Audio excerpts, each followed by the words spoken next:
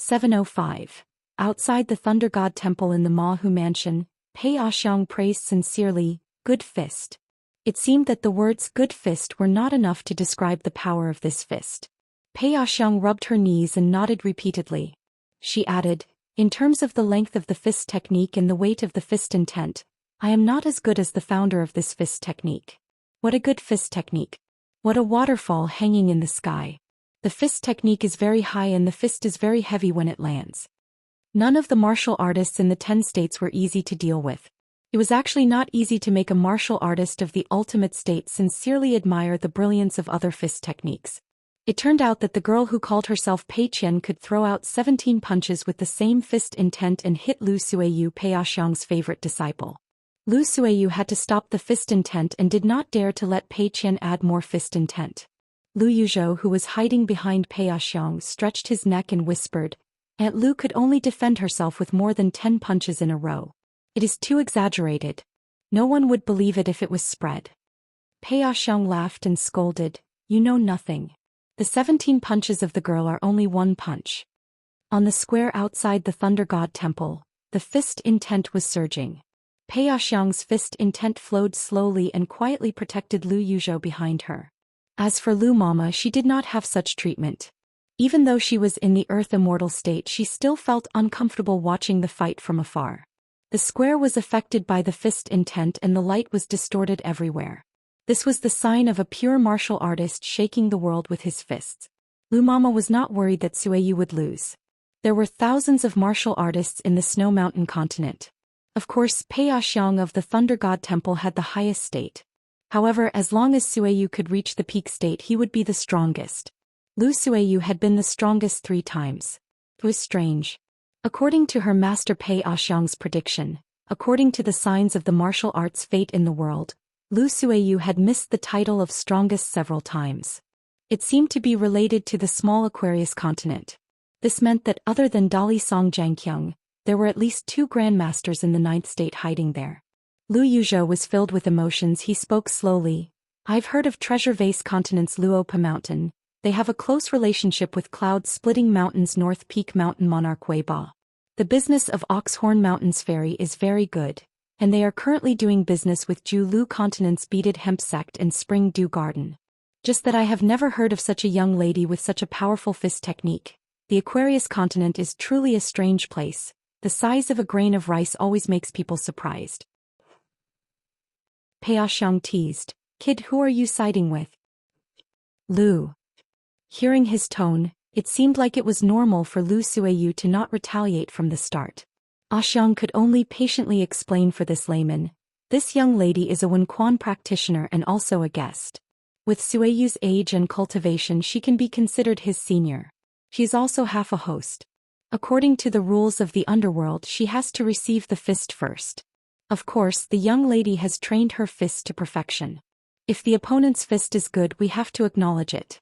As for Suiyu's fist, it is the Great River horizontal stance that I comprehended when I saw the flood dragon crossing the river. Of course, it is not bad. Actually, the Great River horizontal fist that Lu Suiyu used to break the opponent's fist intent was also amazing. It was taught by Xiang. Of course, Lu Suiyu's fist intent was at the peak of the mountain peak realm. He was 1 realm higher than Pei Qian. Otherwise, if they were both in the far wandering realm, this Wenquan fist would probably be able to determine the winner with Pei Qian's fist. Lu Suiyu not only broke the opponent's fist intent with 1 fist, but also hit Pei Qian's temple with the 2nd fist, sending the latter flying dozens of feet away. Pei Qian's head shook and his body flipped upside down in the air. He placed his palm on the ground and grabbed the ground, stopping his body from moving horizontally and flipping backward. In an instant, Lu Suiyu appeared beside Pei Qian and threw out half a fist. Because Pei Qian did not appear at the expected position, if Pei Qian took the fist, the Wenquan fist would have ended. If a fist from a peak of the 9th realm hit him, this junior would have to stay in the Leigong Temple for a few months to recuperate before continuing his travels. Lu Suiyu took back his fist but did not chase after Pei Qian. Instead, he stood where he was. This female martial artist of the mountain peak realm was a bit surprised. The young lady's body was unbelievably tough. Xiang smiled. "If you can make the young lady a consecrator of the Lu family, your father can at least earn back an upside-down mountain." Lu Yuzhou shook his head and said, "My father told me not to do business with a true friend. It's easy to not be friends and business can't end well. Either way it's a loss." The Lu family had an ancestral rule that there were two kinds of wealth in the world. One was the real divine wealth and the other was the human heart. Xiang said sarcastically, "How can the young lady be your friend? Have you asked her? Did she agree?" Lu Yuzhou was silent. He looked at the beautiful young lady who was slightly darker than the snow. In the sky above the Leigong temple, Xianxia's sword aura was like floating clouds, giving the two direct disciples a place to stand. Zhao Mu was holding the bamboo box and Zhao Mu was holding the mountain walking staff. She realized that the green bamboo staff was very heavy. Her master explained that the mountain walking staff was a camouflage. Its real material was similar to the liquid of the thunder pool, and it was refined into the shape of a mountain walking staff. Zhao Mu said that there seemed to be strands of pure sword wills in the mountain walking staff. Xie Songhua took the mountain walking staff and sensed the sword wills carefully. She sighed slightly, saying that it was a gift from the female sword fairy of the Great Wall of Sword Energy Zhou Cheng. Zhao Mu asked, "Master, is Sister Pei's martial art realm comparable to that of a nascent soul realm cultivator?" Xie Songhua said, "As long as the opponent is not a sword cultivator, Pei Qian has a chance of winning against a nascent soul realm cultivator." However, the female sword fairy soon changed her mind. She has a great chance of winning. It was because once Pei Qian experienced a life-and-death battle, she could break through the realm again and kill a nascent soul realm cultivator on the mountain peak. Seeing Lu Suiyu stop and pull back his fist, Pei Qian had no choice but to stabilize her stumbling body. She furrowed her brows slightly as if she was wondering why Senior Lu didn't take advantage of his victory to pursue her. As a result, her fist missed its target. She had been punched by Lu Suiyu on one side of her temple. Of course, it wasn't a good feeling. However, Pei Qian didn't think that it would affect her fighting ability. Otherwise, it would be a big joke for her to practice martial arts in the bamboo house and Senior Li Air's Lion Peak. In the Luopa mountain where she was from her master to Grandpa Cui, the old chef, and herself who was the weakest and had the lowest cultivation level, the only use of injuries was to increase the fist intent. It was also a camouflage. When the time came, the next punch would be the drum-beating style of the deity, and it would be faster and heavier than the first punch. The old chef once said, "Unless I die, the question-seeking fist won't stop." The most important thing for a martial artist to practice martial arts was to first punch to kill the human body's instinct of being afraid of death and pain. At that time, Pei Qian had just gone to the second floor of the bamboo house to practice his martial arts.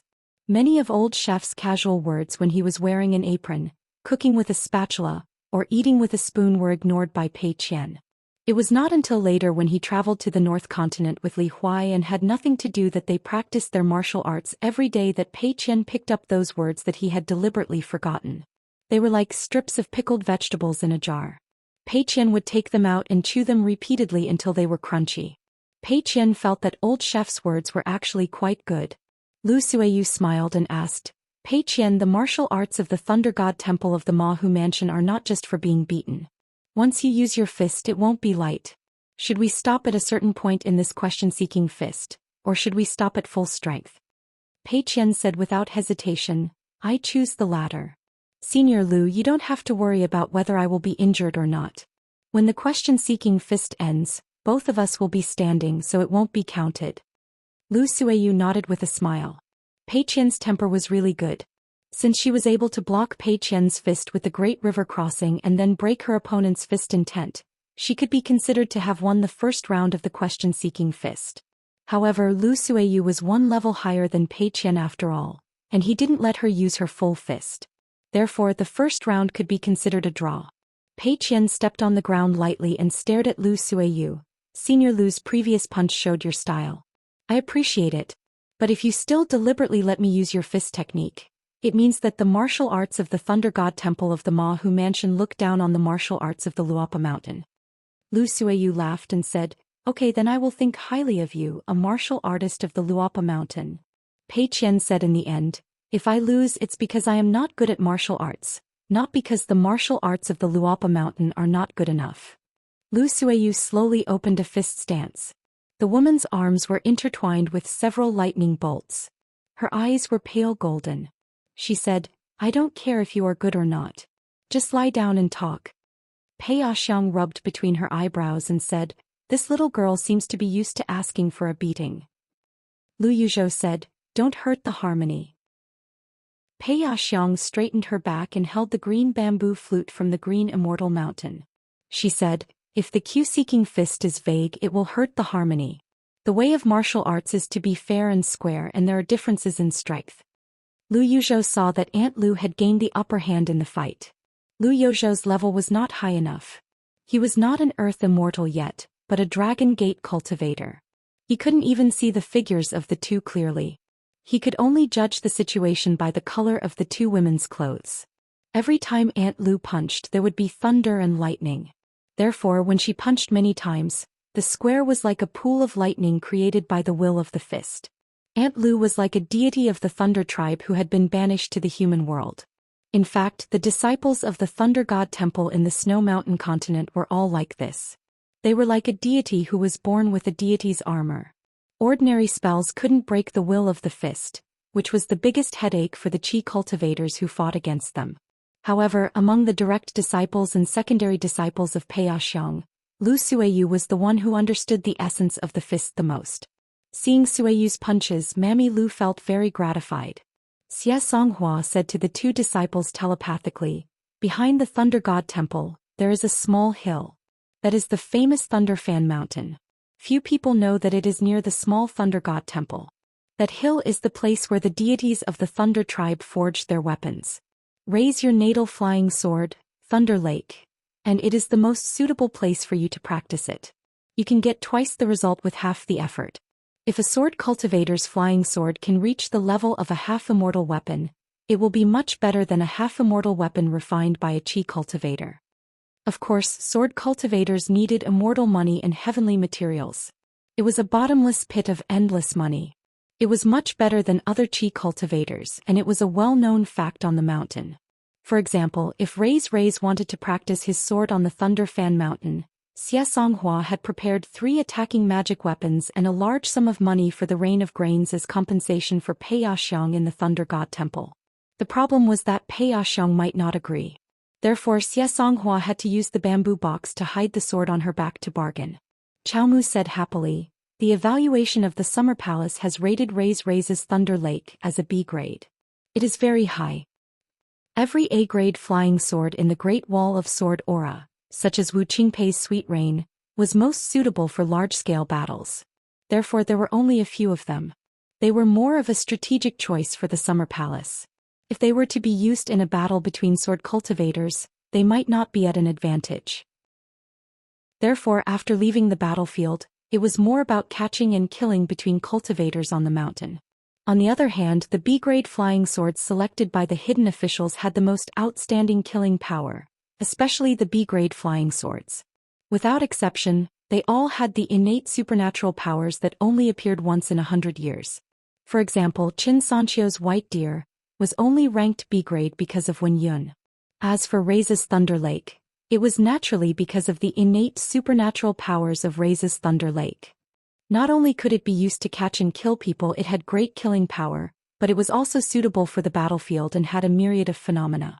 On the other hand, although the young lady Qiaomu had 2 innate flying swords, Tongtou and Hongni, they were only rated as B-grade and C-grade respectively. However, the so-called only was only relative to Ray's. Other than A-grade, B-grade and C-grade, there were a total of 6 grades. In fact, the innate flying swords were all good. Including Xianxia's Ray's, Qiaomu and Li Kai's direct disciples, Qin Li and Gao Yuqing, these sword cultivators who were taken away from the Great Wall of Sword Aura by the Howren Sword Immortal all had B-grade and C-grade flying swords. However, the grade of the flying swords was one thing. After all, it was still on paper. It was another thing to actually fight on the battlefield. There were no absolutes in the world and there were always accidents. Of course, it was just like the officialdom at the foot of the mountain. Coming from the Hanlin Academy, it was easier to become a high-ranking official than to become an officer. Ray said stubbornly, "Master, I don't like to use others to nourish my flying swords." However, he added, "But if you insist, I will not slack off on sword refinement." Ray said this a little discouraged. Qiaomu was a little worried that her master would be angry. Xie Songhua stretched out her hand and pressed the child's head. She said gently, "Hidden official said that after all of you arrive at the Great Wall of Sword Aura, don't let your emotions affect your decisions. You must learn to do as the Romans do. Just like when he arrived at the Great Wall of Sword Aura, he must first learn to respect all the customs of the Great Wall of Sword Aura. Raise, can you do what hidden official hopes for all of you?" Raise nodded vigorously. He said with a bright expression, "I often read the letter that hidden official sent to you through Deng Liang. The letter said that we should slowly learn the customs of the Great Wall of Sword Aura. There is no rush, but we must remember them carefully. We must read more about the good and the bad. After reading, we must think more about why. At the end of the letter, we must practice our swordsmanship well. When we reach a high level and can at least protect ourselves, we can then reason with others." Zhou Xian then glanced at the young lady beside him who was holding the walking stick. He smiled at his master and said, "Master Yin Guan has given me a lot of advice in the letter. Chaomu is just a small piece of tofu. It seems that Master Yin Guan also knows that she is useless. Master, don't worry, I am enough." The little girl scrunched up her face in grievance. She was about to cry but did not dare to. She looked very pitiful. Seeing Chaomu's expression, Zhu Xing felt a rare sense of regret. Back in Tufu City, Sister Pei had privately told him not to always be so stern towards Chaomu, because Chaomu was a girl and he was a boy. Bullying her wasn't something to be proud of. Since they were from the same hometown and from the same sect, it was a rare fate. Therefore he should protect her more. At the very least, he shouldn't let others bully her. Zhu Xing felt that Sister Pei's words made sense. He patted his chest and agreed. But sometimes he could not help but say a few words to Chaomu. Moreover, he was not just anyone. Alas, it was a pity that no one bullied Chaomu. Master was too good. He was too invincible in the White Mountain continent. On the square, Pei Qian was hit in the face by Lu Suiyu's elbow. He fell to the ground with a thud. He immediately blocked with his hands, blocking Lu Suiyu's foot that was aimed at his heart. If Pei Qian was hit by the foot, the Wen Quan would be over. Pei Qian slid back 100 feet on the ground. As soon as he hit the ground with his palm and got up, Lu Suiyu, who followed him like a shadow, hit him in the chest with his knee. The slender young woman flew out with a loud bang and fell to the ground. When Lu Suiyu's feet landed on the ground, he let out a mouthful of murky air.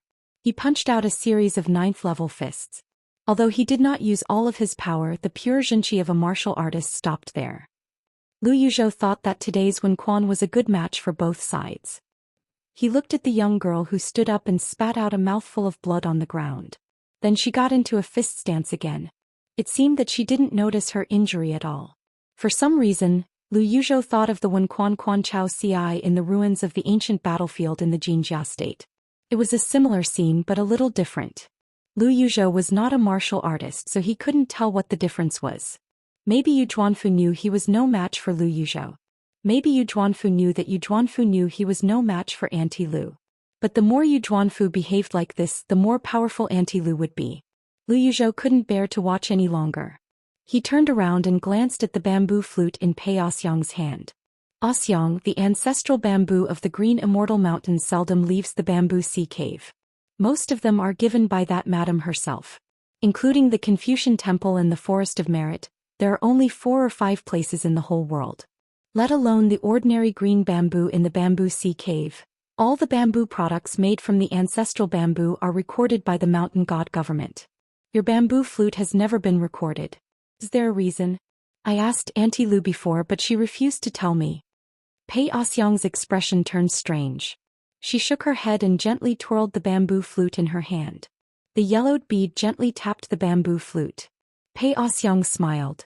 I can't bear to look back on the past. Lu Yuzhou wasn't afraid of this. He lowered his voice and said, I'll double the offerings for the next 10 years. Pei Xiang raised 2 fingers. Lu Yuzhou slapped Xiang's fingers away and smiled. Xiang, you're a straightforward person. Deal. Pei Xiang then said, have you heard of a bastard called Alliance? Lu Yuzhou nodded. Xiang, what nonsense are you talking about? Of course I've heard of that senior's name. Besides, my auntie has never forgotten that man. Who doesn't know of this in the White Border continent? He broke the great blasphemy river in the central continent with one fist. He once carried the ancestral mountain with the word sect and moved it over 10 li. But these are not what I admire the most. I heard that before he fights he likes to recite a poem. I admire him the most. He called himself the little butterfly in 100 flowers, handsome brother in 10 li 8 villages. In my opinion, this is not an undeserved reputation. There are so many fairies who admire him. Hearing this, Nanny Lu was extremely worried. It would be best if his young master did not learn from that man. Pei Xiang raised her finger and pointed at the bamboo flute. I was beaten up by him and received this as compensation. Lu Yuzhou touched a sore spot. How many of you fought him alone? Pei Xiang said helplessly, 5 or 6. Lu Yuzhou patted her shoulder lightly. Xiang, you're good. If this gets out you'll gain face. Pei Xiang smiled. That's true. It was not embarrassing. After all, there was once a mountain where 10 people besieged one person and only one person escaped. Actually, when he was in the vast world, that man's swordsmanship was not obvious. It was only after he had traveled for 100 years in the Great Wall of Sword Qi and slain a great demon at the pinnacle of the Ascendant Realm with his sword that the entire vast world, especially the central divine continent that he was used to wreaking havoc on, came to realize that the son of AB*TCH was actually so impressive. As for later, this person ascended and left the vast world, went to the sky beyond sky and finally exchanged a punch with the Beko Keikyung building's really invincible second brother, and each of them beat the other back to their hometowns. It was even more shocking. Being the same age as some people in the same era, seemed to be both worthy of sorrow and glory. Just like Pei Xiang's group, they met Alliance. Earlier people met the most proud person in the world who attracted the water from the sky with a sword. Now all the young martial artists in the world met Chao Ci and the 11th hidden official. Thinking of this, Pei Xiang glanced at the 2 people who were still practicing on the square. Pei Qian was hit by Lu Suiyu's whip kick again and his body swayed. After trying to stabilize his body, Lu Suiyu gave him 6 punches in a row. His forehead, cheeks and neck were all hit by 2 punches. The 2 punches in the same place was one of the essence of the fist art of Ma Hu Mansion's Thunder God Temple, called Stacked Thunder. It was a new move that Pei Xiang comprehended after reaching the 10th level. It seemed to be the same fist art, but the fist intent was exactly the opposite. It was the best way to hurt the martial artist's fist intent or chi refining palace. In the end, Pei Qian's chest was hit heavily by 2 punches in a row. His feet left the ground and he fell to the ground. The skinny girl, who was only in her early 20s, was actually able to immediately stand up and stand still after touching the ground with her elbow and twisting her body. She had suffered quite a serious injury. The outcome of the battle was obvious, but the little girl's fist intent did not decrease, but instead increased. Bleeding from the 7 orifices was a small matter for a martial artist in the far travel realm. Pei Xiang nodded. Lu Suiyu's expression became serious. At the same time he was a little angry. He had already changed 2 puffs of pure Zhenqi, but his opponent had not changed a single puff. Of course, it was not that Lu Suiyu had weakened his opponent's fist intent, but he wanted to teach her the fist art. That was why he changed his Zhenqi twice. But this little girl was too stubborn. Did she really think that the fist art of Ma Hu Mansion's Thunder God Temple was not as good as Luopa Mountain? Could it be that he had made up his mind from the very beginning to measure the strength of Lu Suiyu's fist, which was in the peak state of martial arts in the 9th state? Zhu Xing and Chaomu were very nervous. They realized that Sister Pei was a completely different person when she was practicing the fist art with others. She was serious when she was copying books, silent when she was traveling, and smiling when she was chatting. Xie Songhua sighed. The hidden official had a good eye for taking in a disciple. Qin Pingon did not have many opportunities to teach Pei Qian the fist art. After all, Pei Qian was so young and Qin Pingon had gone to the Great Wall of Sword Qi long ago. Therefore, the Luopa Mountain, which was always covered by clouds and fog and was not famous in the continent, must be guarded by another master. As for Lu Yuzhou knowing about the Luopa Mountain, it was because this future god of wealth of the Snow Mountain continent was too idle. From Xie Songhua's point of view, Qin Pingon and Pei Qian, this master and disciple pair, had the same spirit and energy as if they were carved from the same mold. Looking at the fist art and fist techniques they chose to fight, the 2 sides were not alike. Pei Qian in front of her punched out with an indomitable will. As Pei Qian's master, Qin Pingon had to think carefully, and rarely pursued that kind of satisfaction. He had many fist techniques and his fist techniques were unpredictable. He emphasized on the difference between the time, the person and the place, almost nitpicking. Every fist was a foundation in calculation and finally achieved the greatest benefit. But Pei Qian was completely different. When he punched out, he had a heroic spirit, as if at a young age he understood the saying, "There are no two people in the world, the ask fist asks only oneself." Xianxia was after all a sword immortal who liked to travel, and had interacted with the martial artists of the Flowing Dawn continent and the Golden Armor continent, and some of them were good friends. Among them, the two had different fist techniques and temperaments, but the only thing they had in common was that they advocated the profound state of for all eternity, one person with two fists. It was just that this grand principle was easy to say and it was not difficult for others to understand, but to go there with one's feet on the ground, it was too illusory, and it was difficult to use one's own martial Tao to manifest such a grand principle. It was truly too difficult. But Xianxia had another question. Since they rarely met in their hometown, why did Pei Qian respect his master so much? Her two direct disciples, Zhou Xian and Chaomu, were of course sensible and grateful. Not only did they see her as their backbone, they were also like family elders, so Xianxia was very satisfied. She could not find any fault with her disciples, but compared to Qin Pingan and Pei Qian, there seemed to be some differences. Although there was an old-fashioned saying in Jianghu, that following a master was like reincarnation, and that master and disciple were like father and son. But that young hidden official in the disciple Pei Qian's heart seemed to have merged into one. Young hidden officials were indeed the best at taking care of children. Xianxia could only explain it this way. Pei Xiang, who had been paying attention to the ask fist, clicked her tongue and said, "To be able to use the ask fist like this, the benefits will not be small. Who knows, there might be unexpected gains." Lu Yuzhou muttered, "Xiang, you have not said the origin of the bamboo flute. That sum of money, Junior is not embarrassed to give it, but Senior is not embarrassed to accept it?" Pei Xiang laughed. "There is nothing that cannot be said, but it is fine if you have heard it, don't spread it around." Lu Yuzhou nodded. It turned out that in the beautiful bamboo sea grotto heaven, Pei Xiang, as the youngest ninth realm martial artist in the history of the Jade Mountain continent, was at her most high-spirited at that time as a guest of the Green Immortal Mountain banquet. Pei Xiang had once drunk and traveled the mountains with several good friends, and got into an argument with a sloppy man who was sneakily digging bamboo sticks and bamboo shoots. She had never seen such a shameless person. At first he said that he was the local god of the Green Immortal Mountain, and that he wanted to dig bamboo shoots to entertain guests. Later, when he was exposed, he kept saying that he was the guest of the Green Immortal Mountain Madam's private banquet, and that it was nothing to dig bamboo shoots. In the end, a young sword immortal immediately sent a flying sword message to the Green Immortal Mountain deity. That person was very brave, leaning against a bamboo pole with his arms crossed over his chest, saying that it was bad luck for them to provoke him. Just wait for the madam's order to chase them out. Then the mountain deity residents replied that the madam did not recognize this person, and so Pei Xiang and her group chased after the thief like chasing a dog. At first no one took it seriously but more for fun. But when a sword cultivator accidentally used too much force with his sword, that person shouted, "One punch, one little brother," and they were all beaten down.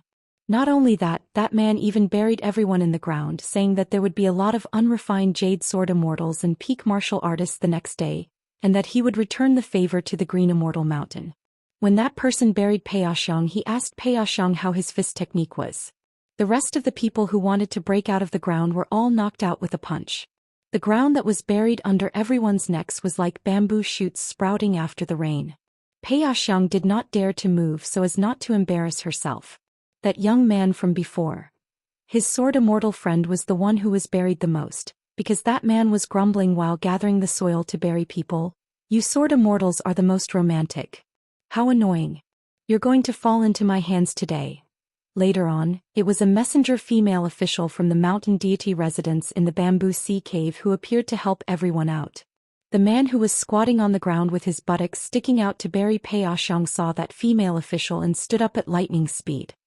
He leaned against the bamboo pole, tiptoed on the ground, spat on the palm of his hand, and stroked his hair with all his might, revealing his forehead. He cupped his fists and called out "Miss," calling himself Brother Alliance, smoothly and smoothly. It was so natural, as if he was familiar with it. That woman ignored the man and asked directly, "You're both a Confucian scholar and a sword cultivator, but you want to use your fists to fight the enemy? Are you deliberately humiliating these people?" The woman glanced at the man who was carrying a sword on his back and asked again, "If you dare to steal bamboo shoots and bamboo sticks here, then you have nothing to do with being a scholar. Do you want to challenge our azure immortal mountain?" That man shook his head and gently pulled up his belt. He slightly shifted his gaze, not daring to look at the woman, and smiled shyly. A real man would not easily use his sword. Everything was understood without words. After that, there was a chaotic chase. That guy called Alliance ran all over the bamboo sea cave, which happened to be his deliberately vague catchphrase. "Do you believe that I've been chased by countless fairies?" Chasing after people was probably also considered a pursuit. Until he met the legendary beautiful barefoot and peerless green hair madam of the Azure Immortal Mountain. There was a new story that was not known to outsiders. After that, there were different opinions and there was no conclusion. Alliance liked Pei Xiang, so they got to know each other after a fight. He helped Pei Xiang cut a piece of green bamboo from the Azure Immortal Mountain and let her take it out of the bamboo sea cave. After hearing this wonderful story, Lu Yuzhou couldn't help but ask, "Xiang, didn't you return to the Azure Immortal Mountain later and participate in the night traveling banquet? Did Alliance take your surname?" Pei Xiang said helplessly. He meant that he didn't mind changing his surname and becoming our ancestor. Lu Yuzhou's eyes were opened. How could this work? It made sense. Pei Xiang stood up with the bamboo flute, intending to ask both sides to stop fighting. If they continued fighting, there would be a sickbed in the small Thunder God temple. That one-track-minded girl had already fallen to the ground 7 times. Lu Suiyu was also really angry. Every time he punched, he was getting closer to the completion of the peak of the 9th state. Half of the ordinary people in the far-wandering state would have been hit by the overlapping thunders. They would have fallen to the ground and vomited blood. And it was not as simple as a broken bone. No matter how strong the body of the far-wandering state was, it couldn't withstand the destruction of a warrior in the peak state. Both sides were only using the Q-asking fist. Even if Lu Suiyu could use this to increase his fist intent and help her improve further, Pei Xiang didn't think it was in line with the rules of Jianghu. People in Jianghu were pure warriors. There should be a limit to protecting the weak. Severely injuring a girl 1 state lower would increase the martial arts fate of the Thunder God Temple in the Mahu Mansion. It was very embarrassing. Pei Xiang couldn't afford to lose face like this. So Pei Xiang said, "It's about time." Xie Songhua nodded slightly. Pei Xiang was kind. Otherwise, she would have attacked if he didn't say anything. She would directly ask the oldest and most senior member of the Thunder God Temple. Although Lu Suiyu wanted to continue, he still hurriedly pulled back his fist. Pei Qian seemed to have forgotten herself and still threw out a punch. But she suddenly woke up and forced a puff of pure genuine qi to go against the flow. She wanted to pull back her fist and take a few steps back even though her qi and blood were in turmoil. The slender and weak young woman's figure was on the verge of collapse. Her slightly tanned face was lacerated, and one of her eyes was extremely red and swollen. She appeared to be in a very sorry state. She tilted her head slightly and blood flowed out from her ears. They were both girls, but the 9th state fist was indeed not light. Pei Qian's miserable state made Lu Yuzhou's scalp numb. It was too horrifying. Pei Qian raised her hand and wiped the blood from her temples to her cheeks with the back of her hand. Lu Suiyu started to withdraw his fist intent. He looked at Pei Qian with admiration in his eyes. He nodded and smiled. "I didn't win this time and you didn't lose. It's a tie. When you break through to the next state we can fight again. You can come to Mahu Manor to find me, or I can go to Luopa Mountain to find you." Pei Qian cupped her fists and bowed. But she didn't say anything, as if she had something to say. Zhu Xian realized that his palms were sweating. He turned to look at Chaomu, who was holding the mountain walking staff. He was sweating even more. Chaomu sensed his gaze and turned to him with a forced smile. Zhu Xian got angry immediately. "Sister Pei is injured. Why are you smiling? Why don't you just smile until the corner of your mouth reaches your ears?" Before Zhu Xian could finish, Xie Songhua smacked him on the head and scolded him. "Chaomu is just a little girl. You tell her when she cries and laughs. Do you want her to learn from you and be a taciturn person?" Zhu Xian sighed. "He's so stupid. How can she learn from me?" Xianxia remembered something. She said to Zhou Xian seriously, "Apologize to Qiaomu. What did Yinguan tell you in the letter? You should be serious when you make a mistake. You can change if you know you're wrong." Zhou Xian was stunned. Great, even his master knew that she was using Yinguan to suppress him. Even though he was unwilling, he still said angrily, "Then I'm sorry." Xianxia raised her hand and pretended to hit him. "You better be more sincere." Zhou Xian saw that Qiaomu was foolishly shaking her head and waving her hand. His heart softened. He braced himself and said softly, "I'm sorry. Mother ***, this is so awkward."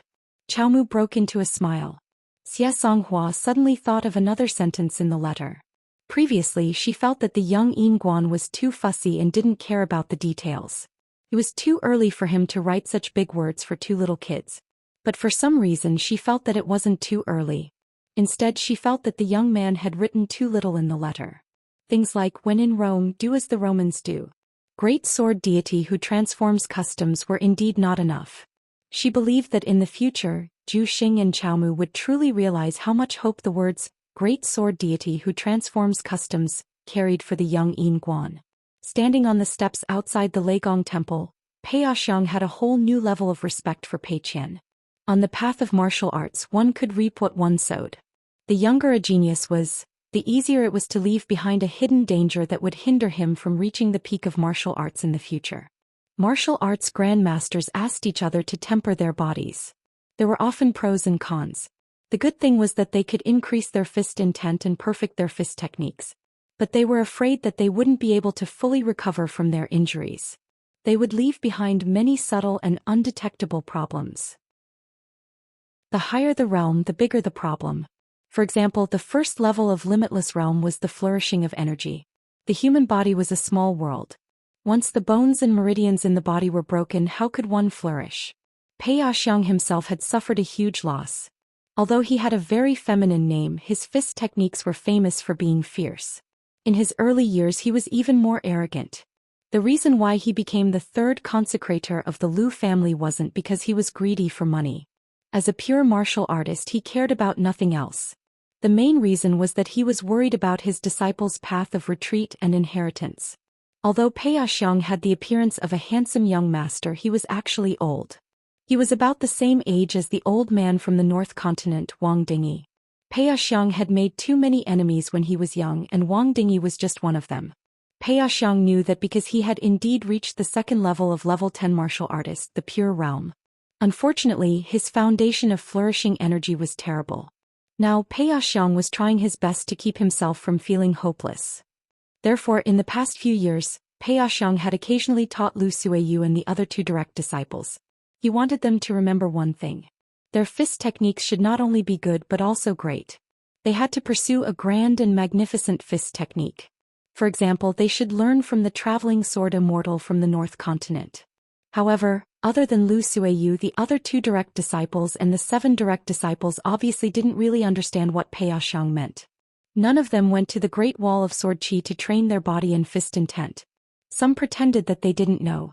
They didn't want to die at the Great Wall of Sword Qi. The reason was simple. Even sword immortals would die. Martial artists would only die faster there. Usually once they left the city they were destined to die. Some thought that they had reached the end of the path of martial arts and started to enjoy life. They tried their best to pass on their fist techniques to the 3rd-generation disciples of the Thunder God Temple of the Mahu Mansion. They said that they wanted to help their ancestor Pei Xiang spread his family and conquer a continent with his fist. Of course, there were also some who served as generals in the mortal dynasties. They needed to help the monarch suppress and gather the martial arts fate of a country. They couldn't leave. Pei Xiang's first disciple was in such a situation. Most of the time, after careful selection, he would finally accept a few disciples that he was proud of. He would cultivate them wholeheartedly for decades and pass on the true meaning of the fist art. However, as time passed, the disciples would have their own lives. Over time, all that was left was the title of master and disciple. Even if it was the fist art lineage, the master and disciple would gradually drift apart. Even though those disciples still respected their master in their hearts, most of them didn't have a choice. Pei Xiang felt a little regretful about this, but he wasn't too sad or disappointed. In the Thunder God Temple of the Mahu Mansion, other than Lu Suiyu, there was still the last disciple who was young enough to inherit his legacy. In fact, when he bumped into Alliance at the Bamboo Sea Cave, he had already told Pei Xiang to be more open-minded. After all, he was sure to become a 10th realm martial artist. He shouldn't stare at this realm with his eyes wide open. He couldn't run away. He should look at the higher and more magnificent scenery. He should climb the peak of Sui Mountain, take a look at the Great Wall of Sword Chi, visit the North Continent, visit the Heaven Gate Cave. It was a pity that Pei Xiang didn't think much at that time. Of course, it was that bastard Alliance's fault. He quickly changed the topic. His eyes lit up. He wiped his mouth drunkenly and talked about the figures of some fairies. Pei Xiang sighed in his heart. Life was always a sudden punch. It was neither light nor heavy. It was just that one couldn't block it. This was probably the so-called feeling of powerlessness. 10th realm martial artists were no exception. Pei Xiang stopped thinking about it. He smiled and said, Pei Qian, if you don't mind the small space, you can rest here and recuperate. This little girl who called herself the first disciple of the Luopa Mountain was indeed the strongest far-wandering realm 5 times. Her foundation was so good that it was unimaginable. It wouldn't take long to recuperate here. Pei Xiang was even more curious about the master in Luopa Mountain of the Aquarius continent that taught Pei Qian his fist technique and helped him temper his physique. Who was he? Could it be a 9th realm martial artist other than Song Chongjing of the Aquarius continent? It was unlikely that he was a martial artist of the limitless realm. Otherwise, Pei Xiang would have heard of him. There were far too few 10th realm grandmasters in the world compared to the upper 5 realms cultivators. For example, in the neighboring North Continent, Wang Dengyi, Gu Yu and Mr. Li, a 9th realm martial artist, were already involved in the flow of martial arts fate in a continent. It was difficult for them to hide too deeply. After the Q-seeking fist, Pei Xiang was troubled by the female sword immortal Xianxia. She didn't look like she came with good intentions. Pei Qian, who had been silent, finally said, I still have one last fist. I would like to ask Senior Lu for advice. Lu Suiyu stretched out 2 fingers and pressed them on his temples. He rubbed them gently. Xianxia hesitated and asked, Pei Qian, are you sure? Pei Qian nodded and turned to look at Xianxia. Pei Qian grinned. Just one fist. Lu Suiyu turned to look at his master. Pei Xiang thought for a while. Then let the little girl stay here for a few more days. He meant that Lu Suiyu didn't have to worry about seniority and the difference in realms. But Pei Xiang used his voice to remind his disciple, remember, you can punch harder, but you can't hurt the opponent's foundation. He didn't want to become enemies with the Luopa Mountain, which was against the martial artist's will. Lu Suiyu smiled and answered, how can I bear to do that? The more of such good seedlings in the world, the better. Pei Qian cupped his fists at Lu Suiyu and said, I know I was rude. Then he looked at Pei Xiang and said, apologize to Grandmaster Pei. Lu Suiyu nodded and said, then let's exchange a fist. You give me a gift and I'll give you a gift in return. Xianxia held back her laughter and said to the 2 children, learn from your sister Pei. That's the style of a master. Zhu Xian nodded and said, I can learn if I want to, but it's hard to say for someone else. Chaomu pulled Xianxia's sleeve gently and said with a trembling voice, Master, I'm scared. Then Pei Qian stopped and made a strange movement. She raised her hand and patted her forehead gently. In the Lion Peak of the North Continent, Qin Pingon reached the golden body level 7 from the 6th realm under Li Er's punches. Li Er's punches were always targeted. Therefore, many of his punches were not suitable for a 6th realm martial artist, but they were suitable for training Pei Qian's body. Fortunately, Li Huai spent half a year in the small town at the foot of the mountain to help his mother make money. He didn't see Pei Qian's punches even once. Otherwise, he wouldn't have had the mood to practice. Practicing punches was too hard. It was real.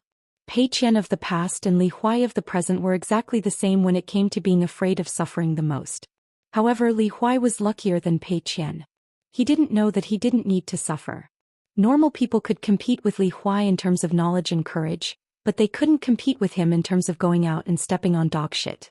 Pei Xiang suddenly asked, what was the name of the first punch?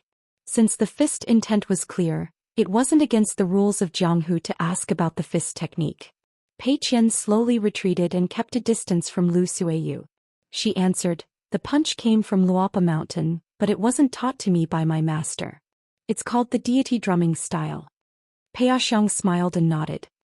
How old is your master? Pei Qian shook her head. Pei Qian knew what she should say and what she shouldn't say. If she couldn't say it, she would keep her mouth shut. It was also considered treating people with sincerity. In the past, at the Great Wall of Sword Energy, Yu Zhuanfu had broken the fist intent of her master's deity drumming style. Today, outside the Thunder God Temple of Mahu Manor, Pei Qian was also broken by Lu Suiyu. She only gave out 17 punches. As expected, there were many strange people in the world. Pei Qian was sure that if she could give out 24 punches, the opponent would fall to the ground. It was the same for level 9 martial artists. However, the opponent could still break her fist intent after the 22nd punch. No matter if it was a spar or a fight to the death, she would lose.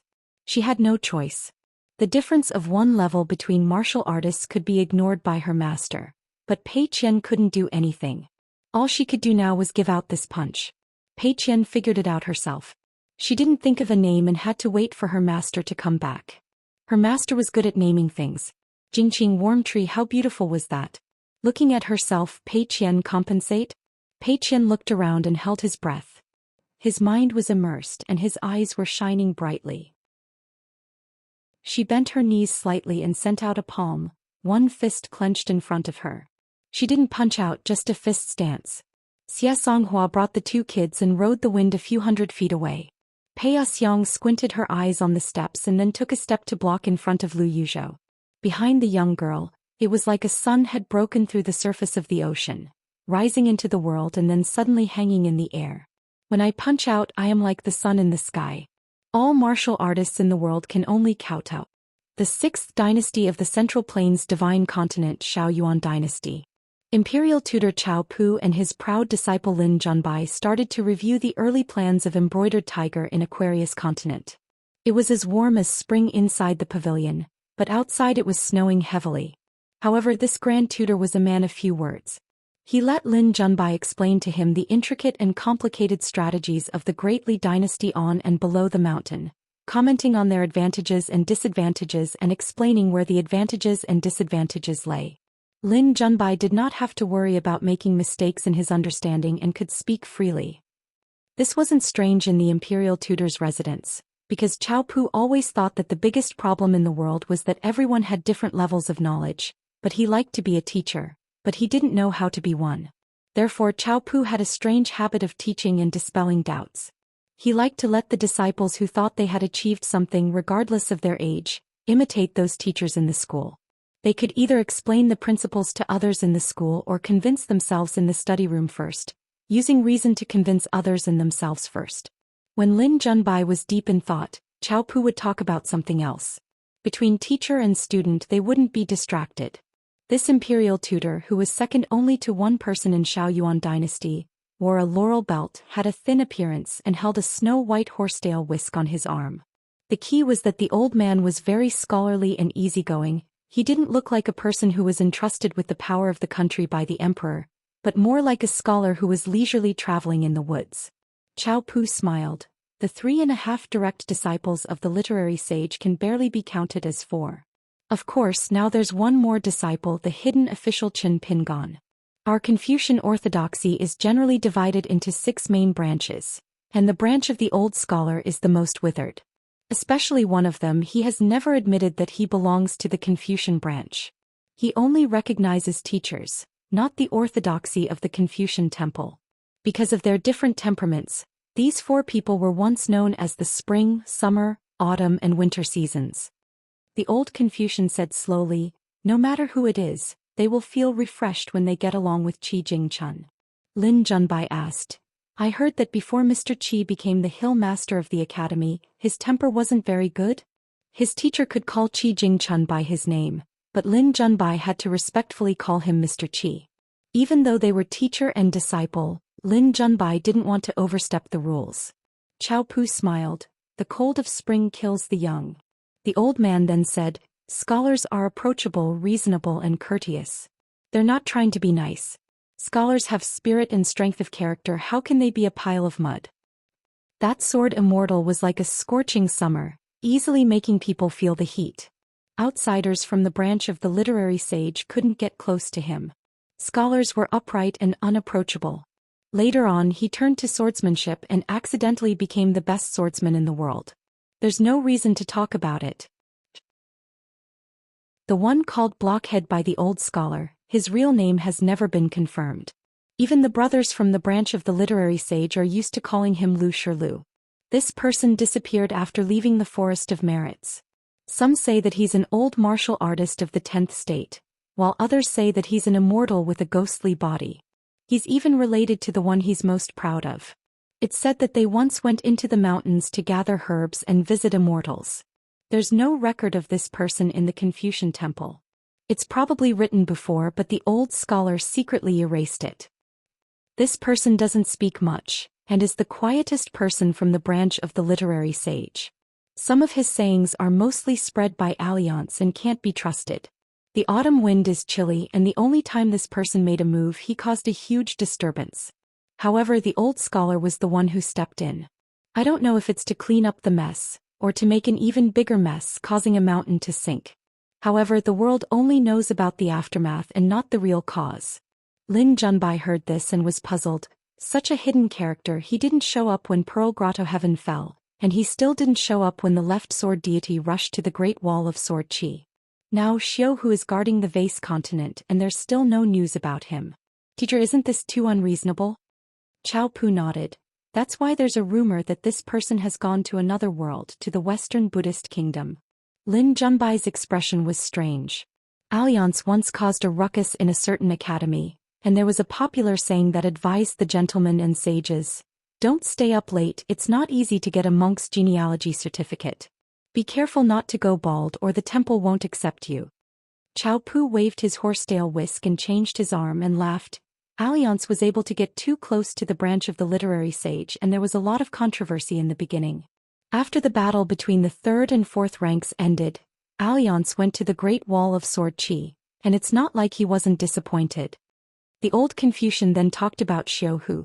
As the first disciple of the literary sage, Cui Dong had the potential to become the amiable Winter, the hill master of the academy, the chancellor of the learning palace, and the vice-hierarch of the Confucian temple in the central region. Eventually he became a sage of the Confucian temple who was ranked quite high. If everything went according to plan, these titles would be as easy as pie for Cui Shi. Most importantly, Cui Dong had a good relationship with many forces outside of the Confucian temple. He played the colorful cloud art with the city lord of the martial emperor city, was a good friend of the Yu family's patriarch, and was also a chess partner. The hill lord of the academy, whose natal name was Water, was also a sword immortal, and the patriarch of Paper White Blessed Land, and so on.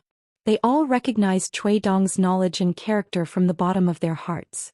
However, Cui Dong wasn't the kind of person who liked to call his friends, so Cui Dong became quieter and quieter. It wasn't until the world was turned upside down and the mountains and rivers changed color that Cui Dong reappeared in the eyes of the world. It was difficult to ignore him now. For example, Chao Pu didn't like Cui Dong. He wanted Cui Dong to die of old age as the imperial tutor of Dali. Now Cui Dong helped Dali occupy a continent and stopped the demons from heading north to the Aquarius continent.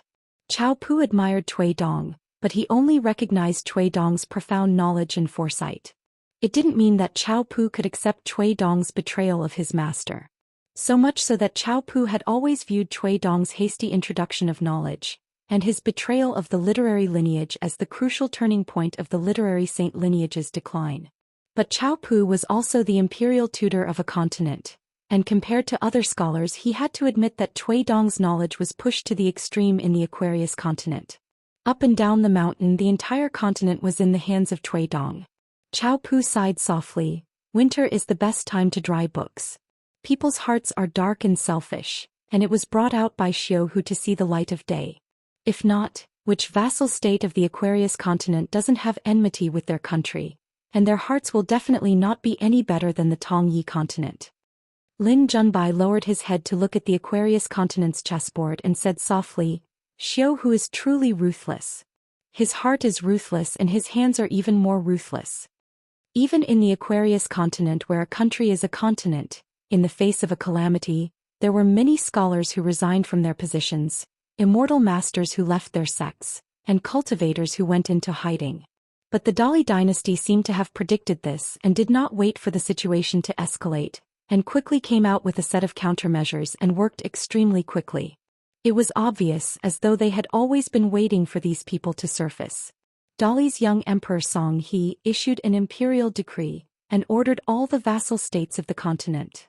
All the vassal states' generals and ministers who dared to disobey the laws of Dali or disobeyed in the back, or were passive and lazy, would be held accountable, and there would be evidence to check and laws to follow.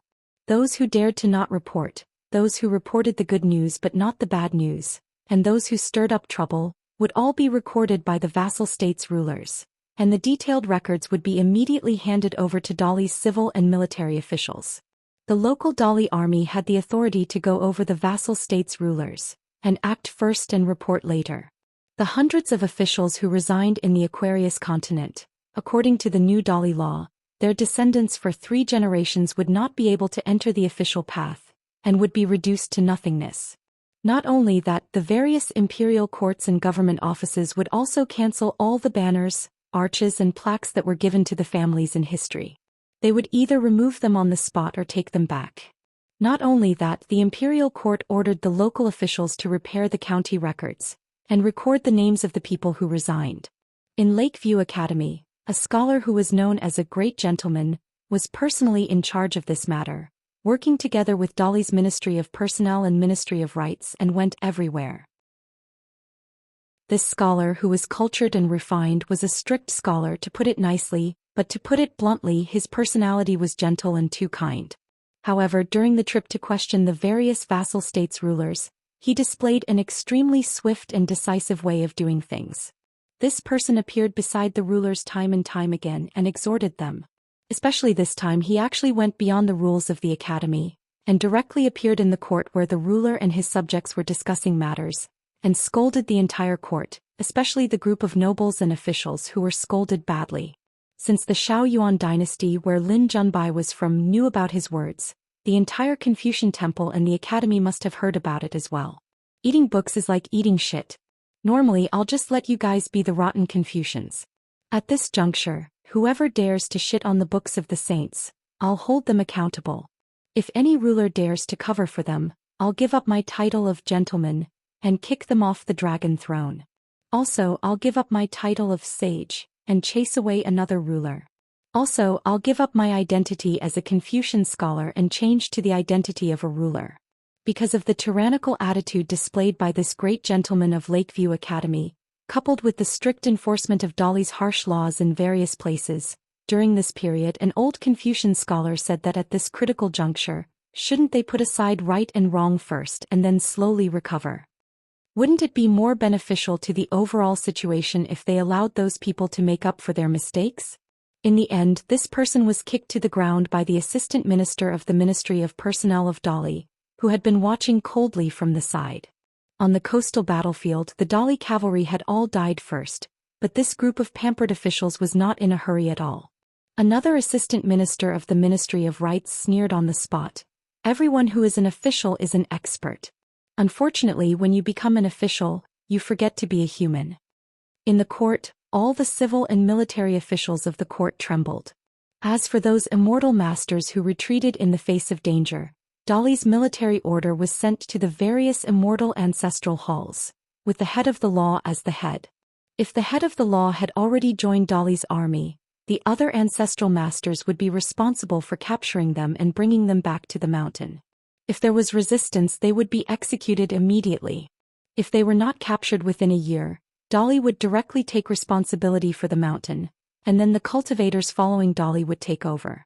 One of the 3 Dali supervisors, Liu Xuanmei, and the left assistant minister of the Ministry of Justice of Dali, were jointly in charge of this matter. Lin Junbai suddenly said, "If the local civil and military officials of Dali were given another 30 years to digest the strength of a continent, it would not be so rushed and strenuous." Chao Pu nodded and then shook his head. Lin Junbai understood and said with a complicated expression, "Does Dali have the embroidered tiger?" Chao Pu's words were a step further. "Of course it's best if there is the embroidered tiger. If there is no embroidered tiger, as long as the knowledge of the school of merit can be sustained, Dali's national strength can continue to rise. Qi Jingchun cultivated a large number of scholars in the Cliff Academy for half a continent's land. Cui Dong imparted and used the knowledge of merit. This is the tacit understanding between Qi Jingchun and senior apprentice brother. The knowledge of both sides not only restricts but also complements each other. Chao Pu pointed at the chessboard. Junbai, talk about some details. Also, talk about some subtleties that our Shaoyuan dynasty wants to do but can't. Lin Junbai said, in all the strategic locations on the coastal front, Dali's cavalry is divided into two armies, front and rear. The rear army's military strength is relatively thin. The front army is the main attack, using generosity to die first to raise morale and ensure the army's morale. The rear army supervises the vassal troops everywhere. Speaking till here, Lin Junbai sighed. Often with a few thousand troops, they dare to supervise tens of thousands of troops. From this, it can be seen how powerful Dali's cavalry is. Lin Junbai continued to say that the Mountain View Bulletin of the Immortal Mountain was actually able to be posted in the various prefectures and counties of the vassal states of the Aquarius continent. This showed that the Great Li dynasty had astonishing control over the cultivators of the continent. There was a flying sword message in the pavilion. Chao Pu held the horsetail whisk in one hand and held the flying sword with 2 fingers. After opening a secret letter sealed with purple mud, he sighed and said, "The Fuyao continent cannot be defended anymore. Zhou Xian has already died in battle. Qi Tingji has started to lead the troops to retreat to Jinjia continent. He will continue to be the mainstay, but most likely he can only fight to defend half of Jinjia continent and wait for reinforcements. So many scholars in the learning palace are gone just like that." Lin Junbai's heart was heavy. Before this there was bad news. Compared to the orderly retreat of Fuyao continent, a large number of Fuyao continent cultivators retreated to Jinjia continent. Tongyi continent was even more tragic. Peace Mountain was broken through. Not a single cultivator of Peace Mountain survived. After losing the 3 enclosures 4 divisions formation, Fuyao sect followed closely behind and died in battle. Not a single one of them was able to survive. Dafu Academy was personally suppressed by the sovereign great demon of wasteland, Zhou Mi, using Confucian methods. This meant that in the entire Tongyi continent, there were only 2 places that still had some hope left. One was the deep-rooted Yugui sect and the other was the Tongyi sect. Although not all of the mountains and rivers of the continent had sunk, most of the continent's fate had fallen into the hands of the demons. Lin Junbai asked, "Mr. What about the mellow scholar Qin?" Chao Pu was even sadder because he was from the secondary sage's bloodline. The mellow scholar Qin Chunan of the South Swirl continent was the pillar of the secondary sage's bloodline. Chao Pu said helplessly, "Mr. Qin made the worst choice. When the world thought that he deserved to die, he did not die. When he deserved to live, he did not live." Chao Pu stood up and looked at the falling snow outside the pavilion. He mumbled, "What do you mean by deserved to die?" In the eyes of the world, he became the first Descendant Realm cultivator to die in a grand battle. What do you mean by deserved to live? Whether it was merit or demerit, as long as Qin Chunan was alive, as long as he defended the South Swirl continent, he would have a chance to explain why he did not die. Even if Mr. Qin did not say it, I, Chao Pu and the secondary sage's bloodline, would explain it for Mr. Qin. Lin Junbai stood up with Mr. Qin.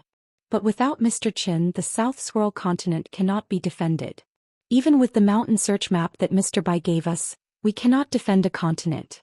If Mr. Qin chooses to leave the South Swirl continent to protect his reputation, it may seem like he is going to die, but he will be the true sinner of the world. Chao Pu said, "As long as Mr. Qin doesn't leave South Sa continent, all the cultivators who are related to Tongye continent and Fuyao continent will still hold a grudge against Mr. Qin, even if they know the truth. This is human nature, but there are so many people in this world who only care about grudges and don't understand. Going up the mountain to cultivate the Tao, cultivating the skin and hair, only cultivating the strength and not the heart. There will be endless trouble." The old Confucian looked serious. Legend has it that in the Fu Academy, Zhou Mi laughed and said, "Since you Confucians are in power, why did you give it to the secular king? Since you know the human heart, why didn't you do anything for 10,000 years? The human heart is good by nature, and you Confucians have only yourselves to blame." Then I'll hold the demon-revealing mirror and let you all see if you're full of righteousness, or if the good and evil of human nature is revealed under the demon-revealing mirror. Since one Tongyi continent is not enough, I will look at a few more continents. This was not Zhou Mi's alarmist words. How many people in the South Swirl continent were whispering and pointing at Chinchunan? 2 continents had fallen, but the South Swirl continent was not involved. When it snowed in the Tongyi continent and Fuyao continent, there were not many snowmen left to sweep the snow. Cao Pu smiled, then turned to Lin Junbai and said, "By the way, I have a piece of good news. The young vassal king of Great Li, whose mansion is in Old Dragon City, has refused to allow any cultivators from Tongyi continent to come ashore. Not only that, this Songmu has also given an order that any cultivators who come within 10 miles of Old Dragon City will be treated as an enemy of Great Li. Not only can all cultivators from the Tongyi continent not enter Old Dragon City, they can't enter any part of the Aquarius continent. If they are found, they will be killed without question." Lin Junbai praised, "No wonder Xiao who let this person build the capital and guard Old Dragon City." Cao Pu continued, "But the bad news is that the demon's core has always been the Tongyi continent, the Aquarius continent, the North continent, and the White Jade continent. Just you wait. The first time the moon-bearing mountain grand ancestor makes a move in the world, it will definitely be on the Aquarius continent. And it will definitely be the work of someone powerful." The old scholar glanced at the sky.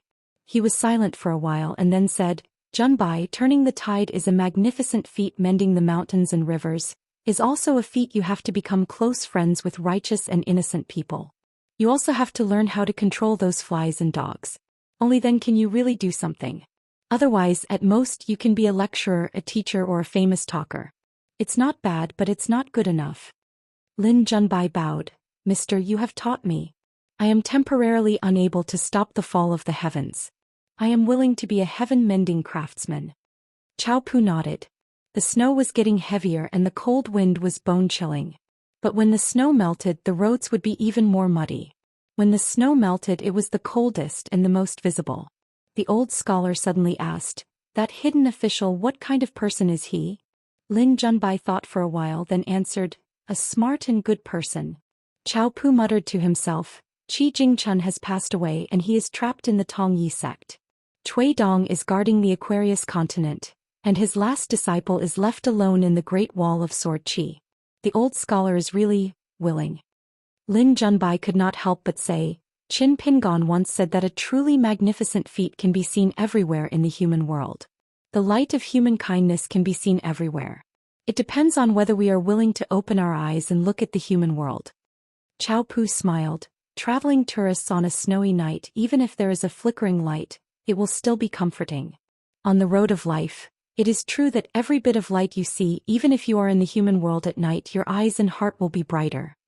The old scholar suggested that the fifth world be named the Pure World, but the Central Earth Confucian Temple did not agree and the matter was still shelved.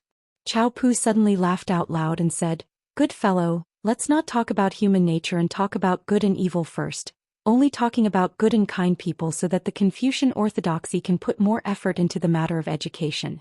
This sentence is clearly borrowed from your mouth to say to the scholars of our secondary sage lineage." Lin Junbai was slightly nervous. Another flying sword message arrived. After Cao Pu read the secret letter, he was in a daze. Lin Junbai said softly, "Teacher?" Cao Pu came back to his senses and said, "Our Confucian lineage specially wrote a moral essay, explaining what a mellow scholar is." Lin Junbai's face was gloomy. Was it instigated by someone behind the scenes or did it come from the heart? Cao Pu threw the secret letter and smashed it with his horsetail whisk. He sneered, "How stupid." Lin Junbai rubbed his face with both hands. The old scholar said self-deprecatingly, "I'm suddenly a little envious of Cui Dong."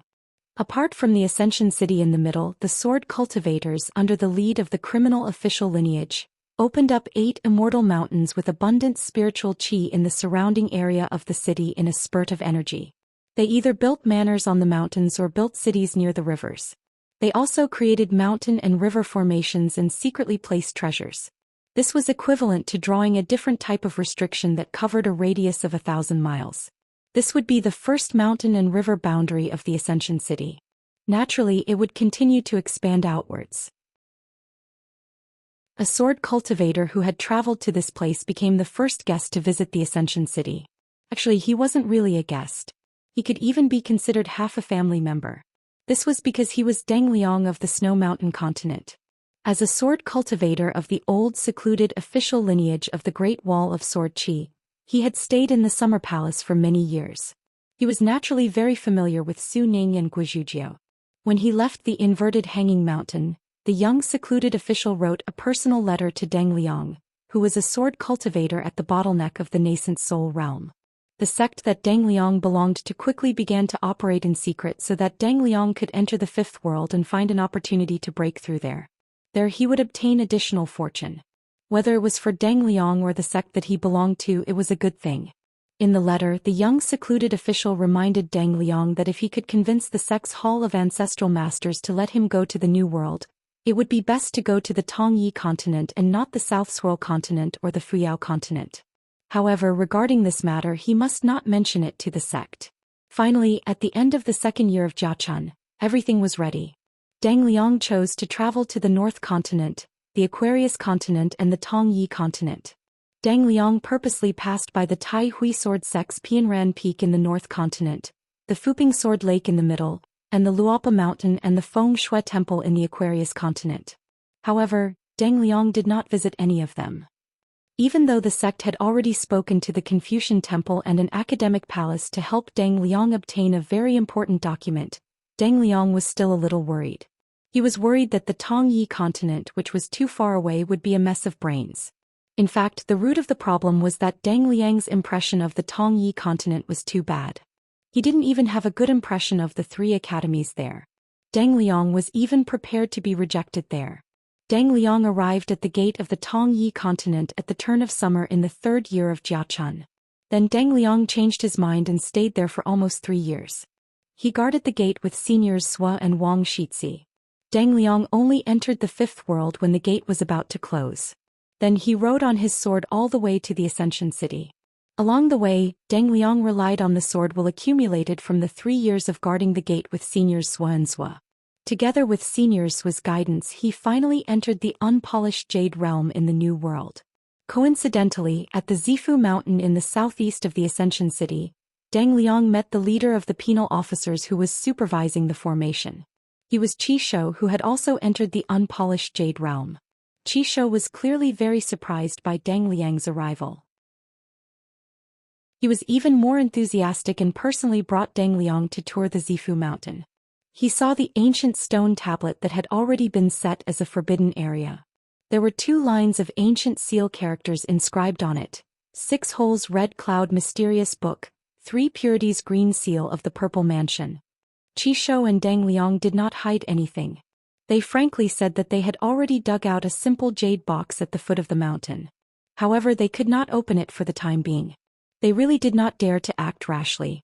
They were worried that they would trigger the ancient restriction and destroy the box along with its contents. Even if Deng Liang came from the lineage of the old hidden officials, Qi Shou's sincerity towards this foreign sword cultivator who had gone out of the city many times to fight was truly from the bottom of his heart. This was because the 2 of them had cooperated once on the battlefield and cooperated very well. In reality, Qi Shou did not have a good impression of Chao Gun and Xianxia, these young foreigners. He only hit it off with Deng Liang. After arriving at the Zifu Mountain, Deng Liang was no longer in a hurry to enter the Ascension City. In any case, he had to wait 100 years before he could leave this new world that did not even have a name. Deng Liang was not delusional enough to think that he could break through 2 realms in a row within 100 years and enter the Ascension realm. Fortunately, there was still an era name. It was said that the time and weight of these 2 matters were still undecided at the moment. After Qi Shou heard this, he was slightly stunned. It was obvious that he did not realize the significance of these 2 matters. Deng Liang did not hide anything and directly told Qi Shou why these 2 matters could not be underestimated. One was related to the time and some kind of great Tao manifestation of the calendar, while the other determined the weight of all things in the world. As for the undercurrents that were surging within the Ascension City, Deng Liang could roughly guess the general situation after thinking about it for a while. After all, when it came to the matters of the sects, the mountains and the vast world, the immortal masters of the archives were much more familiar than the Great Wall of Sword Qi. Deng Liang would not take the initiative to get involved. Therefore Deng Liang followed Qishou to the Ascension City. However, he did not restore his identity as a sword cultivator of the hidden official lineage.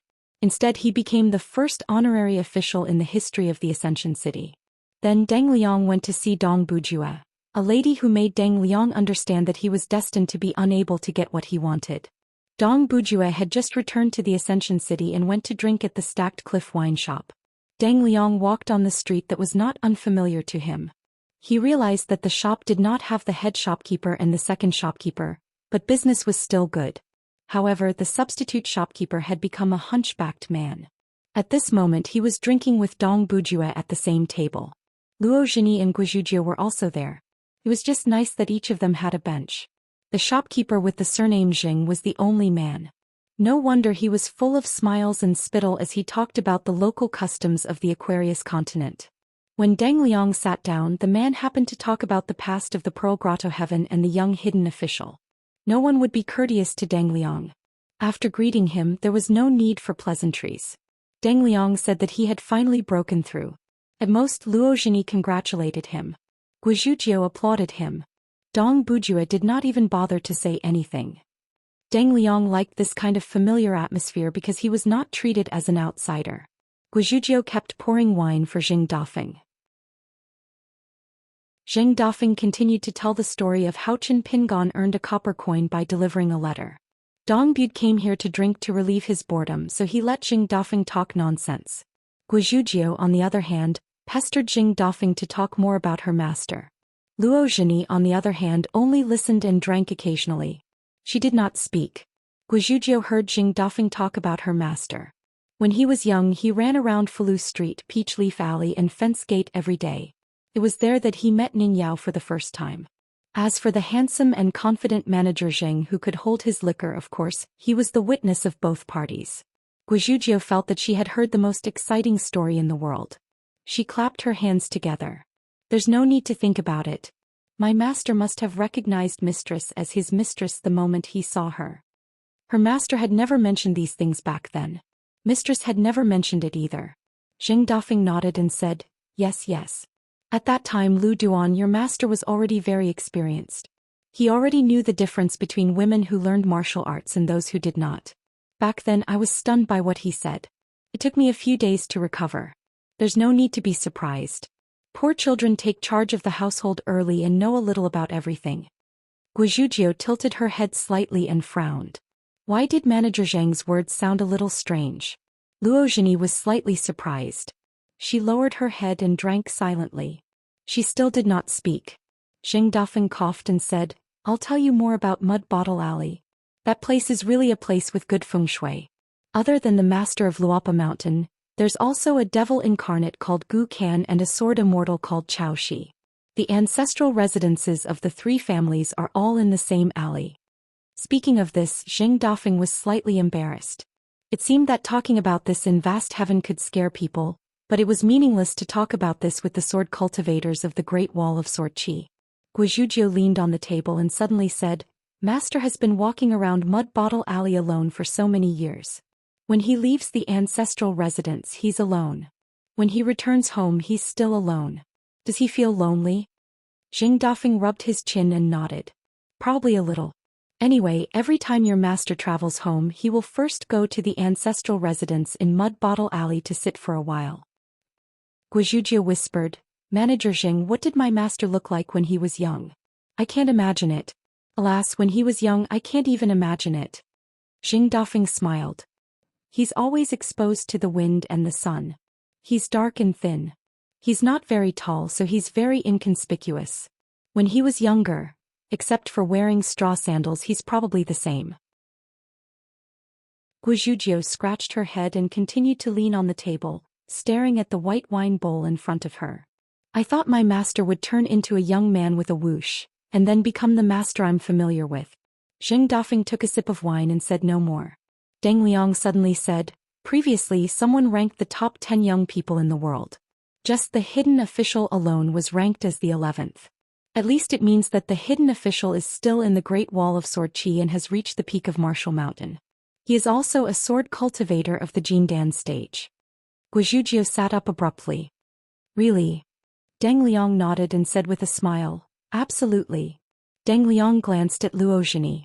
Dong Bud glared at Deng Liang, who was up to no good. Deng Liang punished himself with a bowl of wine. Even Luo Zhini was unhappy with him. Deng Liang could only change the topic. He asked, "Sword Immortal Ning hasn't returned to the city?" Guizhuzhou sighed. "What can I do? Master's wife must miss my master more than anyone else, but she's too embarrassed to drown her sorrows in alcohol in front of us. She could only run far away by herself, and then miss my master as much as she can in a place where no one can see her. Sigh, if only master's wife brought me along. I could even use your sleeve to wipe my tears." Guizhuzhou's head was suddenly pressed down and her forehead was pressed against the table. Guizhuzhou, whose head was pressed against the table, could only laugh. She then tried to curry favor with a muffled voice. Master's wife, why didn't you use your sword to create a series of thunderbolts in the sky?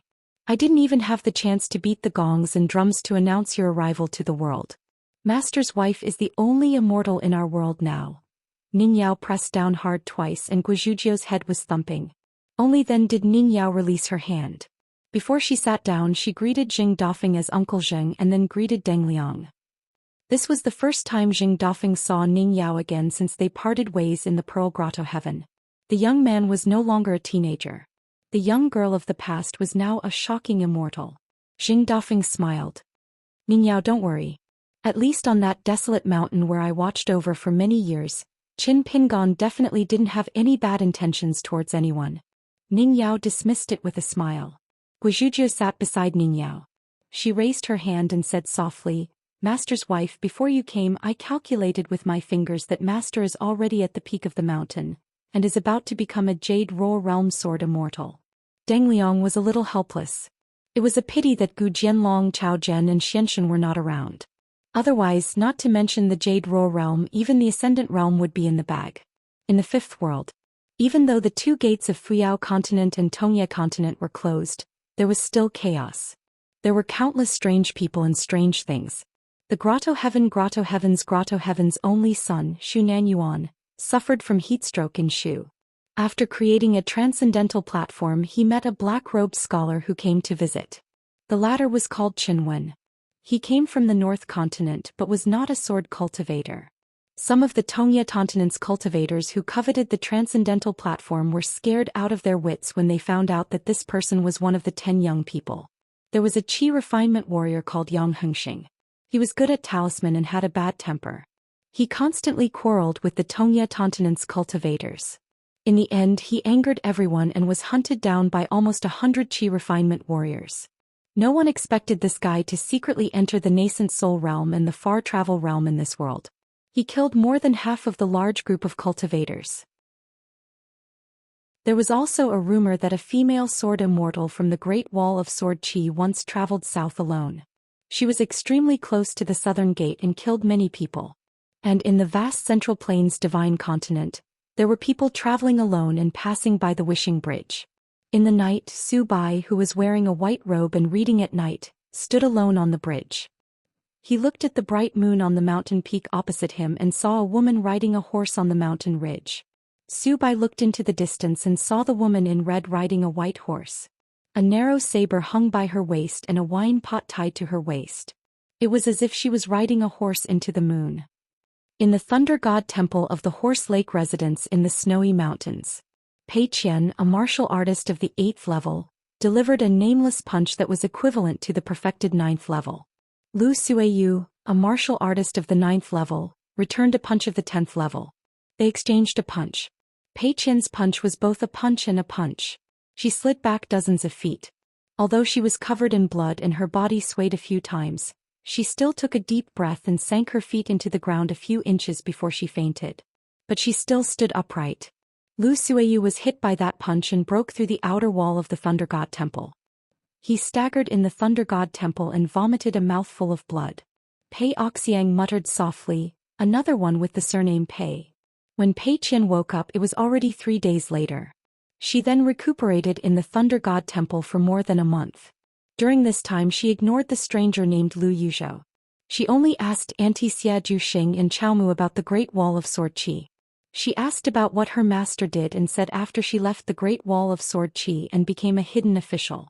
She also asked Xianxia if it was difficult to become a golden core sword cultivator. Finally, before she left, Pei Qian went out alone and helped Zhu Xian and Qiaomu make a normal book box and a bamboo cane as a farewell gift. Since they called her Sister Pei and she was more than 10 years older, she was actually half an elder. Pei Qian first thanked Pei Oxiang and Lu Suiyu and then left. She carried the bamboo box and held the mountain cane in her hand.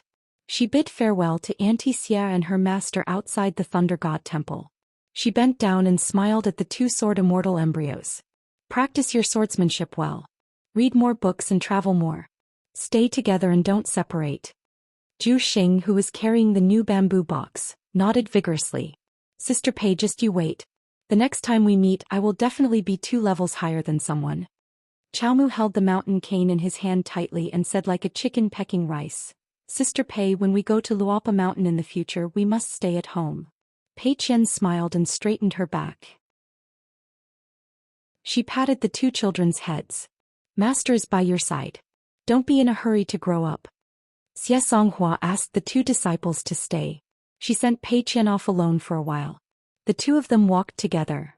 Zhu Xing and Qiaomu looked from afar. Sister Pei seemed to have grown taller. Lu Yuzhou sat on the steps outside the door. His mind was no longer in the Thunder God Temple. He took out a snow coin and held it up high. It was really beautiful. In the distance, Pei Qian looked at the ground and said softly, Master once told me in my hometown that he had the ability to take care of himself. He wasn't bragging. It was rare in the world. Master lied. Xianxia was speechless. Pei Qian walked out quickly. Then she smiled and walked backward. She waved goodbye to Auntie Xia. Xianxia smiled. Be careful on the road.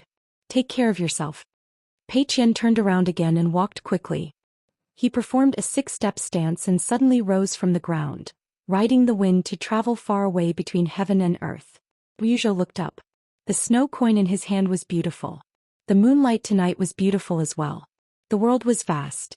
The old scholar appeared in the north of Fuyao continent. He shouted in his mind, Hey brother Bai, are you there? Answer me.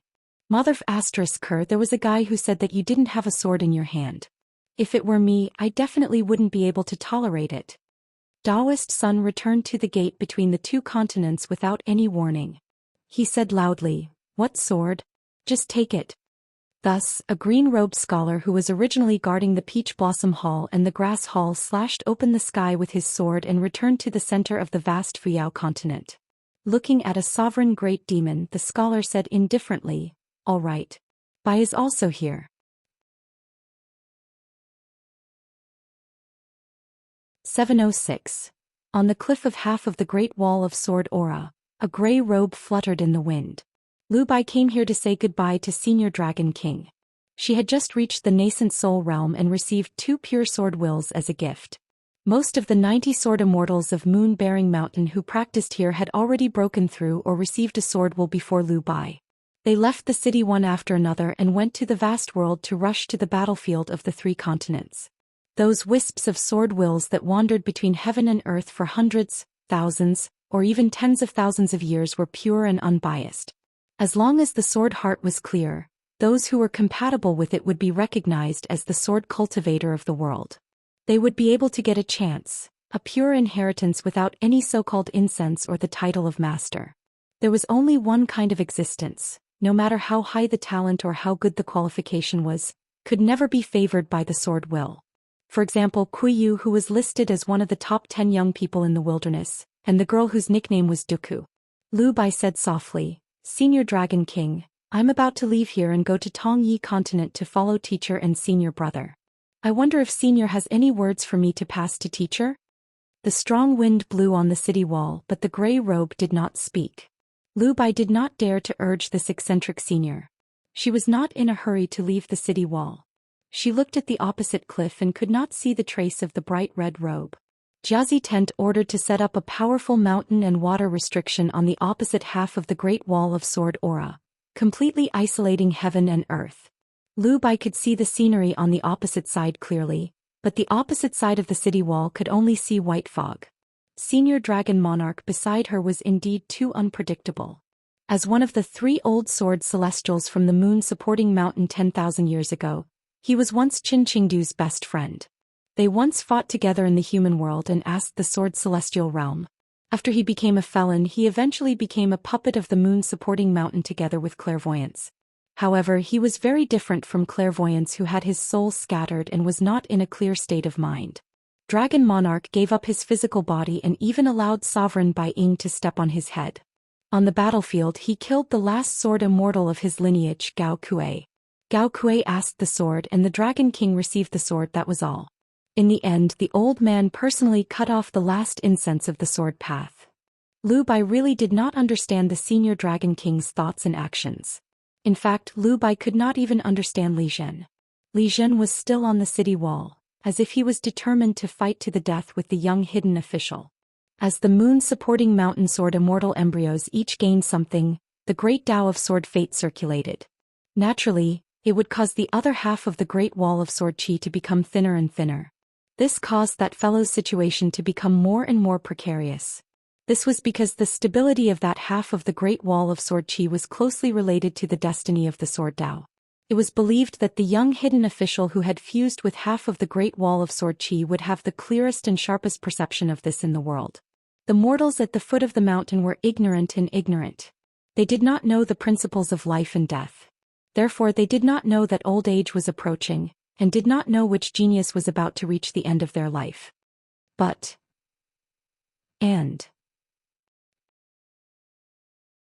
Dragon Monarch said, "Ask your teacher to ask Lu Cha to come back here and do his best. In a year at the latest, we must force that kid into the unpolished Jade Realm." No. I must not be affected by that person's words. The senior Dragon King must not be on the same side as him. Therefore Lu Bai asked when he had doubts. He did not allow himself to be suspicious. He asked directly, "Senior Dragon King, why? Please enlighten me." The Dragon King smiled and explained, "For Qin Pingon, breaking the Jin Dan and forming the Jin Dan is a matter of course. It is not easy to become a nascent soul sword cultivator, but it is not too difficult either. It is just that he needs some time to work hard. He is not in a hurry to raise the level of Qi cultivator. He is more focused on how to increase the fist intent. This is probably the most urgent thing in the eyes of that little mad dog. After all, cultivation depends on oneself. He has always been like climbing the mountain. Only his fist practice is unshakable. How can he not be anxious? In the vast world, a martial artist at the peak of the mountain is indeed something. But here, is it enough?" Lu Bai only felt dizzy. He said with a trembling voice, "Didn't he say that he was about to reach the pure Jade Realm? You believe whatever he says." The Dragon King sneered. "The truth is that he casually said it to scare you and Li Zhen. I wanted to say that he was about to reach the nascent soul stage, but you believed it, so I was too lazy to say it." Lu Bai sighed faintly. The Dragon King looked at the opposite side. What is this boy's temperament? Is it difficult to see through? Everything was seen as something that could be seen in his eyes. No matter how far away it was, no matter how difficult it was, as long as there was a path in his heart, he would not be in a hurry at all. He would just quietly work, and in the end, step by step, everything would be within his reach. However, one should not forget that this person was the worst at creating something out of nothing and relying on himself to find that one. He has the least confidence in this. Speaking of this, the Dragon King asked with a smile, "You don't believe it, right?" Lu Bai did not know how to answer. Senior Dragon King's statement made him skeptical. The Dragon King said helplessly, "It seems that you are really scared by his 2 life source flying swords. Let me ask you, such a young martial artist of the 9th realm, who became a hidden official as a foreigner, and a smart person who can convince the public. He travels, experiences and fights constantly, but has Qin Pingon ever comprehended a punch that really belongs to him? Has he?" No. Lu Bai suddenly understood and nodded gently. The Dragon King said, "Everything is within the rules. You have forgotten his other identity, a scholar. Self-examination, self-restraint, and caution are not only the cultivation of the mind, but also the heavy restrictions on the body." So the more it was like this, the more they could not let this young man really comprehend a punch one day. It meant that the young hidden official who focused the most on cultivation of the mind was expected to draw a line for the world with his own strength. In particular, they could not let this person really comprehend a sword. Generally speaking, if things were not fair, they would cry out. This young man had accumulated enough in his heart: anger, murderous intent, hostility, grief, and indignation. When the time comes, when he gathers all of them together and uses the final sword, the world might really change. Speaking of this, the Dragon King condensed countless fine sword chi into a vague figure. It was similar to the scene when Qin Pingon first appeared in the Great Wall of Sword Chi. The Dragon King stretched out his hand to open the mountain and continued. He wants to cultivate the mind step by step. Then we have to force him to take shortcuts and force him to be unreasonable. Even if he becomes a nascent soul sword cultivator, it is still not easy for this guy to reach the Jade Primitive Realm. In a hurry, he will most likely use a shortcut secret method that reduces the height of the Great Wall of Sword Chi as the price, forcing him to drink poison to quench his thirst. Once he reaches the Jade Primitive Realm, he will completely die with the remaining half of the Great Wall of Sword Chi, and truly become the second Qin Qingdu. Lu Bai glanced at the opposite cliff, but there was no trace of that person. He asked tentatively, "It will be difficult to leave the Great Wall of Sword Chi? So you are worried that he will reach the Jade Primitive Realm, but he is more afraid of himself." The Dragon King nodded and said, "If he is unable to reach the Jade Primitive Realm, he can only continue to defend the city with his real nascent soul and fake Jade Primitive Realm. Even better, Lu Cha's sword will cut the opposite city into two. His great Dao foundation will be damaged and he will be half dead. Lu Cha can strike him a few more times and he will still not die, but his path of cultivation will be completely destroyed. The path of swordsmanship precedes the path of martial arts. When the path of swordsmanship ends, his unification with the Great Wall of Sword Chi will become unworthy of its name. So what if he becomes a martial artist of the 10th realm? He will just be at the mercy of others and wait for his death. Sooner or later, whether it is me, you, or Shurchen or Firen, it will be the same no matter who strikes. Every strike will damage his great Dao foundation. When he ascended the city, he would go to the grave. If there was a living person in the grave, it would be no different from a dead person. When Lu Bai was at the end of his rope, he was suddenly enlightened and saw the beautiful scenery. The only eyesore was when the Dragon King deliberately opened the restriction. The bright red robe seemed to have arrived as promised. He held a saber in his hand and tapped his shoulder lightly as he walked over slowly. Finally, he stood on the opposite side of the cliff. He carried the saber on his shoulder and stood facing each other. Although Lu Bai ascended to the nascent soul realm, he was not happy. Instead, he was worried. It was worse than a drop in cultivation level. As one of the top 100 sword deities of the moon-supporting mountain in the past, because of the encirclement, the accident of ascending to the upper 5 realms of Sword Celestial suddenly became bigger than the sky. As long as he did not ascend to the Jade Primitive Realm, Lu Bai would not be able to let go. Especially when he thought that if he wanted to break through the bottleneck of the nascent soul realm in the future, he would have to face the demon in his heart. Lu Bai ascended to the nascent soul realm as if he took a big step closer to that person. The demon in his heart was terrifying because of its mysterious nature.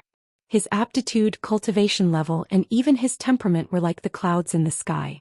How could he be lower than the demon in his heart? Many people who ascended to the upper 5 realms were able to subdue the demon in their heart.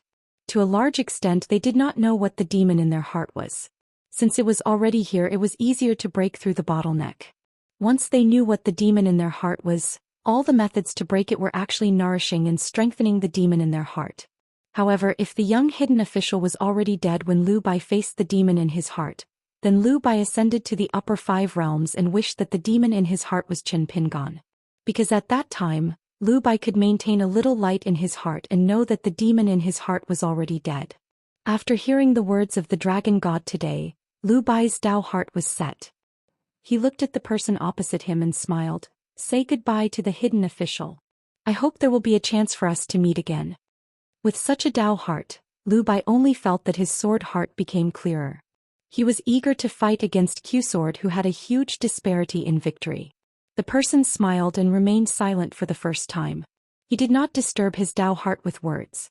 Lu Bai could see that the other party was not having a good time these few years. It was not easy for him to ascend to the peak of the mountain. After stabilizing his appearance, he became more and more haggard. For a cultivator who lived in the mountains for a long time, it was not strange for him to sleep for a few years or even dozens of years. He was like a dead dragon lying in a deep pool, like a statue sitting in a temple.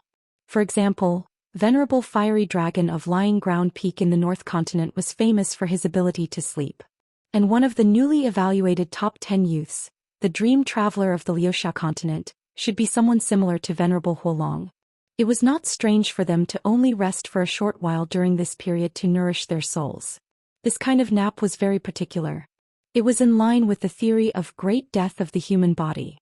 It was a method of deep sleep that was highly recommended by the Taoist cultivators on the mountain. If one did not have any thoughts according to the Buddhist doctrine, it could make one stay away from all the perverted dreams. Therefore, compared to the most common deep sleep in the night of the common teachers, it could really benefit the 3 souls and 7 spirits and give the spirit a great rest. Therefore, it would give the Qi cultivators a particularly sweet feeling. From the drooping of the eyes, to the intention of sitting down to sleep. A cultivator who meditated to rest his spirit and slept without dreams was a sign that a Qi cultivator had ascended to the middle 5 states. However, a Qi cultivator who did not sleep or rest for a whole 7 years and was in a state of overthinking all the time was very rare. Naturally, it would hurt his spirit. Therefore, although he had the state, his spirit was getting more and more haggard. Qin Pingon smiled and asked, "Senior Dragon God, I don't understand. Did I kick you in the alley or did I stop you from snatching the bone from Li Zhen? Why do you two have to chase me and bite me?" Dragon God smiled and said, "Although there is only half of the Great Wall of Sword Qi left, Qin Qingdou is indeed a bit difficult to chew. He has endured for so many years for you. Indeed, he should be proud." Qin Pingon shifted his gaze and said to Lu Bai, "Why are you still here? No matter how tender I am to you, there is a limit." Lu Bai's eyes were firm and said, "When you and I part today, it is very likely to be a separation of life and death. Yes, need to say more. In the future I will not be the real Qin Pingon after all." Qin Pingon waved his hand, "I advise you to quit while you are ahead. While I am in a good mood today, get out of here quickly." Lu Bai did not move and his body was motionless. Dragon God sneered and said, "You just comprehended a little bit of White Bone Temple to wash away the anger in your heart, and your mood is better? You are still miles away from Zen. You might as well tell the truth. To you, the White Bone Monastery is a genuine heterodox path. Even if you gradually comprehend it for 10,000 years, you still won't be able to comprehend it. You can see that your body has turned into an extremely pure white bone, and your thoughts will fall, and from the broken to the end the white bone will grow flesh and finally the flowing light will overflow. When you release your mind, you will find that there are countless white bones mixed together. Unfortunately, it is not compatible with your path and it is all an illusion. Do you think that all the sentient beings who died in vain in the bamboo lake in that book are really just white bones?" Speaking of this, the Dragon King glanced at Qin Pingon and shook his head lightly. He said disapprovingly, "If you want to deceive yourself and others by scattering thousands of thoughts on the piles of bones so that you can barely rest for a moment, then you should obediently hide.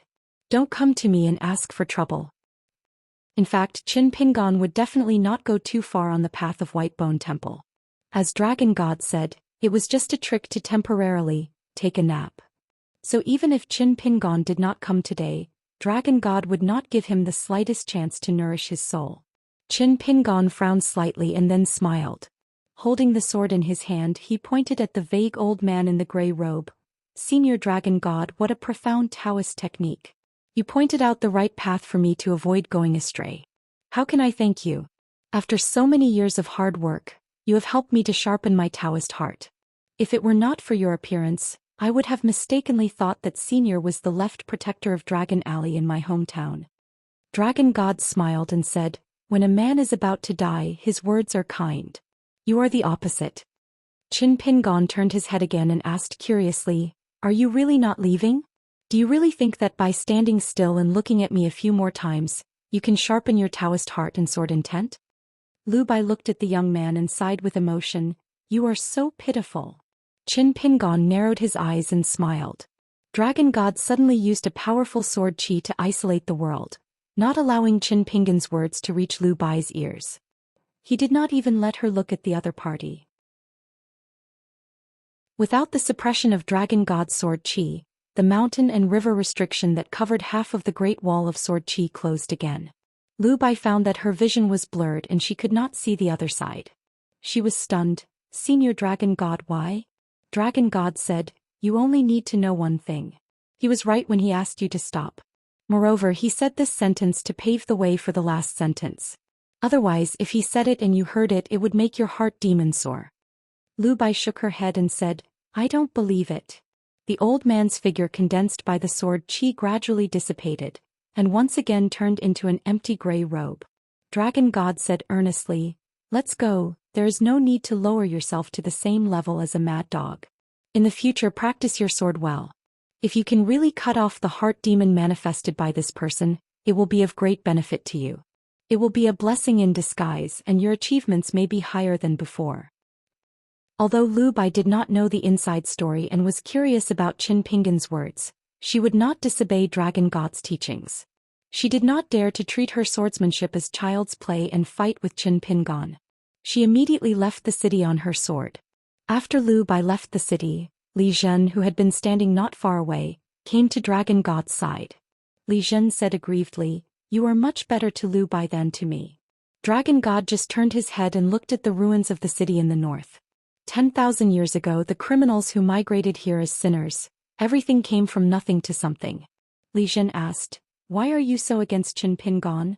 Dragon God said indifferently, What hatred can a young man have with me? It's just that any sword cultivator who wants to be second to Qin Qingdu deserves to die. Li Zhen asked again, Although I am not clairvoyant, I know that clairvoyance is disappointment. Why are you like this? Clairvoyance's mentality was similar to that of the old blind man in the 100,000 Mountains. Sword Celestial Zhonglu was probably the same. They had the same mentality towards the old and new worlds. Dragon God retracted his gaze and remained silent. Li Zhen asked, Is our hidden official really not a nascent soul, or is he just a broken Aurus core? Dragon God was too lazy to speak. Li Zhen muttered to himself, But it's not strange that Lu Bai pitied him. Heaven and earth were lonely. How could the sun and the moon not shine on him? Occasionally, birds would fly to the city, and after passing through the mountain and river formation, they would fly past the city. Since the sun and the moon could not be seen, there was no distinction between day and night, and there were no 4 seasons. Rebirth, concentration of the mind, body outside the body, was the yang spirit. It liked the light and was the best place for Aurus cores to rest. A divine light, free and unrestrained, was the yin spirit. It liked to roam at night and was the place for nascent souls to rest and cultivate. Qin Pingan and the Great Wall of Sword Aura paid a great price for their unification. The 3 had long been merged into one, or else they would not be able to bear the weight of the great demon's real name, and would not be able to truly unify with the Great Wall of Sword Aura. However, the young hidden official was destined to not have any yin spirit to travel out of his body.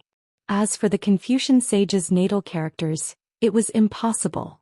Li Zhen laughed. Lu Bai is a little stupid, but it's good to be stupid. Her future inner demons would not be too stubborn. Dragon God decisively blocked the heaven and earth, which was equivalent to saving half of Lu Bai's life.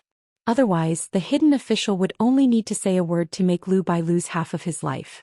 It was very simple. Why do you like me? Was enough to make Lu Bai's Taoist heart collapse. As for whether Lu Bai really liked him or not, it was not important at all. This was precisely the most troublesome problem. After all, if the world did not like someone, it did not matter. There were thousands of reasons for liking someone in the world, and there were thousands of reasons. Dragon God suddenly used the sword aura to isolate an imperceptible small world and asked, What did you see? Li Zhen asked back, What are you talking about? Dragon God said in a deep voice, Your life source flying sword is called time. Li Zhen laughed, So what if it is? Don't you know better than anyone that I am the most idle sword cultivator in the world, or at least one of them? With my level, what can I see and what can I do?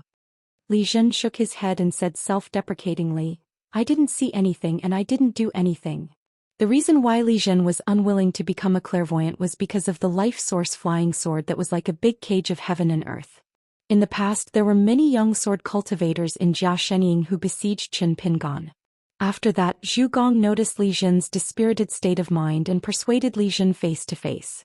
With his current state of mind, in the next 100 years, his achievements might not be as good as Lu Bai. Zhu Gong also asked Li Zhen, who wanted to stay away from the true self of clairvoyance, whether he could give up clairvoyance and Li Zhen in this life for the identity of a sword cultivator and really give out a sword. At that time, Li Zhen's answer was very strange. In turn he asked Zhu Gong if he had walked through the long river of time, and Li Jin finally gave 2 words, riverbed, and fate. The eldest sword immortal Qin Qingdu once saw an old friend, and also had a sigh. If he went against the flow of the long river of time for 10,000 years and returned to the battlefield, he would be able to challenge any of the seniors of the sword. Li Jin looked across and murmured, I envy you. And the young hermit who was envied by Li Jin with the Zhangkan hanging on his waist, was slowly punching on the city wall. Just like in the past, he punched and left alone. At that time there were still 2 huts on the Great Wall of Sword Aura. The old sword immortal was still there, and so was Cao Ci, who had won 3 rounds consecutively. Compared to Qin Pingon, whose thoughts were constantly changing, the flow of the long river of time was really too slow. Therefore punching was even slower. Every time he punched, it was like going back and forth between the peak and the foot of the mountain, digging a handful of soil and finally moving the mountain. On the opposite half of the Great Wall of Sword Aura, every time the barbarians killed a great human cultivator, they would carve a big word on the city wall. Moreover, the Jiazi tent seemed to have changed its mind. There was no need to kill an ascendant realm cultivator, even if it was an immortal realm cultivator or the leader of a big sect. They could carve the name of the great demon and the person they had killed. Because the great demon's carving caused too much of a commotion, especially because it involved the flow of heaven and earth's fate, Qin Pingon, who sat on half of the Great Wall of Sword Aura, could still vaguely sense the abnormality on the other side even though they were separated by a large formation of mountains and rivers. Occasionally he would punch or slash to break the formation, which was not some boring action by Qin Pingon. Zhou Xian, one of the 10 people of the Central Divine Continent, Sword Immortal Ku Xia's martial uncle. An ascendant realm cultivator from the Fuyao continent. In addition, there was the old Lord of Heaven of Mount Taiping from the Tongye continent, the Mount Taiping Mountain Lord. Jihai, the leader of the Fuji sect. 3 academy sages. Among them was Gentleman Zhong Kuei's teacher, the Mountain Lord of the De Fu Academy. They had all died in battle. Fortunately, Qin Chunan of the South Swirl continent and his senior brother were not around. Sun Yuan of the Jade Gui sect and Jiang Shangzhen of the Tongyi continent were also fine. Through these, Qin Pingon could roughly estimate the speed of the demon race's advancement in the vast world. Originally, it was meaningless and would only add to his troubles. However, after obtaining the travel book of mountains and rivers, when Qin Pingon refined all the words one by one and obtained the secret letter from the Dali imperial tutor, it became important. Then Qin Pingon had a feeling in his heart. This Cui Dong, as long as he was not sick in the head, would not have thought of such a method to send the letter. The true strength of Cui Dong was not that he was betting that Qin Pingon would be able to piece together this secret letter. Instead, he was certain that the old fox, Zhou, who called himself the bookworm, would know of this secret letter after him. What was even more frightening was that in the eyes of Cui Dong, it seemed that whether Zhou knew of this matter or not, it would not change the established situation in Cui Dong's heart. It would be best if Zhou did not notice. However, even if Zhou was truly a peerless genius and knew of this matter, it would not affect the overall situation. However, there were still several big and small meanings hidden within. Qin Pingon regretted that he was as sick in the head as Cui Dong. He had actually opened this secret letter by accident. It would be better if he did not know. At the old site of Tongyi Continent's De Fu Academy, a great demon in green robes who looked like a scholar had a thought. He immediately sent someone to bring over a travel book on mountains and rivers. He refined all the words in the travel book. After thinking for a while, he refined the words Cui, Bai, Sure and One. He also tried all the combinations. Finally, in his heart lake, Zhou obtained the secret letter with only 8 words. The time is right, the mountains and rivers will be reversed. Zhou laughed involuntarily. He used his heart to call out to Cui Dong.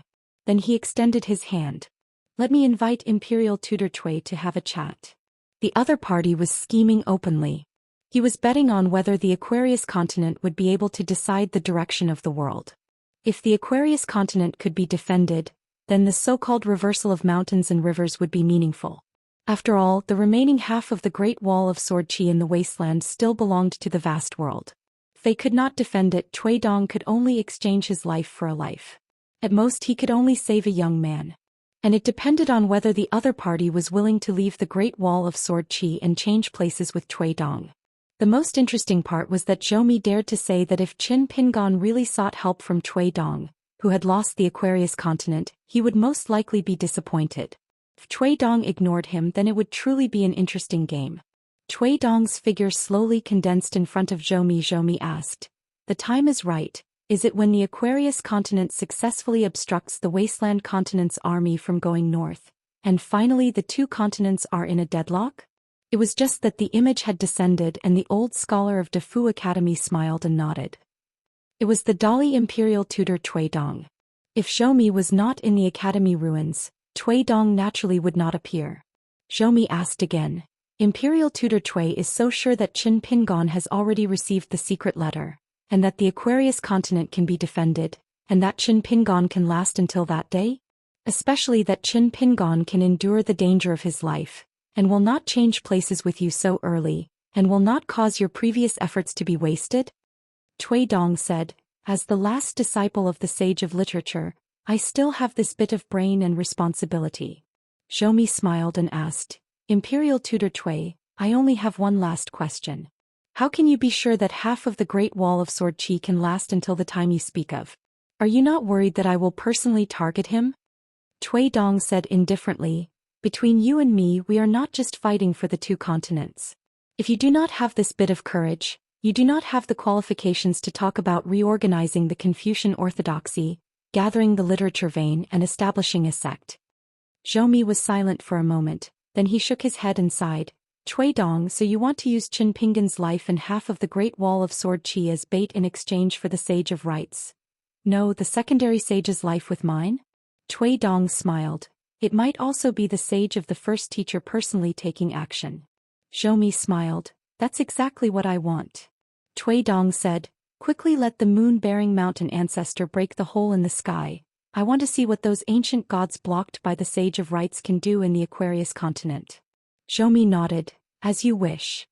Then the two of them looked in the direction of the Fuyao continent at almost the same time. Zhou Mi smiled. Why provoke him? The old blind man in the desolate world's 100,000 mountains had already expressed that he would not interfere. The Taoist temple of the Eastern Sea Monastery, that stinky cow's nose, chose to stay out of the matter, and even helped a little before he ascended with the Taoist temple. That old monk's whereabouts were still unknown. The most likely was that he had already reached the Aquarius continent, but this was still within the expectations of the moon-bearing mountain. Only the scholar of the Central Plains who was known as the proudest of the mortal world. According to the original calculations, after going to the fifth continent, he would stay there and return the sword to the Xuandu temple of the green underworld. He should not have returned to the vast world with the sword. Unexpectedly, he still attacked. The level 14 cultivator, the scholar Bai Yi, held the immortal sword and appeared in the Fuyao continent in the southwest of the desolate world. He attacked 3 times. One sword forced the opponent out of the Fuyao continent, one sword crossed the sea, and one sword landed near the old site of the inverted hanging mountain, killing a sovereign great demon.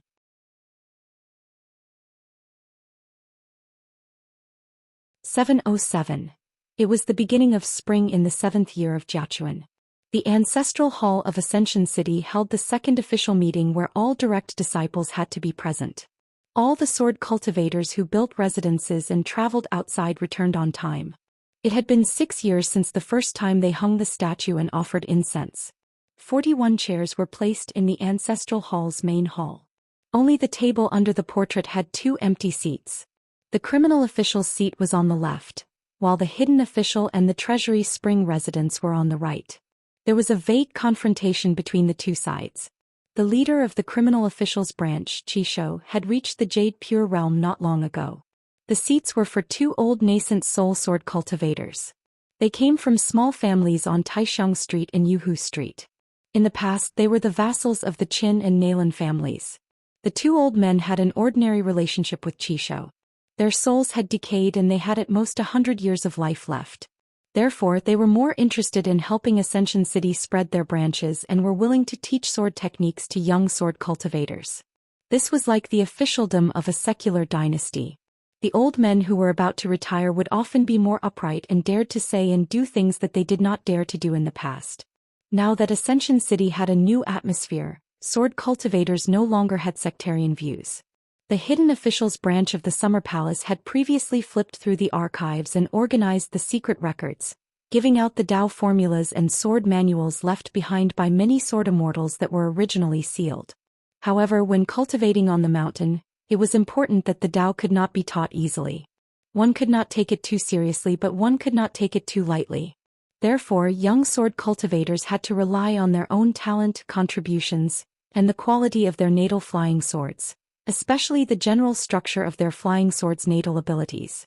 Then, through the joint inspection of the criminal official and the hidden officials branch, sword cultivators could read the many secret records and sword manuals of different grades and items. There was still a threshold, but compared to the Great Wall of Sword Qi of the past, the threshold was much lower. Not only that, the hidden officials branch also took out an improved Sword Qi 18 stops cultivation method and made it public to all sword cultivators in Ascension City. It was said that this new 18 stops was first passed down from Alliance. In the early years, only a few young people, including Ning Yao, Xianxia and Stack Zhang, were able to cultivate this method. One after another, sword cultivators stepped through the door and sat down on their respective chairs. Not only were most of them young, but they were also young in age. These young geniuses were at least Dragon Gate realm sword cultivators. There were also a few potential sword immortals who were not yet 20 years old. They were exceptions. There were rumors that these 5 young men and women who had ascended to the middle 5 realms but had yet to become Earth Immortals were very likely candidates for the hidden officials line of sword cultivators. In Ascension City's ancestral hall, there were too few old people and too many young people. This was a unique scene in any of the immortal ancestral master halls in the vast world. There was still about an incense stick's worth of time left before the appointed time. Qi Shou had already taken his seat. He took the initiative to turn his body slightly to discuss matters with an old nascent soul sword cultivator beside him. Currently, the sword cultivators of the criminal official lineage had the most authority in Ascension City. They had endless work to do every day. Qi Shou had to take care of everything personally. The location of the 8 mountains around Ascension City, the placement of the winning items, and the creation of the mountain water formation all required Qi Shou's decision.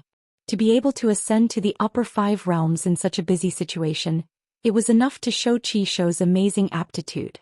All these years, Qi Shou did not blindly focus on sword cultivation and deliberately pursue that unpolished jade realm. Instead, he was busy working for Ascension City year after year.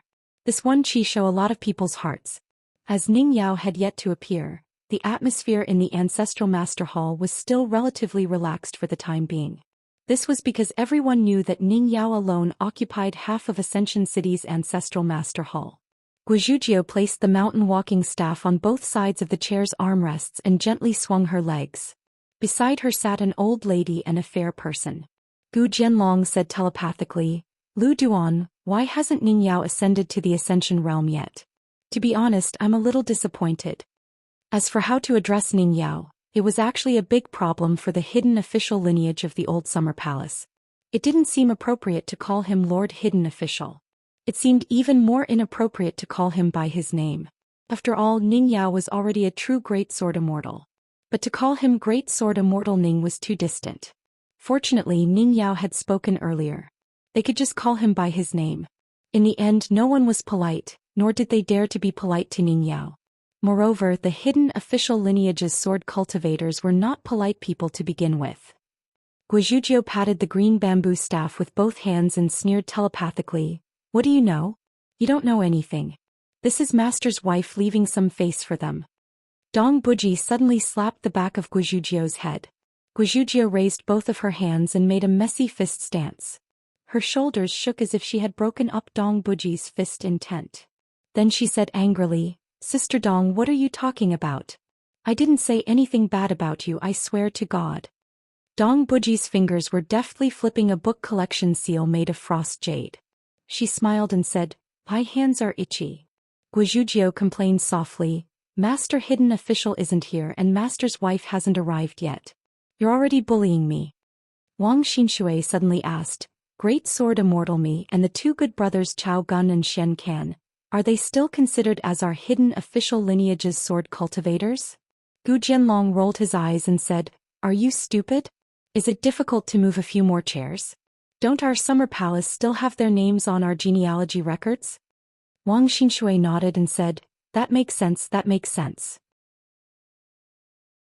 In the early days of the summer palace, Gu Jianlong, Wang Xinshui, Chao Gun and Xianqin called each other brothers from the bottom of their hearts. They all saw each other as kindred spirits, so Dong Buji called them the hidden officials' 4 lackeys. Then the 4 of them added up to one Guizhujiu. Luo Zhini felt a little sad for no reason. In today's Ascension City, Luo Zhini was a little like the Great Wall of Sword Aura. Not only were they born beautiful, but they were also destined to become female sword cultivators. Back in the Summer Palace, Sword Immortal Chou Miao was still there. Lin Junbai, Song Gaoyuan and the other youngsters were all there. Just by watching Lin Junbai play chess with Chao Gun and Xianqin, each of them had a lot of bad chess pieces behind them, but each of them liked to be a useless strategist. At that time, Luo Zhini didn't find it interesting. Looking back, Luo Zhini realized that it was a very interesting thing. There was a young man who watched from the side with his hands in his sleeves. His chess skills weren't good, but he liked to give random advice as if he wanted to see the world in chaos. If Chao Gun and Xianqin won against Lin Junbai, Guizhujiu would lead the 4 lackeys to flatter him. If they lost, that person would confidently say that it was his fault. It didn't make sense. After Fan Dash sat down, his expression was solemn and he was silent. He was the one who sat the most properly among the hidden official sword cultivators, and also the one who was the saddest. The girl he liked the most was already a married woman. When he met her on the street, her child already knew to call him Uncle Fan. For some reason he was only a little disappointed at that time, but he didn't feel heartbroken anymore. Looking at the child who looked like her, Fan Dash only knew that he smiled in relief. But he didn't know how his smile would look in the eyes of the woman who was already a married woman and then a mother. His best friend Xianxia went to Vast World. His most trusted young hidden official was left alone at the Great Wall of Sword Aura. He really missed that Dash. Fan Dash quietly turned his head and looked back, laughing at himself. He quickly retracted his gaze and continued to hold his breath, silently nurturing his sword intent. Fan Dash knew that his talent in the way of the sword couldn't compare to any of the hidden official sword cultivators. He had only reached the golden elixir realm after many obstacles. Moreover, Guizhujiu, Gu Jianlong and the others were not only born with great talent, but also worked harder than ordinary people. Therefore Fan Dash was under a lot of pressure. As the second in command of the criminal officers, Nian Exin almost never showed her face in public. She usually wore a loose robe and her cultivation was at the bottleneck of the nascent soul realm, but she wasn't a sword cultivator. Even the Summer Palace didn't seem to know her true identity. She appeared out of nowhere in Ascension City, and then mysteriously became an important figure of the criminal officers. She was one of the 4 great eccentrics of Ascension City. Nian Xian's seat was behind the criminal officers and the 2 nascent soul old sword cultivators. However, Nian Exin, like Ning Yao, had yet to show her face. The 3 chairs to the south of Nian Xian's seat were also occupied by one of the 4 great eccentrics. They were the 3 golden elixir sword cultivators of the same master, but the men wore women's clothes. They came from the Dustpan House, the Sword Immortal's private residence next to the Elm Immortal Inn. Relying on the remarkable ability passed down by their master, the 3 of them were now in charge of helping Ascension City find young sword cultivators.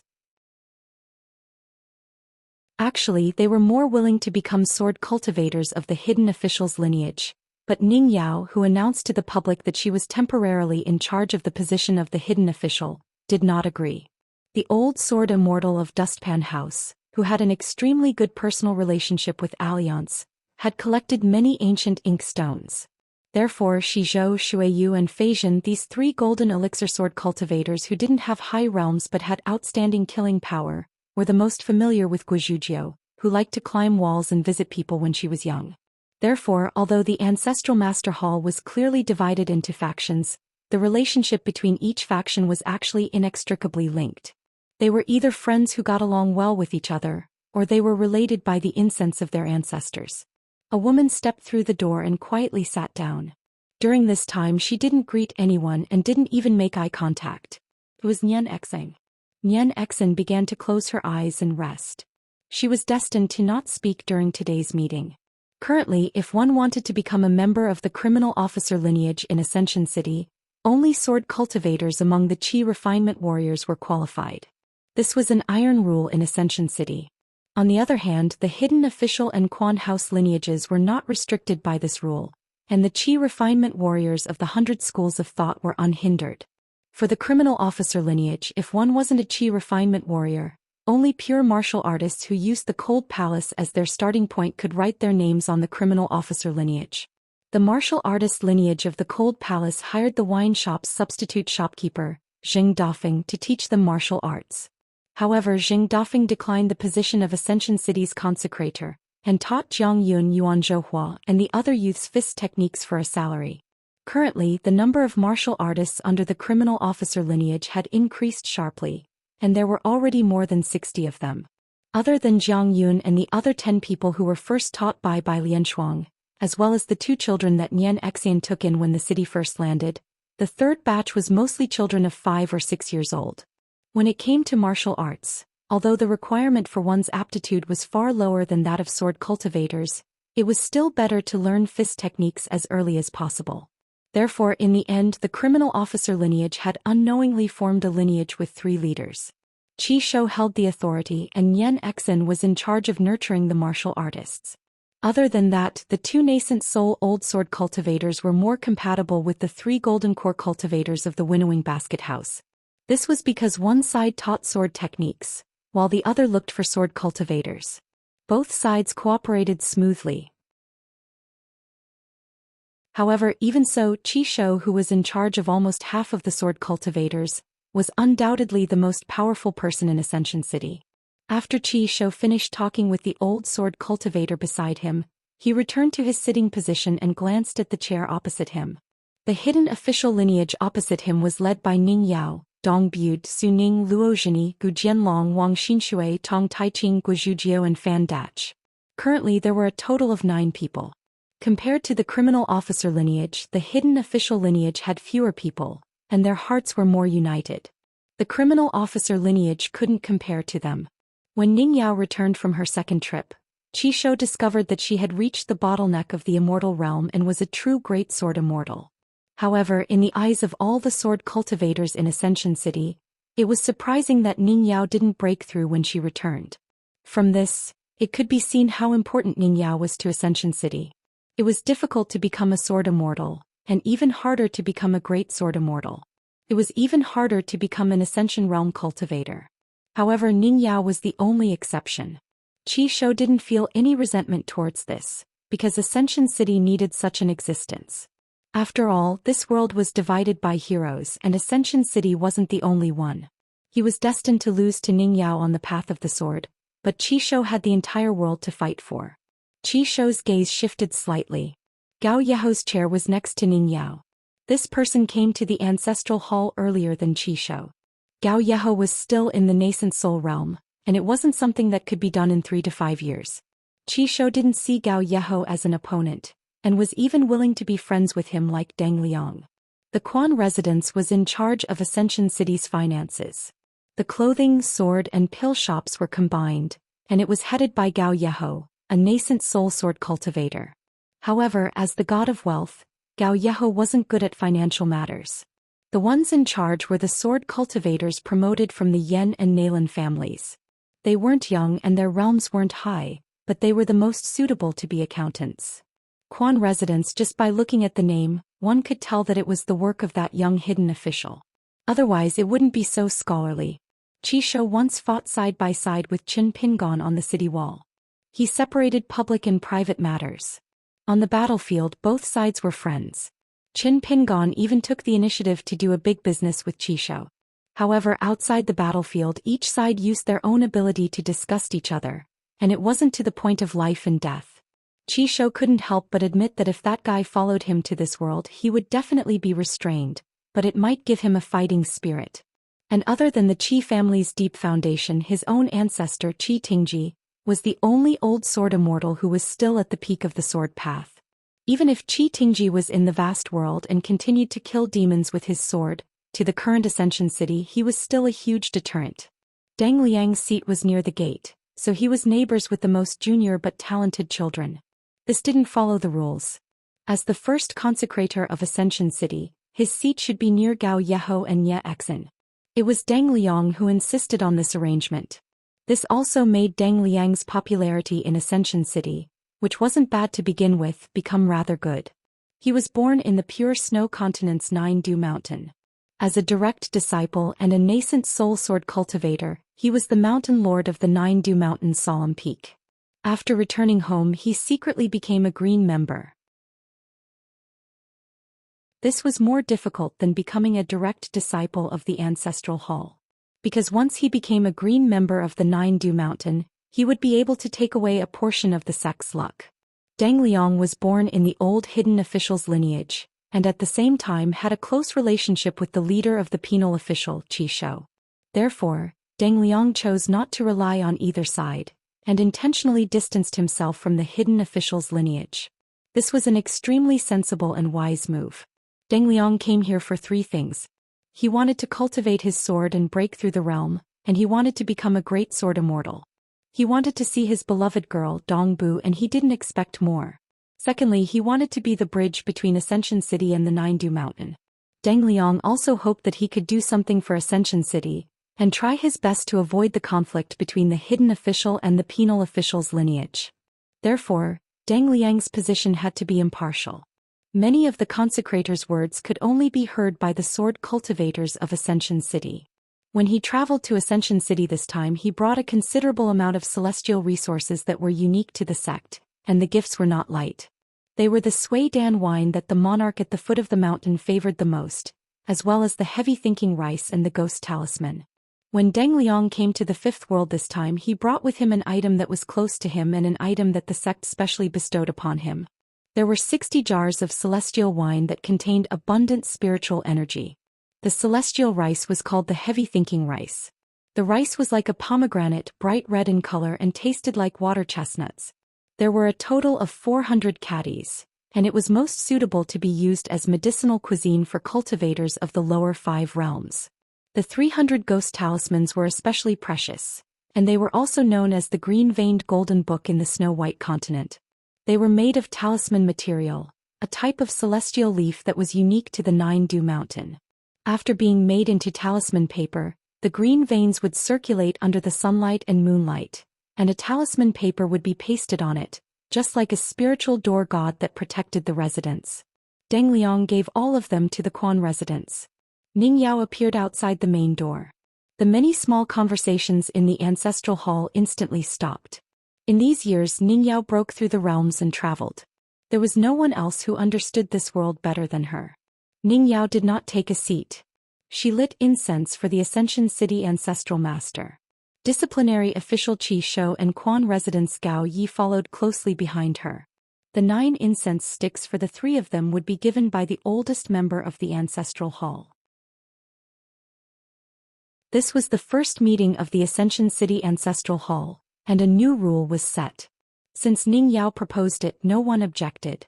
The person in charge of handing out the incense today was one of the nascent soul old sword cultivators of the disciplinary official branch. This was the first time the old man handed out incense for the 3 of them, and he actually had tears in his eyes. In the past, there would be a few meetings here every year, but secluded official Ning Yao was always traveling. If she did not light the incense, it would not be considered a real meeting of the Ascension City. In addition to the previous meetings, half of the seats in the ancestral hall would be empty. Every time the old sword cultivator handed out incense for Qi Shou and Gao Yi, he would never have such a mood like today. Besides the 3 of them, the other members of the ancestral hall all stood up. After Ning Yao sat down, she did not speak. Qi Shou said, "Let's start the meeting." In this meeting of the ancestral hall, the disciplinary official branch, even the 2 nascent soul old sword cultivators and the 3 Jindan and Shizhou, were actually more worried that the ancestral hall of the Ascension City would become the law of the land from today onwards. Their worry was not entirely out of selfishness. The first time Ning Yao returned to the Ascension City, she killed Qi Shou with 1 sword. This was something that the whole city knew. Then would it be that every time the secluded official branch suffered grievances in the future, regardless of whether it was justified or not, Ning Yao would simply hand over her sword and settle the matter? No one would doubt Ning Yao's identity as the leader of the city, and they would not even think that Ning Yao would use her official position for personal gain. The reason was too simple and there was no need for it. Ning Yao did not care about these so-called authorities at all. For Ning Yao, who was now in the Ascension realm as far as the disciplinary official Qishou and Quan residence master Gao Yi, they were very clear that if they wanted to become the #1 sect in the Fifth World, Ascension City could lack anyone, but they could not lack Ning Yao. However, if Ascension City wanted to stand firmly in the Fifth World, they could not completely rely on Ning Yao's realm and swordsmanship to help Ascension City solve everything. Therefore, there was a group of old sword cultivators who met privately before coming here. The general idea was that they hoped Ning Yao could simply leave the secluded official branch and become an existence with a transcendent status. Or more directly, she could become the second Chen Qingdu. The major matters were decided by her, but it was best for Ning Yao not to interfere with the ordinary affairs and trivial matters of Ascension City. She could focus on practicing her swordsmanship and become the first Ascension Realm sword immortal in this world in one fell swoop. Consecrator Deng Liang could see the general thoughts of the current 3 branches of Ascension City at a glance. After all, he was a secluded immortal master from a vast sect like the 9 Capitals Mountain. In his early years he had been a mountain cultivator for many years. Deng Liang did not think that these mixed thoughts were definitely bad things. He even felt that the current Ascension City, if one did not talk about combat power, was more vigorous than the Great Wall of Sword Qi in the early years. Taishang Street and Yuhu Street were still in the city, but now there were no rich and powerful families or sword immortal family heads. There were not many old people left. After all, almost all the sword immortals had died in battle in their distant hometowns. It was as if in that war, the eldest sword immortal had deliberately forced all the sword immortals and old people to make way for the young people. This was a foreign land now, but one day, it would become the home of more and more young people and children in Ascension City. Qishou was the first to speak. The first thing he said was to gather and filter the information of all the immortal factions. The focus was on the sects that had the word sect in their names, such as the Baek-o-Kaekyung Building, Xuandu Temple and Shuigong, which was located in the easternmost part of the world. Another thing was to gather intelligence about all the genius cultivators who had reached the Jade Unpolished realm. For example, the female Taoist Huang Ting of the Tongyi continent was already at the Jade Unpolished realm. She was building a stone tablet at the top of a mountain, and her sword was engraved with the words Taiping Mountain. There was also a man who went by the alias of Yang Hengxing. He was both a martial artist at the far travel realm and a nascent soul cultivator. He was not to be underestimated. Other than Ning Yao traveling alone on her sword, there were also 4 groups of disciplinary official sword cultivators who went in different directions to gather information. They also gathered a large amount of information from Fuyao continent and Tongye continent. Qishou said, "We will follow the old rules of the Summer Palace and compile 2 books.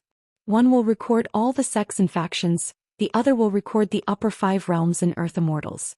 What do you think?" Ning Yao nodded. Gao Yeho said, "No objections." After 6 years of continuous expansion, because Ascension City was located at the center of the world, it began to have more and more contact with the outside world. Sword cultivators constantly went out to travel and others also traveled here. Other than Ascension City's continuous expansion, it was orderly and visible to the naked eye.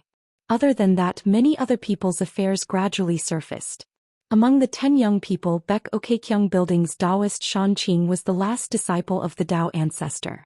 The young monk held a 12-ringed monk's staff and traveled alone. Among the 10 candidates there was Liuxiao Continent's Tianyu Grotto Tianshu, who had already built a transcendental platform. Other than that, there were already many Jade Unpolished realm cultivators in this world. For example, there was a certain female disciple of the sword immortal lineage in Qingming World's Deshuandu Temple. In any case, the hidden official's lineage had old precedents to follow, so they just had to follow the prescribed order.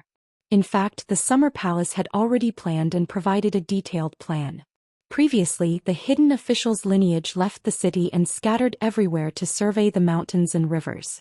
The criminal official lineage then chose 8 places with abundant spiritual energy to expand their territory. They drew a 1,000-mile territory for the Ascension City Circle as a foothold for the Ascension City's 1,000-year great cause. It was the foundation of their establishment. The old Summer Palace had once left a detailed book written by the young hidden official himself. Lin Junbai, Song Gaoyuan and all the other sword cultivators worked together to compile this book. It was divided into the structure chapter. Among them, the North Continent's Hemp Sect, Spring Dew Garden, Tongyi Continent's Taiping Mountain, Song Gaoyuan's Deerhorn Palace, Lin Junbai's Shaoyuan Dynasty's Temple, the battlefield, and so on. The way it operated was all a case study. The external chapter, how to build an immortal's mansion, how to set up formations, how to plant spies outside, as well as the various continent sects, culture and customs, was further divided into 12 major chapters. The human heart chapter, for example, included how to build a school and related matters to pay attention to. The mountains and rivers chapter specifically explained the 5 peaks and the gods of the mountains and rivers in the vast world. This voluminous book of more than 100,000 words, except for the human heart chapter that was deleted by the hidden official's lineage, every member of the ancestral hall had a copy of its contents. Therefore, the sword cultivators of Ascension City today might not be truly familiar with the complicated rules of the vast world, but they were definitely not unfamiliar with it. Disciplinary official, I have something to say. Gu Jianlong suddenly stood up and said with a smile. The 2 groups of sword cultivators of the criminal official's lineage totaled 14 people. On their way to the north and south respectively, they had quite a bit of conflict with the cultivators of Tongyi Continent and Fuyao Continent. I heard that they even killed people. After returning to Ascension City, the focus of the discussion at the banquet table was that the cultivators of the 2 continents were all trash. After I heard about it, I felt that the cultivators of the 2 continents in the vast world could be regarded as the sea-viewing realm. If it's true, then wouldn't I, Gu Jianlong, a golden core sword cultivator, be able to run amok in the north and south alone? Anyway, there aren't many nascent soul cultivators in the world now, and even fewer jade puddings. Gu Jianlong added a final sentence. Of course, the people killed by the 2 groups of sword cultivators of the criminal official's lineage all deserved to die. I want to make this point clear. But then again, the so-called who deserved to die and who deserved to be killed for the time being is only judged based on the words of the criminal official's wandering sword cultivators. As for whether the truth is different from the truth, we of the hidden official's lineage need to make further confirmation. As a family behind closed doors, I'm not afraid to say the ugly words first. If we confirm that there really are sword cultivators outside wantonly killing and helping our Ascension City win such a great reputation, we must return the favor. When the time comes, I'll have to pay them a visit to reason with them. The golden core sword cultivator of Dustpan Temple named Shuiyu frowned slightly. Gu Jianlong, aren't you making a big fuss over nothing? Wang Xinshui opposed him and said with a fake smile, Brother Shuiyu, is there really such a small matter in the world? Which major matter isn't a small matter? Shuiyu, who had a good relationship with both Gu Jianlong and Wang Xinshui, was about to continue speaking, but was stopped by his senior brother Shizhou through telepathy. A young sword cultivator of the criminal official's lineage sneered. During the Great War, some people didn't contribute much. Now that they're free, they spare no effort to deal with their own people. If that's the case, I think that as long as we meet outsiders in the future, our Ascension City's sword cultivators will take the initiative to give way and apologize in advance. How about it? Could it be that the hidden official's lineage's sword cultivators could say such eccentric words? Who couldn't? Dong Bud and Luo Zhini almost stood up at the same time. Unexpectedly, Ning Yao glanced at that young sword cultivator. In the blink of an eye, he flew out of the ancestral hall's gate with his chair. Then Ning Yao said, after the meeting, change the person and get a new chair. After that young sword cultivator fell to the ground, he was shocked, frightened, and even more hateful. Just as he was about to open his mouth to speak, he seemed to be enveloped by sword qi and turned into a tragic bloody person, fainting on the spot. Ning Yao said, continue the meeting. Qi Shou's expression was calm. Gao Yeho was indifferent. An old nascent soul stage sword cultivator wanted to say something but stopped. Deng Liang sighed softly. Did the person outside speak without thinking at all? Gu Jianlong's words were based on the facts, but the person outside the door was against the person, and against the entire lineage of sword cultivators of the old summer palace. Righteousness and personal virtue, good and evil deeds, right and wrong, how complicated was that? Once the person was against the person and not the matter, how could a certain reason be explained clearly? Ning Yao looked at the silent crowd and said indifferently, the people sitting here may not be sword cultivators and may not have a high level of cultivation, but their brains can't be too stupid. There are only so many people in Ascension City now. It's just a circle of 1,000 miles and it's already slightly stretched. Therefore it's still a bit early to play with the politics of the palace below the mountain. The only rule in the ancestral hall's meeting is to focus on the matter and not the person. If you like to focus on the person and not the matter, don't come here to occupy a seat. Ning Yao then looked at Qi Shou and asked, "Who is this person's sponsor and guarantor in the lineage of criminal officials?" Qi Shou reported 2 names. Immediately, 2 golden core sword cultivators stood up in the ancestral hall. Ning Yao turned and said to Su Ning, "Record this down and then go through the files of the person outside the door." Su Ning stood up and took her seat. Ning Yao said slowly, "Including the lineage of hidden officials, including Gu Jianlong in the future, everyone has to be more careful when talking about matters. In the past, when we were discussing matters at the Great Wall of Sword Qi, ordinary unpolished jade realms were not qualified to appear. Only immortals could appear and only old sword immortals could speak." Gu Jianlong immediately nodded and said, "Got it, I will be careful." Ning Yao turned and looked outside the door of the ancestral hall. It hasn't been 7 years and everyone is so arrogant?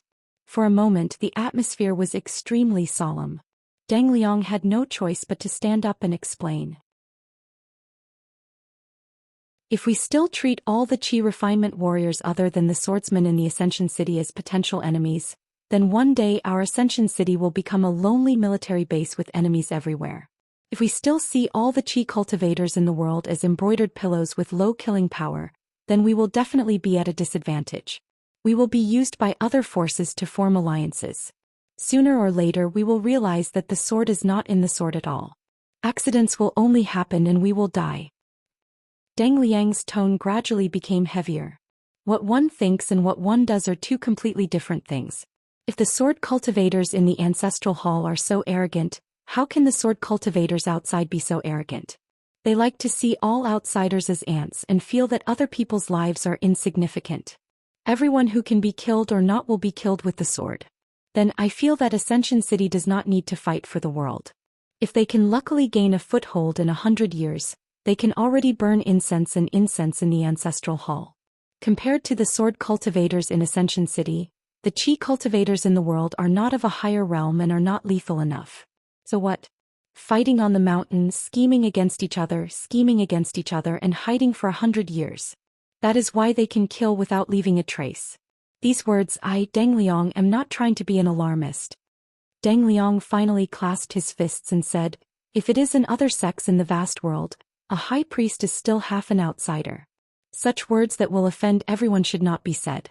The reason why I can't help it is because the land that Deng Liang occupies is worthy of me pouring cold water on everyone." The sword cultivator of Dustpan House Xue Yu stood up and said, "I understand." It was rare for Gao Yeho to take the initiative to speak. In this world, Ascension City has all the advantages. In the next 100 years, even if our hearts are scattered, there will not be any forces that can fight with us. But if we want to develop in the long run, as what High Priest Deng said, we have to learn the strengths of the vast world's Qi cultivators and learn from them for Ascension City to make up for our shortcomings. By then we will have the best swordsmanship in the world and we will also have tactics that are not inferior to others. Only then will Ascension City have the hope of being the only force in this world. Otherwise, after 100 years, when the accumulated disadvantages are exposed, it will be too late to change the situation.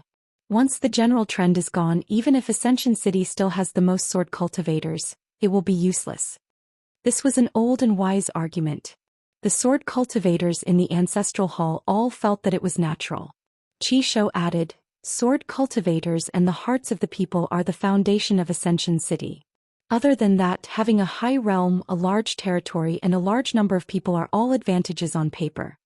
Gao Yeho nodded and said, "Therefore the most important thing now is to draw a clear boundary for the power of the 3 branches of Ascension City's judicial officers, hidden officials and Quan House and reduce unnecessary consumption. Other than clearly knowing what must be done, the 3 branches should know what we can do and what we cannot do." These words could be considered as the Quan Manor branch of Marquis Gao Yi speaking out for the justice of the law enforcers. It seemed unreasonable, but it was actually very appropriate. This was probably where Gao Yeho's overall situation lay. Gao Yeho had already prepared a draft and began to explain the authority of the 3 branches and the boundary. During this time among the judicial officers Zhou raised an objection. As for the hidden officials, Su Ning and Luo Zhini had different opinions. However, with the previous dispute as a foreshadowing, the sword cultivators of the three branches discussed the matter as it was. Even if there were some disputes, it still seemed very relaxed. In the end, the three sides discussed this matter, and only some details needed to be worked on. Ning Yao did not say a word. These matters were indeed better handled by Dong Bude and Su Ning. Therefore Ning Yao was too lazy to say more. Ning Yao had never liked to meddle in other people's business. When she felt that she needed to do something, it meant that Ascension City had a big problem. Qi Shou's next conclusion was no different from a sudden clap of thunder.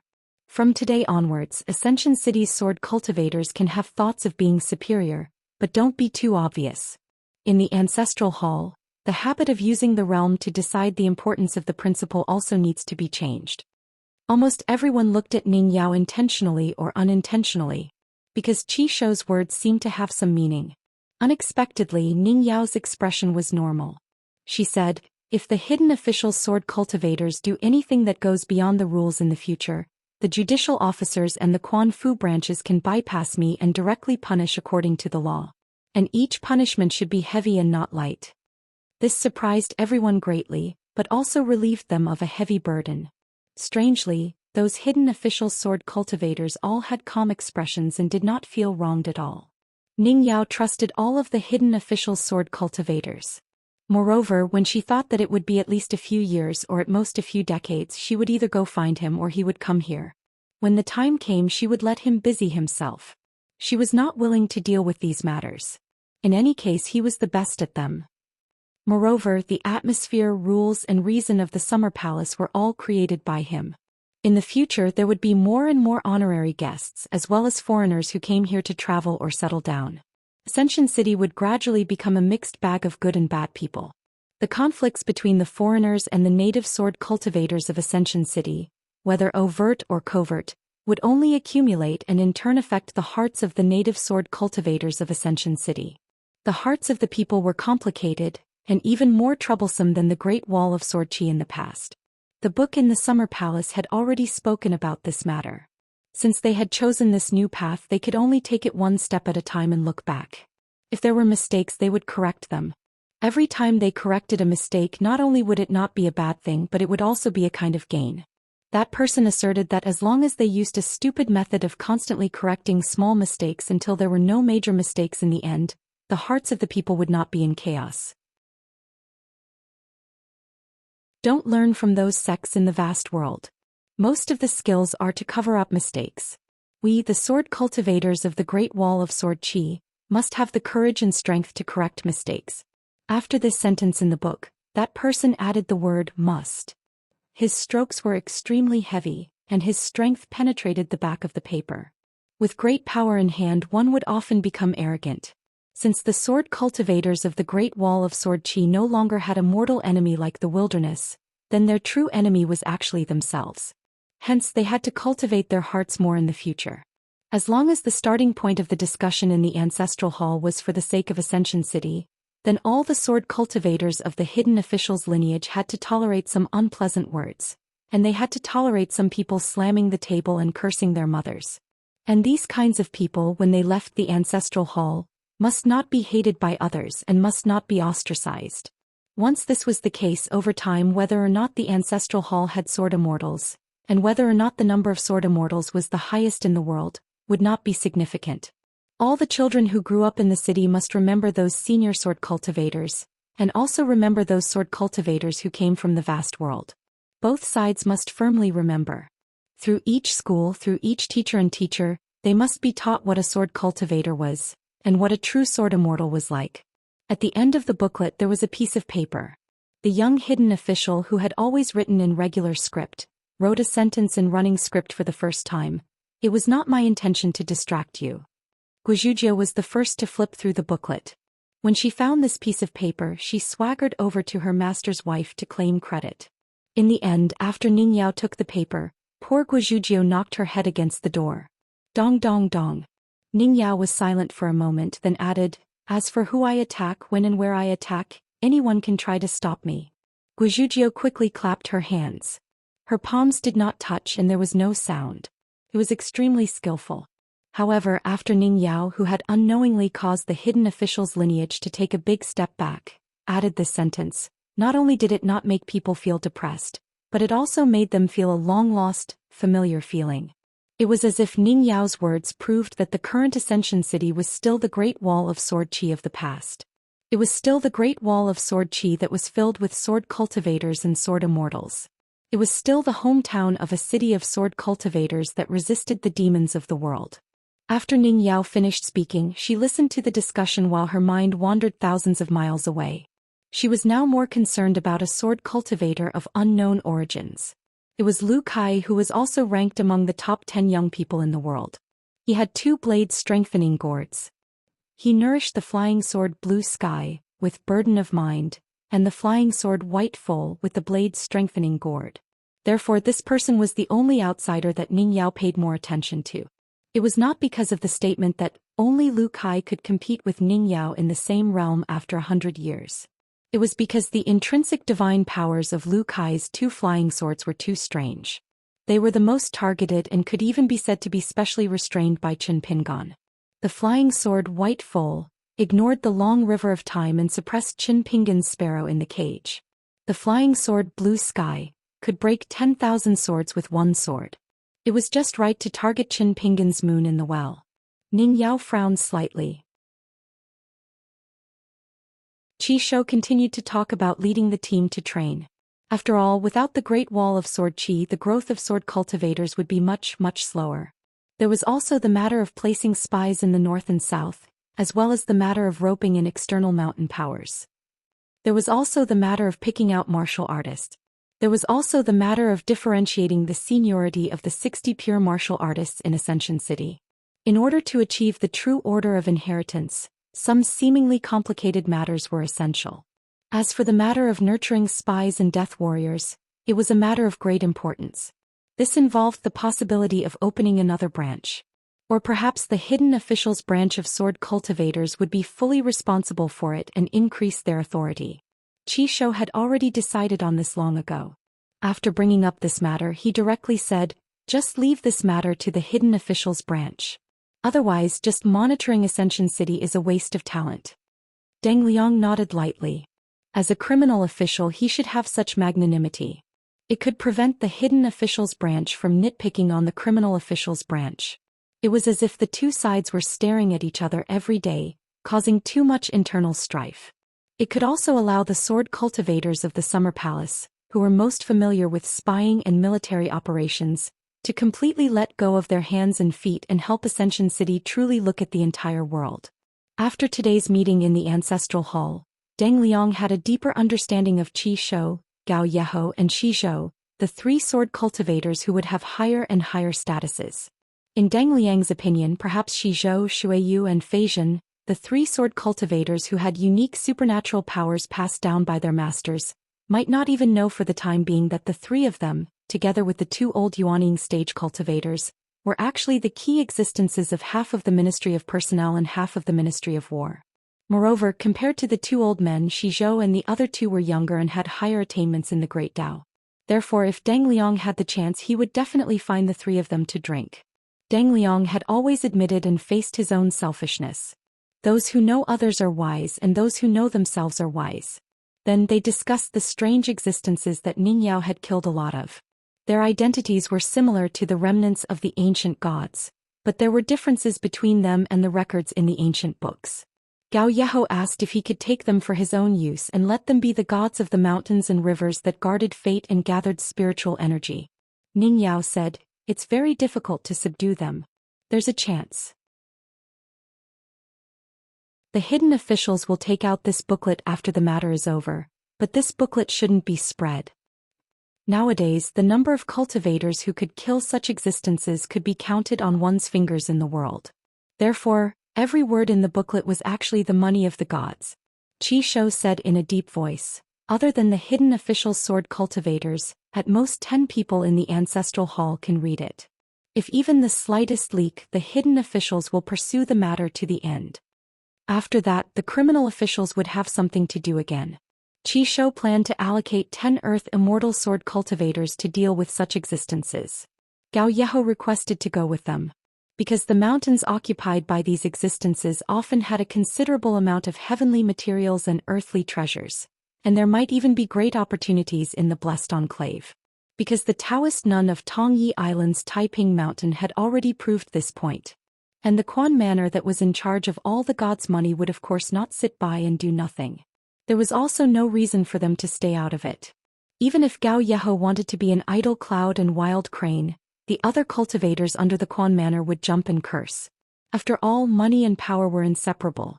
Now, there was a saying in the Quan Manor that their sword cultivators' realm was not high enough, so they could use mountains of God's money to make up for it. Especially those younger sword cultivators, all of them would often say things like F***ck the F***ck, and picking up trash is also a skill. The atmosphere was worrying. Now there were 4 big oddities in Ascension City. It was Ning Yao who was not the city lord. As for Ning Yao's breakthrough, it was the least strange. In addition, there was Xian's true identity. The female attire of the 3 sword cultivators of Dustpan House.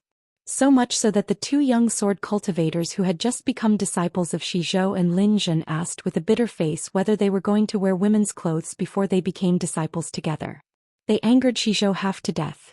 Junior martial brother Shui Yu learned from Gu Jianlong and said something fair. He smiled and asked the 2 brats what was wrong with wearing women's clothes. Back then the hidden official even wore them on the battlefield. Wasn't she also graceful and charming? Finally, the eyes of the younger generation of the Quan Manor's accountants lit up as they went around collecting wealth. The discussion that followed was not a small matter. An old nascent soul sword cultivator reported the current number of sword cultivators in Ascension City as well as the estimated number of native sword cultivators in the next 100 years. Therefore, Shui Yu suggested that he lead a team to travel. There was no need for a lot of sword cultivators, 3 to 5 people would be enough.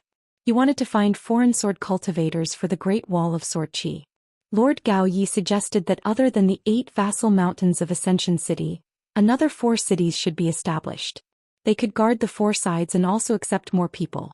At the same time, to a certain extent, it could prevent outsiders from quickly infiltrating Ascension City. The candidates for the 8 vassal mountains of Zifu Mountain were also approved today. There were 5 people from the branch of the criminal officer, and 3 from the branch of the Quan Manor. One of the positions was fought for by Lord Gao Yi. The cultivators of the Quan Manor and the criminal officer branch fought for it until their faces turned red. The hidden official branch had too few people and was not suitable, so they did not participate. However, Gu Jianlong said a few words of fairness for the Quan Manor branch. When Lord Gao Yi proposed the 4 new cities, Luo Zhen said that the sword cultivators of the hidden official branch, or the people they supported, must occupy a city in the future and become the vassal city's lord. Lord Gao Yi and Qi Shou looked at each other and agreed to this. When they talked about the construction of the city, Luo Zhen mentioned the matter of Ascension City, saying that this matter must be prepared early. This was also an important matter that needed to be handled with extreme caution. Because there was a high possibility of conflict with various forces. Because the hidden officials branch questioned the sword cultivators of the criminal officer branch, and because of Deng Liang's heartfelt words, the cultivators in the ancestral hall were hesitant. They were really worried about being unlucky. Ning Yao said coldly, "In today's world, other than the 4 ends of the east, west, north and south, the rest of the land is ownerless. There is no legitimate mountain that will belong to anyone. We will go far away and find a high place in each of the 4 directions. We will set up a stone tablet and engrave the words Sword, Qi, Ascension City. If anyone is dissatisfied and dares to fight for territory with us, we will ask the Sword of Ascension City. If the sword cultivators guarding the mountain can't withstand the opponent's celestial technique, I will ask the sword." In the ancestral hall, everyone ate a huge calming pill. Deng Liang smiled and was full of admiration. As expected of Ning Yao, a woman who had never been to the summer palace, Ning Yao stood up and said, "Sword cultivators are sword cultivators. In another 100 or 1,000 years, at least half of the people in this Ascension City's ancestral hall will be sword cultivators. No matter what happens in the future in 1,000 or 10,000 years, if there is only one sword cultivator left in this world, This person will also have to be in this ancestral hall. 100 years later, the number of sword cultivators in Ascension City will be more than the sum of all the other sword cultivators in this world. Ascension City has the most sword cultivators in the world. Ascension City has the highest sword Dao in the world. This is not a magnificent feat but a matter of course. Ning Yao wore a golden robe and carried a sword case on her back. Her eyebrows were raised. Qi Shou stood up first and smiled. What does Prefecture Lord Gao say? When will we reach the Jade Primitive Realm? Gao Yeho stood up and smiled. Not much later than you. Everyone in the ancestral hall, especially those sword immortal embryos, had a determined look in their eyes. Two nascent soul sword cultivators stood up at the same time. The old man in charge of passing incense in the ancestral hall cupped his fists and said, "Then I will leave it to you." In the Qin family mansion on Taixiang Street, there was a reclusive child who liked to bask in the sun and lived in seclusion. Occasionally he would look at the streets outside the Qin family mansion's gate. His name was Qin Mang. This was the new name he gave himself. In this Ascension City, only the hidden officials Ning Yao, the criminal officials Sei Exin, and the Quan family's Gao Yeho knew his real name. Other than that, there was only a death warrior from the Qin family and a young servant girl. The former was a golden core sword cultivator in name, but in reality he was a nascent soul. This nascent soul sword cultivator was not only extremely young, but also extremely talented. He was also loyal to the Qin family on Taixiang Street. He could sacrifice himself for this child named Qin Mang at any time. Qi Guangyi. Mang Shi is Ming Yi. The literary king chapter of the Great Ya said, Mang Shi Guangyi. Calm the people Mang Ning. Create rights and music, bring peace. Qin Mang, who was only 7 years old, or the old sword immortal Qin Shi of the Great Wall of Sword Qi, had actually read many books. Otherwise the Qin family would not have a descendant like Qin Xianxia. The Qin family on Taixiang Street once had a small custom. During the year, on the day Qin Shi carved the word Qin on his head, they would scatter a large basket of illuminating beads on the street. The children on Taixiang and Yuwu streets would often gather early in the morning, waiting to pick up those beads. Among the generations of children, there were many who became sword immortals in the future, but there were even more who died in battle before they could become sword immortals. Today Qin Mang stood at the door, looking at the quiet and deserted street and smiled. Once upon a time, there was a bastard who would shamelessly squat among the children and hit them with his fists and legs. He would even push them away with his butt. Relying on these methods, the man would be able to snatch a large number of children every year. Then a group of children would follow behind him, crying and cursing. At this moment, there was an ordinary-looking young servant girl standing beside Qin Mang. She carefully looked around the street and softly reminded him in her mind, "Master, you can go back." Qin Mang nodded, turned around and walked back into the mansion. After his reincarnation, his old soul was incomplete, but his memories were still there. However, through a longevity lamp in the Qin family's ancestral hall, he was able to replenish one soul and one spirit, so it was inevitable that his temperament would change. The tailor from Old Deaf's prison, Twisting Core, had once secretly sent a secret letter to him, the master of the Qin family. In the letter, the young hidden official asserted that within the city, there were still key chess pieces placed in the wilderness. Their realms were definitely not high, but they were hidden so deeply. When the city was rapidly expanding in the Fifth World, he had to be careful of a few chess pieces that seemed to be secretly stealing high positions. This was to prevent these existences from collaborating with the demon race that entered the New World through the 3 continents gates to make a long-term plan. Therefore, within 60 years, he earnestly requested Senior Qin Shi to find an opportunity to remind the Summer Palace, especially to pay close attention to the old faces that were already in the Ancestral Hall, as well as the 2 new faces that had the potential to enter the Ancestral Hall. The hidden official's lineage had to be carefully investigated. Other than that, he also had to pay close attention to the sword cultivators that were not young and not known for their talent. If they were Earth immortals who could break through 2 realms within 100 years, he had to be especially careful. Qin Mang walked in the most familiar mansion with a slight smile. This hidden official was really worried about the Great Wall of Sword Qi. The contents of the secret letter were gently worded, and the writing was meticulous. The key was that the words were everywhere, and the words were spoken with the etiquette of a junior. In the secret letter, The young hidden official was most worried about the old sword immortal Qi Tingji, who was in charge of guarding the mountain and water cave of Fuyao continent, breaking the contract and entering the fifth world. He definitely could not allow Qi Tingji to control the life and death of all sword cultivators.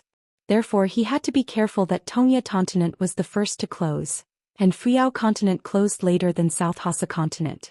Qin Mang muttered to himself, fortunately, Fuyao continent's gates were indeed the last to close, but Qi Tingji had stayed behind in vast heaven. In the end, that young man was still worried about the safety of his future wife.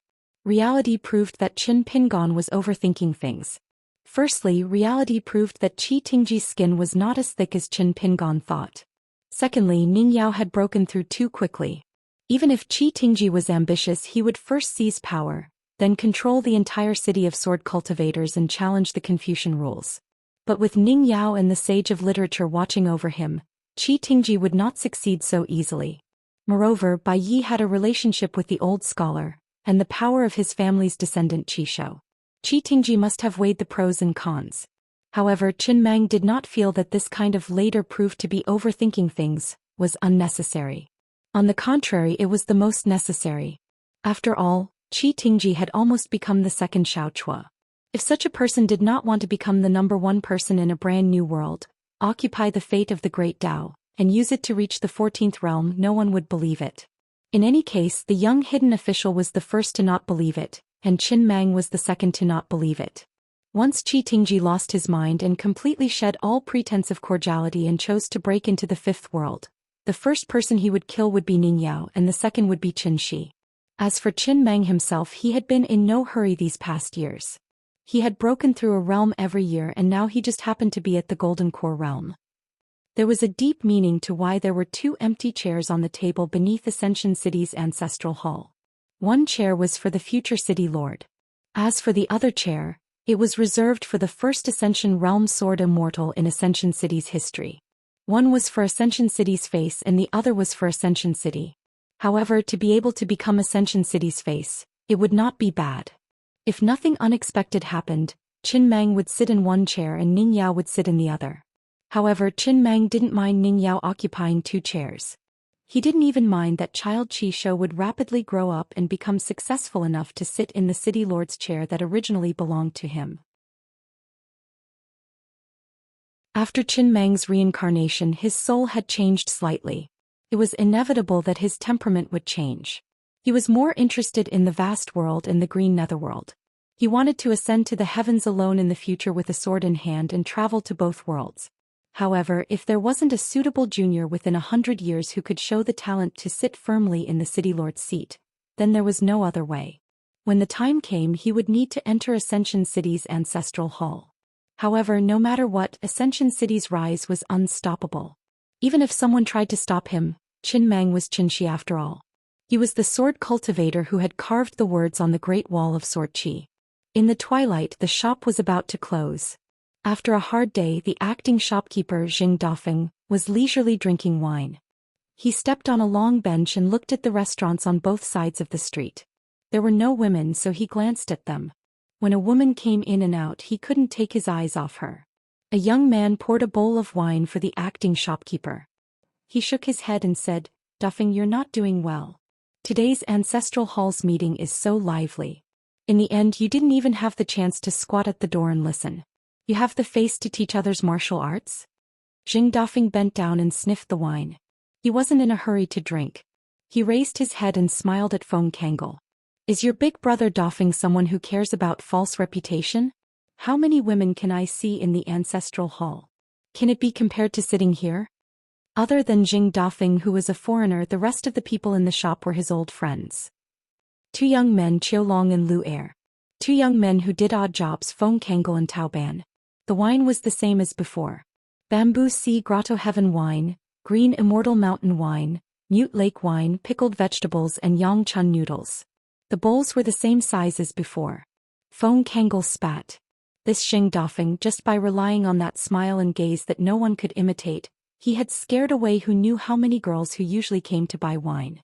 If not for the fact that there were more old bachelors and gamblers than usual, his good friend Tao Ban said that he would have rebelled against Jing Dafeng. Tao Ban, who was wiping the table from afar, could not help but ask again, "Dafeng, do you think I'm a martial arts genius that no one can tell?"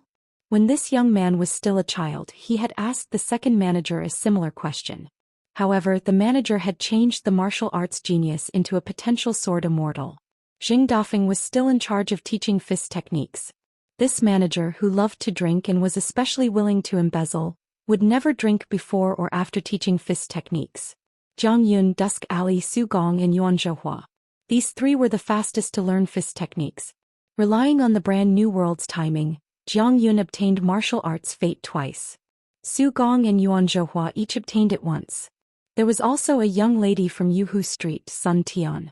She had a younger sister named Sun Zhao, who was a potential sword immortal.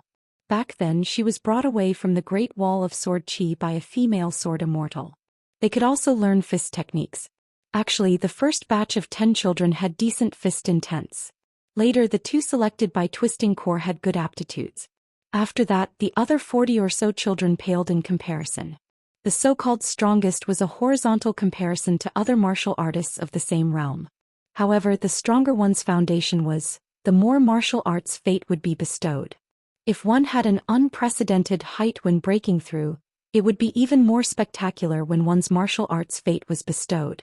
Whether one could be the strongest to break through also depended on luck. For example, if one happened to be in the same realm as Chao Ci or Qin Pingon and broke through earlier than them, how could one compete to be the strongest? Before Chao Ci and Qin Pingon, being in the same realm as senior brother Li Er and vassal King Song Zhangqiang was a bleak situation for other pure martial artists. Zheng Dafeng took a sip of wine, leaned back and turned his head. "Anyway, I can't tell. I can only tell that you have good luck with women." Tao Ban complained, "What's the use of having good luck with women? Anyway, you're far inferior to the second manager. When the second manager was here, the female customers were all sneaky. But when you came, they all ran away." Jing Dafeng clicked his tongue. "You'll be struck by lightning for saying that." A beautiful girl's gaze was like asking someone to wear an extra thick cotton jacket in winter. There were also some cannibalistic eyes that could make a man feel as if he was taking off his clothes in summer. His body was cool and his heart was warm. It was a pity that the young man did not know about the matters between men and women. Jing Dafeng glanced elsewhere. Lu Yi liked Qiu Long, but Qiu Long already had an older sister living in his heart. She was the real owner of the shop, the head manager. Jing Dafeng still had this bit of eyesight. Therefore, in private, the man glanced at Lu Yi, who was greeting customers in the distance. Half-jokingly, he told the young man who was sad every day that he might as well take pity on the person in front of him. After all, no matter how good his sister was, she could not be seen or touched. It was a pity that Qiu Long might understand such a simple principle and could not do it. It was not difficult to like someone, but it was not easy to not like someone you used to like very much. With a business style that was completely different from the young recluse, shopkeeper Jing quickly gained a foothold in Ascension City. Although his business was still not as good as before, it was no longer deserted. Moreover, shopkeeper Jing liked to gamble. Most importantly, in the beginning, all the bankers and gamblers regarded Jing Dafeng as a comrade of the second manager. Each of them was more careful than the other. They did not expect that after a few times, they would realize that it was a false alarm. It turned out that shopkeeper Jing really had an excellent conscience and gambling ethics. He would definitely lose every time he gambled. After a few times, the drinkers all said that brother Jing had picked up all the things that the second manager had dropped on the ground in the early years. All of them called shopkeeper Jing brothers and said that in the vast world, if there were more heroes like shopkeeper Jing and less trash like the second manager, then the people would really be simple and honest. Shopkeeper Zheng's catchphrase was to hold an empty wine bowl and say to everyone he met, "I'll raise a cup first." It was true that he would raise a cup, but every time he would raise the wine of the customer. Apart from that, the 10 fairies that Jing Dafeng rated, as well as the 10 beauties at the age of a young girl, and the single drunkards all respected him and gave him a thumbs up. It was rumored that Guizhuzhio secretly gave some money to buy a few more pots of wine from the wine shop. She had a discussion with Jing Dafeng, saying that a certain old lady's ranking should be higher so that she would not be unable to get married. Otherwise, it would be worrying just looking at her. Other than Guizhuzhio, there was also that Gu Jianlong who liked to hang out here. One liked to listen to stories while the other liked to drink and listen to stories. Of course, Xing Dafeng would tell different stories to different people. Guizhujiu only liked to listen to stories related to her master. The size of the story was not important. This inevitably made Brother Dafeng feel that he had 18 kinds of martial arts but nowhere to display them. Thus he told Gu Jianlong stories about immortals fighting. That was the best accompaniment to the wine. The speaker had the intention and the listener understood. They could be said to be half master and disciple. Gu Jianlong preferred to listen to stories about men and women fighting. When Brother Dafeng told the story of the woman fighting, he was dumbfounded. Then the next time they drank, even Wang Xinshui eagerly followed, insisting on learning from Brother Dafeng. Xing Dafeng drank a bowl of sorrowful wine and sighed. Those little bastards who learned martial arts from him, especially the group led by the youth Jiang Yun, would surround him every time they practiced. They were really asking for a beating. It was not that they did not think he was handsome enough, but that his punches were even uglier. Compared to that young hidden official, he was more than 18 times worse. Xing Dafeng felt helpless. Damn it, if he was like Wei Pai and Jiang Shangzhen, would he still be single today? Wouldn't he have to hold the door open every day to prevent girls from barging in and molesting him? But when did he become inferior to that Chen Pingan? Xing Dafeng rubbed his chin. Compared to that mountain chieftain, he was still more than enough, right? Sun Yuanji, every time they passed by the mountain gate of Luopa Mountain, she would talk to him shyly. But when she met the young mountain chieftain, she would not speak nor look at him. Feng Kangol and Taoban sat at the side, each eating a bowl of Yangchun noodles. Feng Kangol asked curiously, Dafeng, what does get up and scratch your head mean? Why are there so many drunkards who like to talk nonsense these days? Once, after returning from a boxing lesson and getting drunk, Xing Dafeng drank 4 bowls of wine in one go. He started with, get up and scratch your head, and started talking nonsense. Xing Dafeng sat cross-legged and said casually, it's a dish to trick people into drinking more wine, and it's the kind of dish that doesn't cost money to buy and sell wine. Get up and scratch your head. Look at the flowers blooming and withering outside the window, green, fat, red and thin. Looking at the dimly lit area, Jiaonyang was wearing a new dress. Her small steps did not make any sound. Look at the bright moonlight, beautiful women playing with jade fingernails like crystals. Finally, lift a cup of wine, looking at the lonely light, liver and lungs covered in ice and snow. Taoban said, some heartless bastard said that our second shopkeeper is a scholar, so selling wine to earn money is the most black-hearted. Dafeng, you're not a scholar, so why do you have to say the same thing? Xing Dafeng smiled and said, I once read a sentence in a book, saying that scholars can't see money or power. Once they see it, they're worse than a whore. Your second shopkeeper isn't such a scholar and neither am I. I just can't stand to see pretty girls walk past with their heads lowered shyly, walking too quickly. Of course, if it's summer, it's fine if they walk faster. Taoban didn't understand it all and only said, I don't care if you're a scholar or not. I only know that when those girls see you, it's definitely not because they're shy. Xing Dafeng slammed the table and turned to shout, Lu Yi, what do you think of Brother Dafeng? The young girl was shocked and squeezed out a smile at the shopkeeper.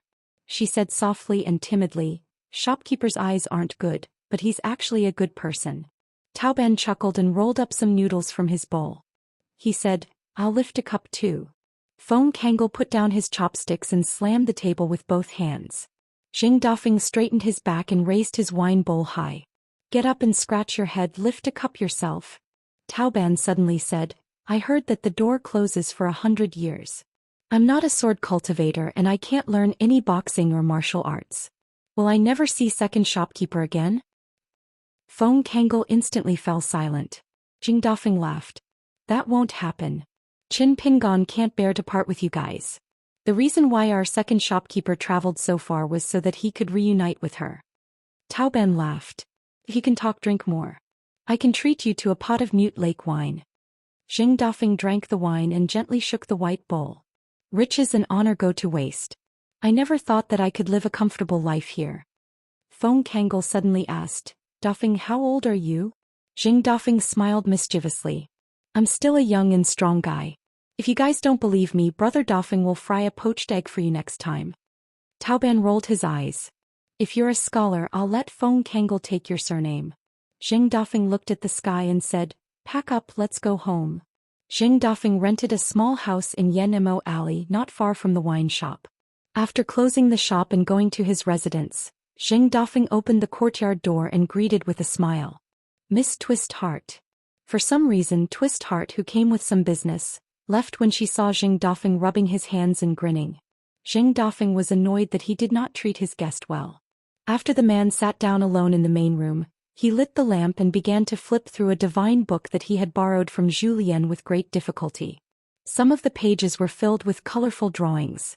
Zheng Dafeng sat upright and still, reading with great interest. After closing the book he walked to the door and leaned against it. He crossed his arms and looked at the night sky. There were many wanderers in the world who went as far as their legs and heart could reach. When they looked back, the mountains and rivers were far away. They were not afraid of the long journey home. They were only afraid that when they returned home they were already old friends. After being asked by Feng Kangol today, Zheng Dafeng suddenly realized that according to the calculation at the foot of the mountain, as long as one was not a bachelor, one should have grandchildren. A man was a bachelor 8 feet tall. How could one not be worried? Zheng Dafeng grabbed a bunch of sunflower seeds and a flask of Mute Lake wine. He sat on the doorstep and drank while munching on the sunflower seeds. However, as he drank and ate, thinking about Luopa Mountain, Zheng Dafeng relaxed a little. In the past, Zheng Dafeng had seen all the kids of the younger generation in that small town in Pearl Grotto Heaven. However, they were not young anymore and were not kids anymore. After all, even Li Huai had reached adulthood many years ago. Zheng Dafeng drank and thought about things. It was indeed the time to drink and scratch one's head. When Zheng Dafeng thought back to that huge martial fate surging, he raised the wine flask and smiled. One is worth it. In the world, fist techniques were the most important. Luopa Mountain. That was because on that martial path mountain peak, there would be 4 people standing side by side. 2 of them would definitely be able to reach the peak and the other 2 would have hope of reaching the peak too. Housekeeper Zhu Lian was already at the peak. Disciple Pei Qian was about to reach the peak. Gatekeeper Zheng Dafeng was about to reach the peak. As for the mountain master Chen Pingon, he was the strongest person in history and had reached the peak of the mountain.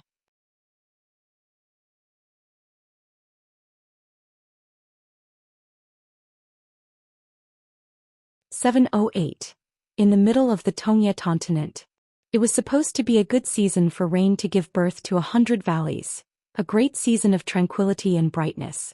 Unfortunately, it was the same as last year. The tender silk-like Chinese tuna before the rain was not picked.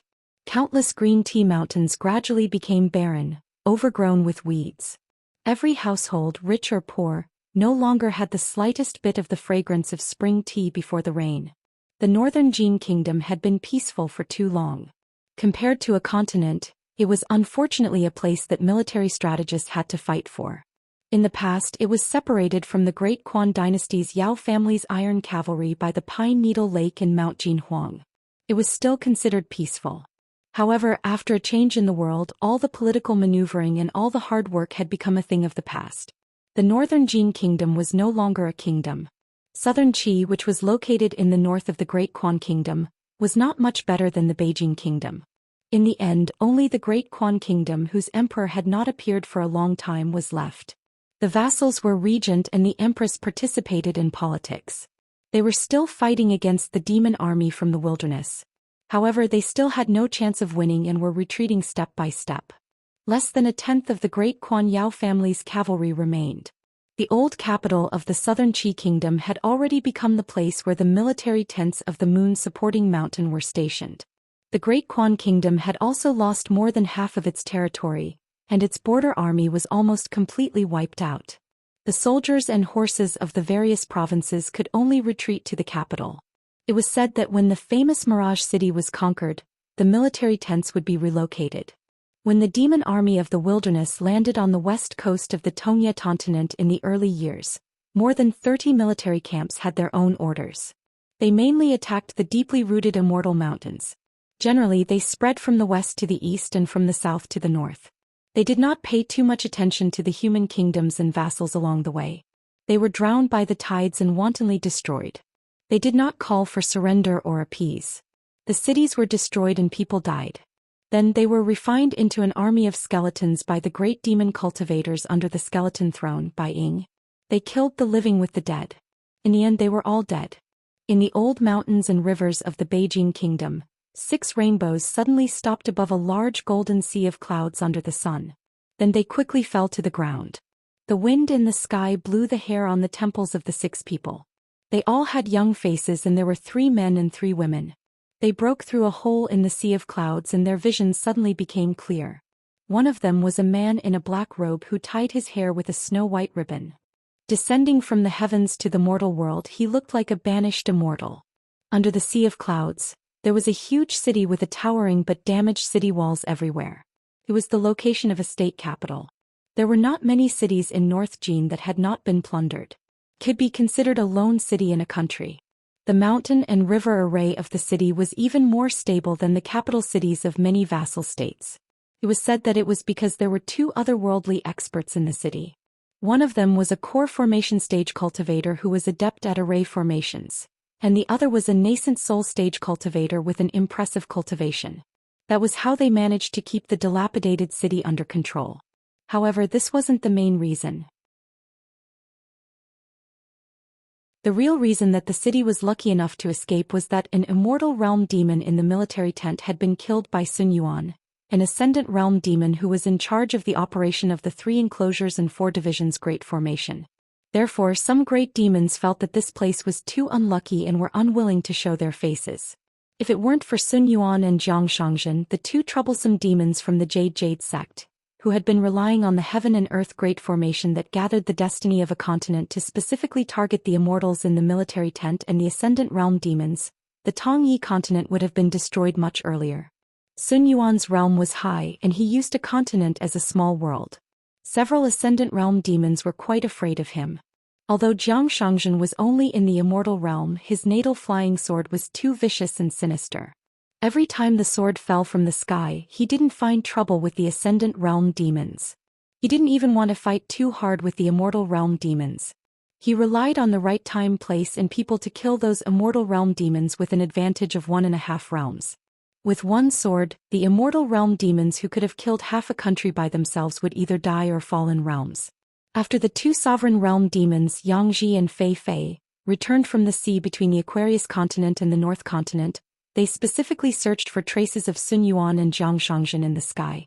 Among them, Xianxia and Sun Yuan had an all-out battle, and both of them were injured. After that, Sun Yuan became more and more invisible. Only Jiang Shangzhen continued to stab the human world with his sword from time to time. Fei followed the vine to find the melon and blocked his escape route several times. Jiang Shangzhen had countless camouflage techniques, and his escape techniques were even more elusive. She couldn't kill him. On the other hand, every time the mountain master of the Defu Academy attacked, it was more to protect the dynasty and the Academy's mountain river Great Formation to slow down the advancement of the wasteland. With the destruction of the Peace Mountain and the Fuyao sect, the Tongyi continent no longer had the 3 enclosures 4 symbols Great Formation.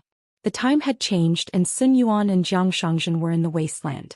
Especially the ascendant realm Sun Yuan. At the end of last year, he had already been intercepted by Xianxia and Fei once. It was rumored that Sun Yuan had already escaped from the Tongyi continent and escaped into a secret realm in the sea. Then a little girl with a goat horn braid followed him. The black-robed man held a long sword in his hand. First, he broke the mountain river Great Formation with a slash of his sword. Then he slashed a few offensive magic treasures that whistled towards him. In the city, there was a deity in golden armor who was worshipping incense in the martial temple. He strode away from the doorstep as if he was reminded by the immortal master not to leave the ancestral temple. This deity, who was once a martyr of the country, still held the treasured saber that had been soaked in incense for hundreds of years. He took the initiative to appear and fight. He rose with the wind, but his golden body was shattered by the black-robed man's natal flying sword. The deity in golden armor, whose body was covered in fine cracks like spider webs, roared angrily. Still holding the saber with both hands, the deity in golden armor took a heavy step in the void and slashed towards the young sword immortal bastard. However, the flying sword circled around and shattered the golden body. The city in the human world was like a golden rain. The other 5 demonic cultivators landed in the city one after another. Although the great city protecting formation was not destroyed, it was ultimately unable to stop their tyrannical intrusion. A pure martial artist of the demonic race who was more than 10 feet tall, looked around after landing. He chose a direction and chose a straight line across the city. Many of the city's markets, walls of various sizes, and buildings of various colors were all smashed apart. Occasionally, there would be people with extremely bad luck who would be smashed into smithereens, leaving no corpse behind. He continued until he crashed into the outer city walls. Then he changed his route and used his tough body as a blade to cut straight into the city. He was never tired of doing so. A sword cultivator chose a place with densely packed buildings and walked slowly. Wherever he passed, he would absorb the souls and blood of living people within 1,000 feet radius, turning them into shriveled corpses. A demon took a fancy to the city god's pavilion and suddenly revealed the true body of a huge python that was 3,000 feet tall. Its scales were shining and miasma instantly spread out, corroding the wood and stones. It surrounded the entire city god's pavilion and then used its head to hit the top of the city god's pavilion, smashing a plaque that was bestowed by the North Jin Kingdom's monarch into pieces. It allowed the alchemist's spells and offensive treasures to smash its body. As for Lord City God and his subordinates who wandered day and night, as well as the officials of the underworld, who ordered a large number of otherworldly items to attack it, the python didn't care at all. A young woman in an emerald green dress with a slender figure formed a sword sign with her hands and took out her natal flying sword, peacock screen. Behind her, it was as if a peacock had opened its tail. 81 rays of sword light that were refined from peacock feathers appeared. The feathers shone brightly and were very beautiful. Every ray of sword light had a pair of feather eyes that looked like a woman's eyes. They rippled and gave birth to even more tiny flying swords. This was the natal power of her flying sword, peacock screen, which condensed into the eye-splitting sword light. In the end, the sword light flashed and disappeared, dragging countless emerald green fireflies in the air. She headed straight for the official residence of the state capital. The buildings on both sides were swept by the dense sword light and were emptied. Dust flew everywhere, covering the sky and the sun. There was another female sword cultivator who looked like her. She stepped on a colorful long sword and landed on a city wall where armored soldiers gathered. Yuxi's figure landed on the roof of a rich tycoon family's building. He did not kill wantonly like his companions. This time he was only pulled over by a friend to relax. He came from the capital of southern Qi to have some fun. The other 5 were all old acquaintances.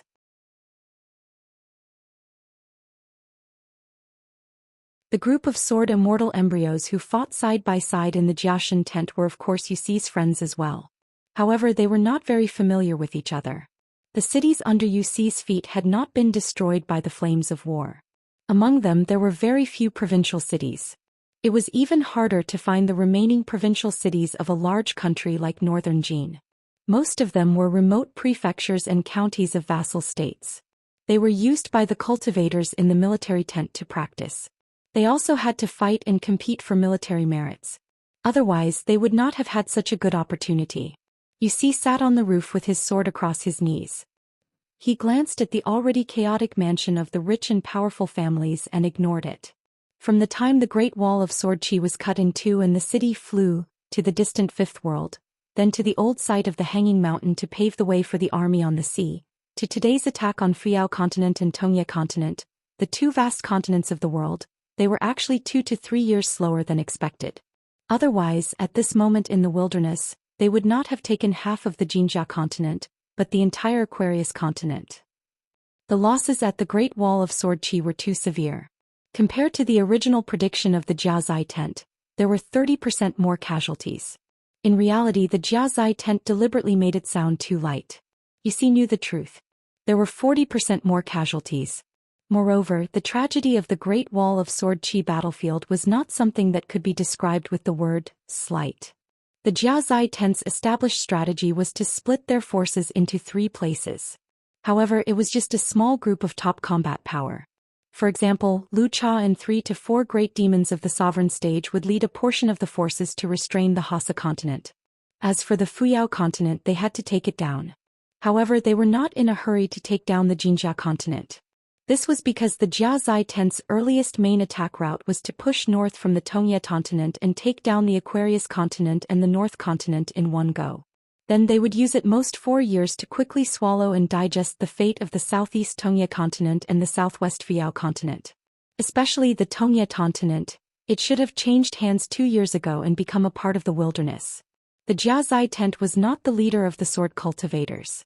The young wooden clog had once made a comparison. The army of the wilderness entering the 2 continents was like throwing beans into the fields. When they first came ashore, they did not split up their forces. They were majestic and looked like they could break through bamboo.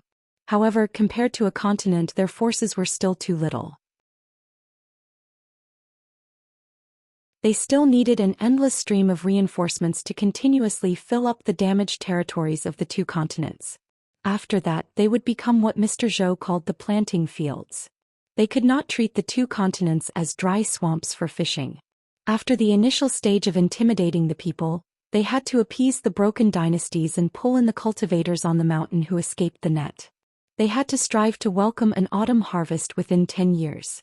They did not expect to be fruitful, but they had to be able to convert a portion of the human forces of the 2 continents into the northern expedition of the wilderness. The focus was on the mountain cultivators who were desperate for their lives, the pure martial artists who were scattered in the pugilistic world, and the various dynasty officials and generals who cherished their lives. All sorts of people would gather into a military tent and choose 1 or 2 people to enter the Jiazai tent. They had to pay attention to the opinions of these people. In order to take down the Aquarius continent and the Jinjia continent and gain a foothold in the wilderness, they would at most hand over the Fuyao continent and half of the Jinjia continent and return it to the vast world in exchange for the North continent. At that time, the wilderness would control the Tongye continent, the Aquarius continent, and the North continent. As for the so-called return of the Fuyao continent, the Jiazai tent already had a plan. The many sovereign stage demons would work together to completely sink the continent. The wilderness would not be able to obtain the fate of the continent, and the vast world would only be able to take back the countless islands that were scattered all over the place. In this way, just repairing the old mountains and rivers of the continent that was closer to the wilderness army would consume a lot of the Central Earth's Confucian Temple's energy, money, and people's hearts. Because of Wuxia's special identity, he was not as simple as a cultivator of the Jiazai tent and a potential sword immortal of the moon-supporting mountain. That was why he knew these shocking details. A female sword immortal changed her mind and rode her sword to Wuxia's side. The quality of the sword was not bad. It drew a colorful sword light in the air. Her name was Xianxia, and she was a pair of sisters with her sister Insu. They were both sword cultivators. Although they were not listed in the moon-supporting mountain's 100 sword immortals, she was a direct disciple of the moon-supporting mountain's 100 sword immortals. She was a female official of the Snow Frost tribe. Although she looked young, she was actually a female cultivator over 300 years old. The moon-supporting mountain was one of the sects under Imperial Concubine Fei. In the past, Imperial Concubine Fei and the Yeluo had fought against each other for many years. The moon-supporting mountain's Snow Frost, Willow Branch, and the other female cultivators of the 6 tribes had contributed a lot. Xianxia's human form was a pretty girl with a pointy chin. She lifted the corner of her dress and gave a curtsy, calling out, "Fourth young master Yu." Wuxia did not stand up. He only nodded with a smile. The wilderness had a strict hierarchy. If anyone was too polite, it would only backfire. Xianxia kept her sword and sat not far away from Wuxia. However, she did not dare to get too close. She rested her chin on her hands and looked at the chaotic city. She said softly, "Fourth young master Yu, I'm a little tired of killing. How can there be so many cities in this vast world? Capital cities, prefectures, counties and counties. There are many cities and even more people. Luckily they are too cowardly. They only scared themselves half to death and did not resist. At first I was happy. I thought that I don't have to risk my life like I did at the Great Wall of Sword Qi. However, after killing so many one batch after another, I got sick of it." Wuxia smiled and said, "This is the vast world. As long as there are no wars and there are no droughts or locusts, people will get along well with each other. There are very few fights to the death, which is why there are so many people. It's different from our hometown." Before the appearance of the moon-supporting mountain's grand ancestor, the wilderness was a chaotic world. The world was really chaotic. Great demons ran rampant in the world. There was no such thing as killing indiscriminately. Xianxia pointed at a place in the city and asked, I saw this kind of memorial arch again. There are many places. My sister and I can't recognize the words on it. Fourth young master, you've read books and know about the vast world. What do they do? The wilderness had ancient words. It was said that they came from the same source as the vast world. However, they were different and had their own evolutions. However, because the words came from the same source, the scholarly sage's natal words were still feared by all the great demons. About 1,000 years ago, a language called the Cloud Water Script started to spread in the wilderness. It was created by the world literati, Mr. Zhou Xian explained, this is something unique to the vast world. It's used to commend those men and women who are knowledgeable and virtuous. I've read about the sages here in the books. There was a saying, today there are great evils. The pure wind is decadent, but there are good deeds. It's a good example. The general meaning is that people can be praised through memorial archways. In the vast world, if a family with a memorial arch is erected, their descendants will be able to enjoy glory. Xianxia was puzzled. These people sound very powerful. However, after fighting for so many years, they don't seem to be of any use. However, she had indeed met some strange people before. There was a white-haired old woman with a walking stick who stood in front of the ancestral hall. Although she would die like a piece of tattered cotton wool in the end, she was actually not afraid of death. Could it be that she had lived long enough? She also saw an old man in a scholar's robe. Although he was facing a great disaster and could only wait for death, he died beside a table piled with books. At that time, the old man was holding a child's hand and asked the child to speak loudly. The old man listened to the child's teeth-chattering words. Perhaps it was the family's teachings or the words from a sage's book.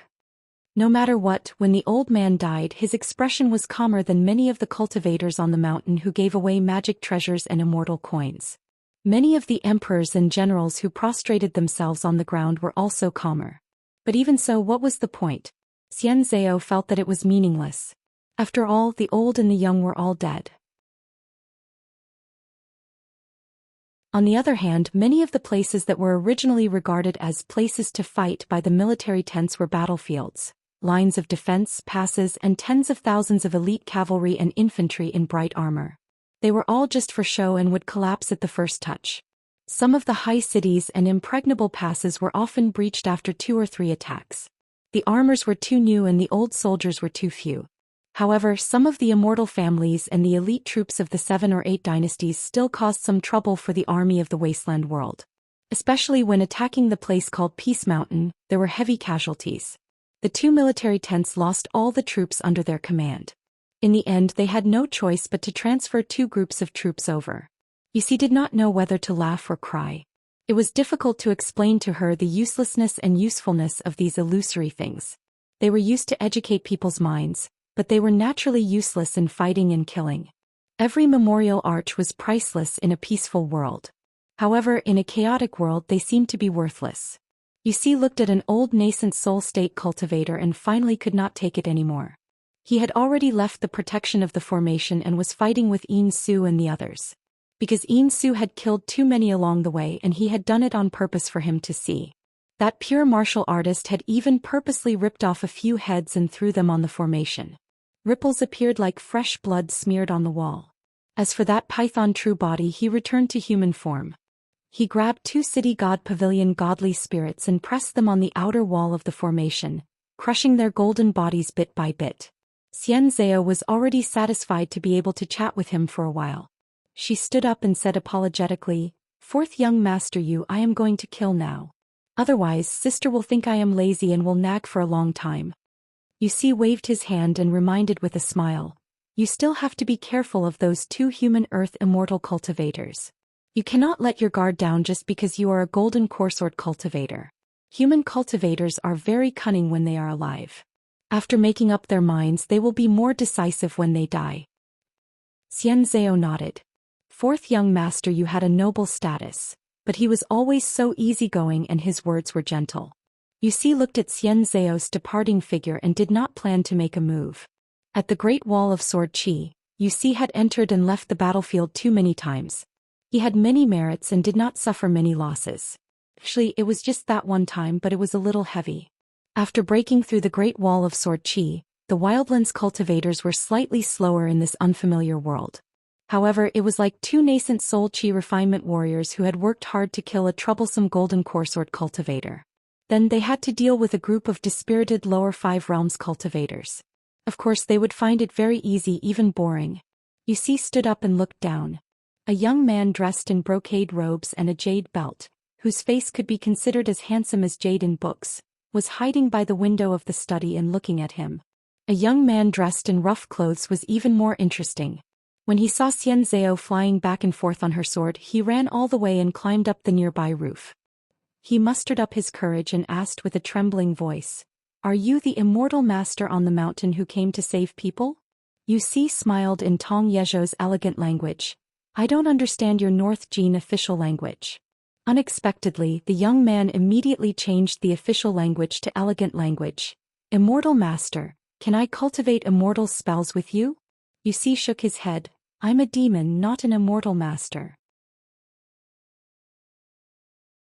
Naturally, I'm not here to save people but to kill people."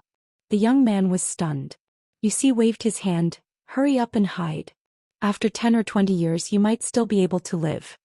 Suddenly, the young man's expression changed and his eyes burned with passion.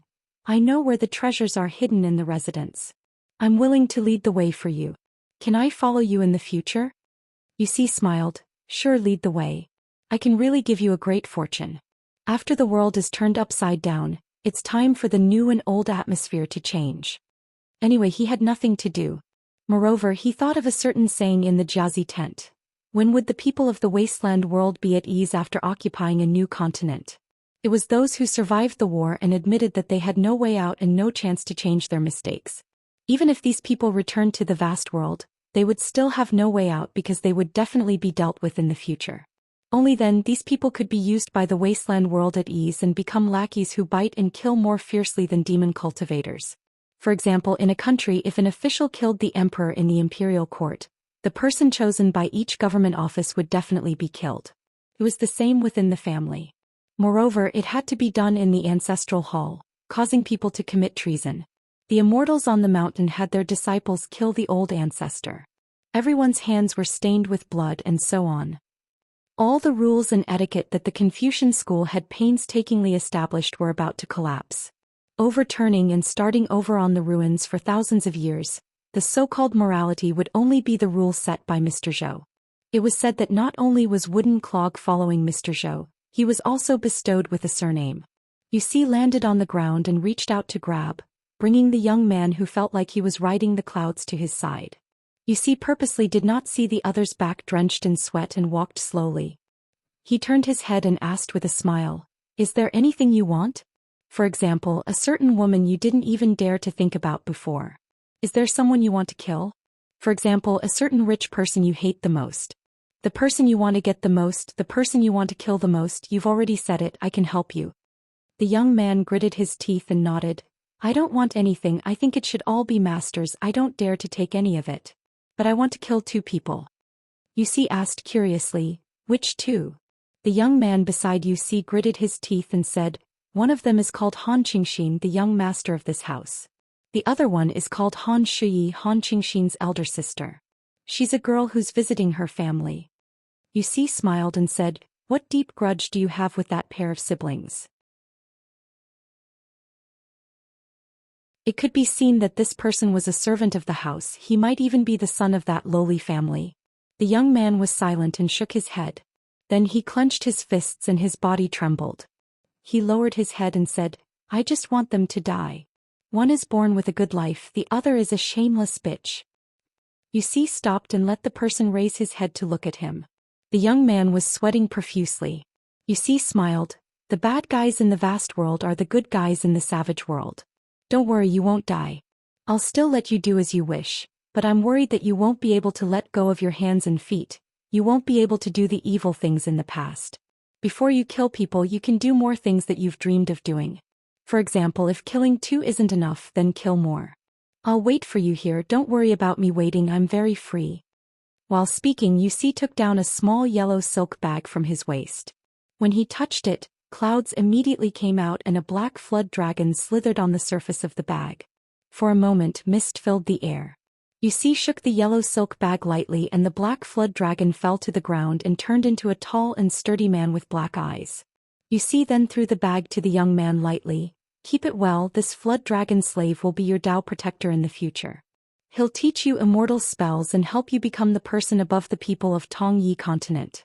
Not to mention the descendants of the Han family, even the former emperors and monarchs, the land immortals on the mountain. When they see you they'll have to bow their heads and call you.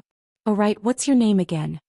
The young man took the bag with both hands and said with a trembling voice, Master, I'm called Lu Jianxin. I know how to behave. I once had an elder brother called Lu Jiaoguang. Yuxi smiled knowingly. I taught you to be righteous when you were young. I checked you to be diligent and vigilant. They're all good names. Your father helped you get them from the school teacher, right? Lu Jianxin wiped the sweat on his forehead and said, Master is really knowledgeable. Yuxi waved his hand. Follow me in the future, do more and speak less. Don't flatter me, you'll die. Lu Jianxin didn't dare to say more. He bowed and flew away. That black flood dragon retainer followed behind him, making the young man fearful but also full of courage. Yuxi planned to let this Lu Jianxin become the master of this continent's city and let the young man live a comfortable life as a local tyrant. Then he'll let the black flood dragon record in detail and show the changes of the city's customs in those few years to Wooden Clog. As for why Lu Jianxin hated that brother and sister so much, only heaven knows. Maybe it was because he saw a snow-white fox fur prince on a winter day with thin clothes and felt even more ashamed of his inferiority. Maybe it was because he'd admired that girl for a long time and just happened to pass by one day. That girl didn't say anything, but her careless gaze said everything. These weren't strange. Yuxi didn't care what the truth was. What really made Yuxi feel fun was the moment before. From Lu Jianxin's eyes, Yuxi saw the young man's heartfelt gratitude, admiration, reverence, and that kind of willingness to gamble, the determination to risk his life. Lu Jianxin was clearly willing to use a moment of pleasure to kill all the long-term unhappiness in his heart. In the wild world, these pitiful people who easily went to extremes were needed, the more the better. These people would probably become the Confucian gravediggers that Wooden Clog said. Mr. Zhou once joked that there were too many scholars in the world who liked to pretend to be righteous. They really thought that the world couldn't see that they were sanctimonious, but in fact it wasn't. One kind was angry but didn't dare to speak up year after year. The other kind was yearning to become that kind of person, so they were actually digging their own graves. No wonder there were people who came to fill the soil and flatten the graves. Yuxi suddenly raised his head. There was a great phenomenon between heaven and earth, spreading rapidly from a great distance. It was undoubtedly the great magical power of the Ascendant Realm. Otherwise, it was impossible for even Yuxi to be able to clearly sense the majestic aura here. A woman with scarlet eyes appeared beside Yuxi and said softly, Mister, please leave this place temporarily.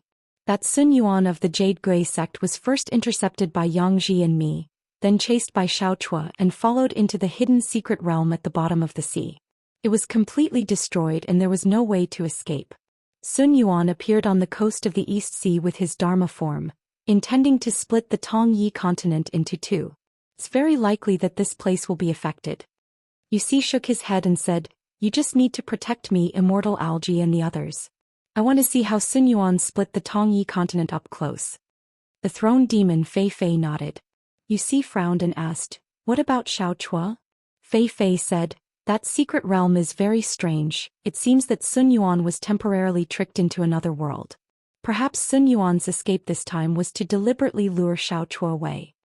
She suddenly disappeared in a flash, and a moment later she returned to her original spot. Her expression slightly changed. Xiao Chua finally attacked. Yuxi looked up. Above the East Sea of the Tongyi continent, a door was broken open in the sky.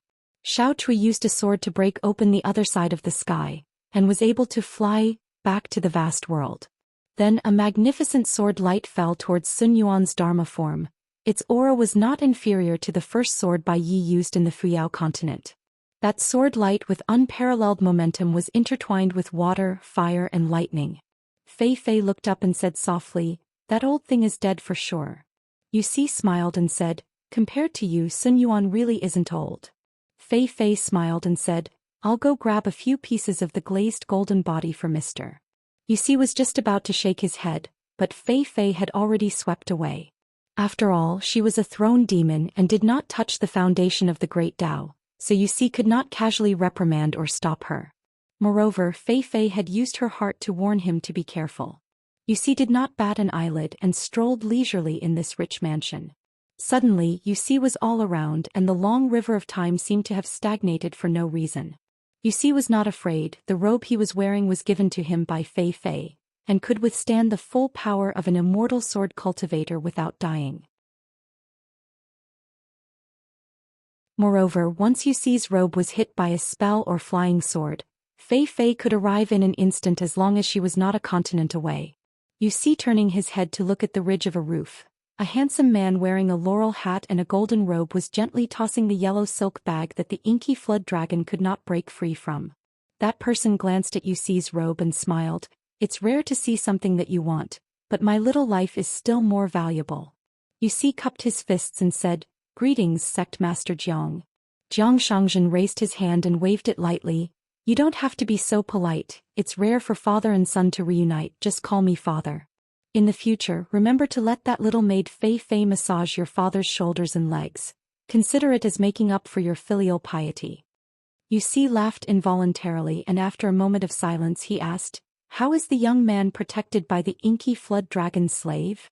Jiang Shangzhen giggled and said, "His soul has been swapped with a handsome guy. I reckon that when the river of time disperses he will be more confused. Who am I? Where am I? What am I going to do?" Yuxi asked. "Sect Master Jiang did not save Sun Yuan, but came here to chat with me instead? You did not even kill the one who was close at hand, why would you save the one who was far away? Once I, Jiang Shangzhen, am smart, even I don't know what I'm thinking, how can you predict it?" Jiang Shangzhen curled his lips. "Besides, your bastard son is a little trash. That lowly maid Fei Fei was willing to give her natal robe to you. I'm timid, it's not a good deal to kill you and lose a sword, so I can't do anything to you. I'm already very satisfied to have picked up this half-immortal weapon yellow silk bag for free." Yuxi was silent. One of the magical powers of this robe was sword lock, which was more mysterious than Du Mao's sword boat. Yuxi wanted to use himself as bait long ago, to get hit by Jiang Shangzhen's sword that was known as killing immortals with a willow leaf. Jiang Shangzhen put the yellow silk bag into his heaven and earth sleeve, and the stagnant long river of time returned to normal. Yuxi asked, "Why don't you go to that credit month or Duku?" One was one of the 10 young people of several worlds and the other was one of the candidates. The key was that they were not like him and Jiang Shangzhen. There was not a single sovereign great demon as a guardian. Jiang Shangzhen smiled without saying anything. In a study, a handsome man in luxurious clothes was wrestling with a young man. Originally, without the protection of the Black Flood Dragon retainer, Lu Jianxin, who could have beaten the Han clan's young master to death with just his strength alone, was now being ridden by someone who was punching him until his face was covered in blood. Lying on the ground, the handsome young master was in great pain from the beating. He regretted it very much. If he had known this would happen, he would have gone to look for that beautiful woman first. That Lu Jianxin, with a face full of tears and a pair of fierce eyes, cursed with a strange voice while beating the him on the ground. In the end he grabbed the him by the neck with both hands. Jiang Shangzhen smiled. "All right, Sister Fei Fei, you don't have to hide anymore. You're so good looking, why don't you dare to show yourself?" Fei Fei actually walked out from Yuxi's robe and said to Yuxi, "Young master, it's just a kind of secret illusion, roughly equivalent to the cultivation of nascent soul. Jiang Shangzhen's real body isn't here." Jiang Shangzhen nodded. "Of course I'll never make a move if I'm not 100% sure, and don't come to kill me if you're not 100% sure. This time I'm here to greet you too. When Sister Fei Fei wears the robe again, remember to let forth young master you hide in the military tent obediently. Otherwise it's perfectly justified for me to beat my son." When Jiang Shangzhen's final illusion dissipated, the yellow silk bag on his waist didn't leave with it. Jiang Shangzhen wasn't that stupid. Previously he was just teasing Yuxi. This man, who was the newest and possibly the last lord of Yugui sect, was a little dejected. He turned his head to look at the eastern sea. An ascendant realm cultivator's golden body began to collapse. No matter how magnificent the scenery was at the end of the curtain, there was still the principle that a bad life was better than a good death. It lingered in his heart and made him feel uncomfortable. Jiang Shangzhen murmured. The old fart who scolded you for so many years, when he died it really made me sad. It'll be difficult to get scolded in the future. In the end, Jiang Shangzhen was only left with a head that hadn't dissipated yet. The remaining illusion looked down at the master and servant whose identities were weirder than the other and smiled. Old and new debts, one for bullying my woman and the other for scheming against old Sun. In the future I'll slowly settle the accounts with you too. Anyway, I'll drag it out with you too. Frost fell. At this time the sun went down to the ground and the yin qi began to condense. The dryness of autumn hurt the body's fluid, so it was suitable for resisting the cold outside and clearing the heat inside. Therefore there was a custom of eating persimmons at the foot of the mountain.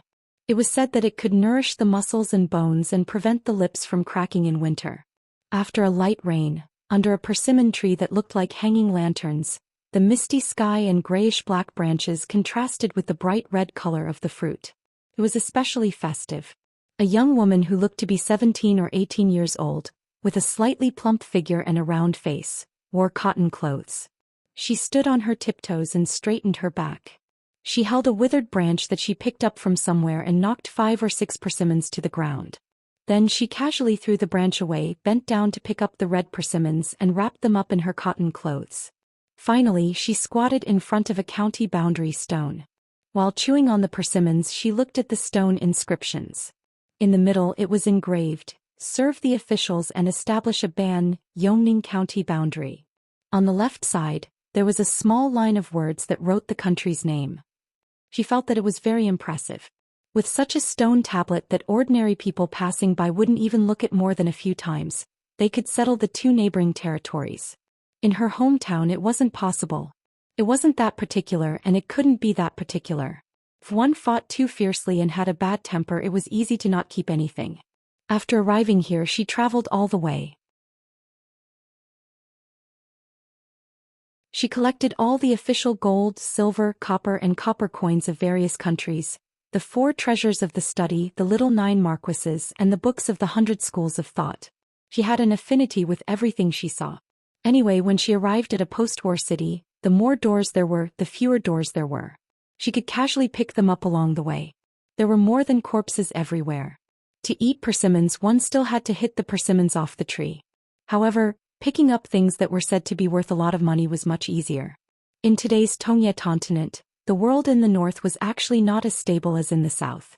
The Tongye continent's immortal mountains were the least numerous among the 9 continents in the vast world. Most of them were big mountains relatively speaking.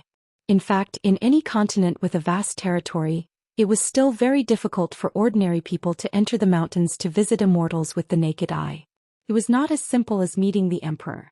Of course, there were also those pitiful people who were trapped by the mountains and rivers' array formation and went around in circles. Now, the more remote the Tongye continent was, and the thinner the spiritual energy in the mountains and rivers, the less trouble it would attract in troubled times. Many small countries in the corner, even if there were a few so-called immortals in the mountains who could be considered well-informed, would have long wanted to take a mountain with them and run away. How could they care about others? After ascending the mountains to cultivate, what should be broken would have been broken long ago. They would easily travel far away, enjoying the sunset and drinking wine. Why would they have so many worries? If it wasn't for the fact that she liked to travel far away and wasn't greedy for military merits, natural treasures and feng shui treasures, perhaps the people of Yongning County would have to wait a few decades before they could meet an outsider like her. She came from a faraway place, but she wasn't an outsider. After eating the persimmon, she picked up a tree branch and stood up. She leaned against the boundary stone, crossed her legs and gently scraped off the dirt on the soles of her shoes.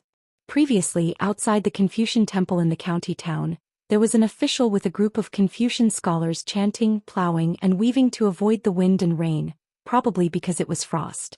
The descendants of I'm so hasty, anyway she couldn't understand them. She only learned some of the great and elegant language.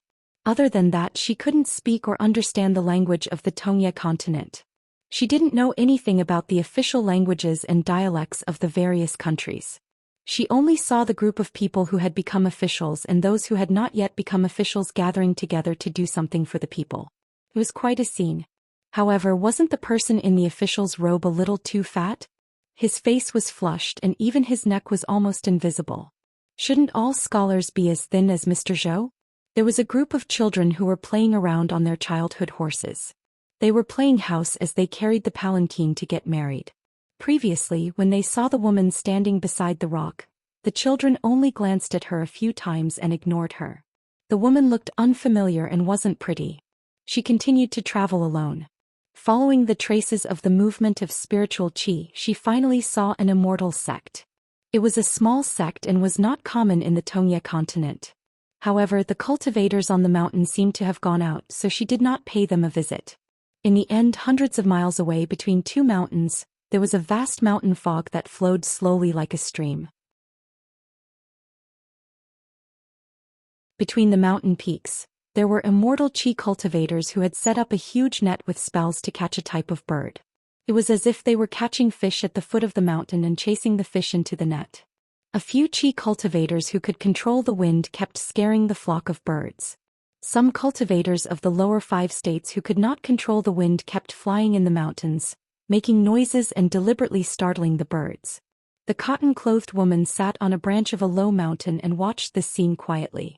It seemed that after the wasteland reached the Tongye continent, the scene was similar.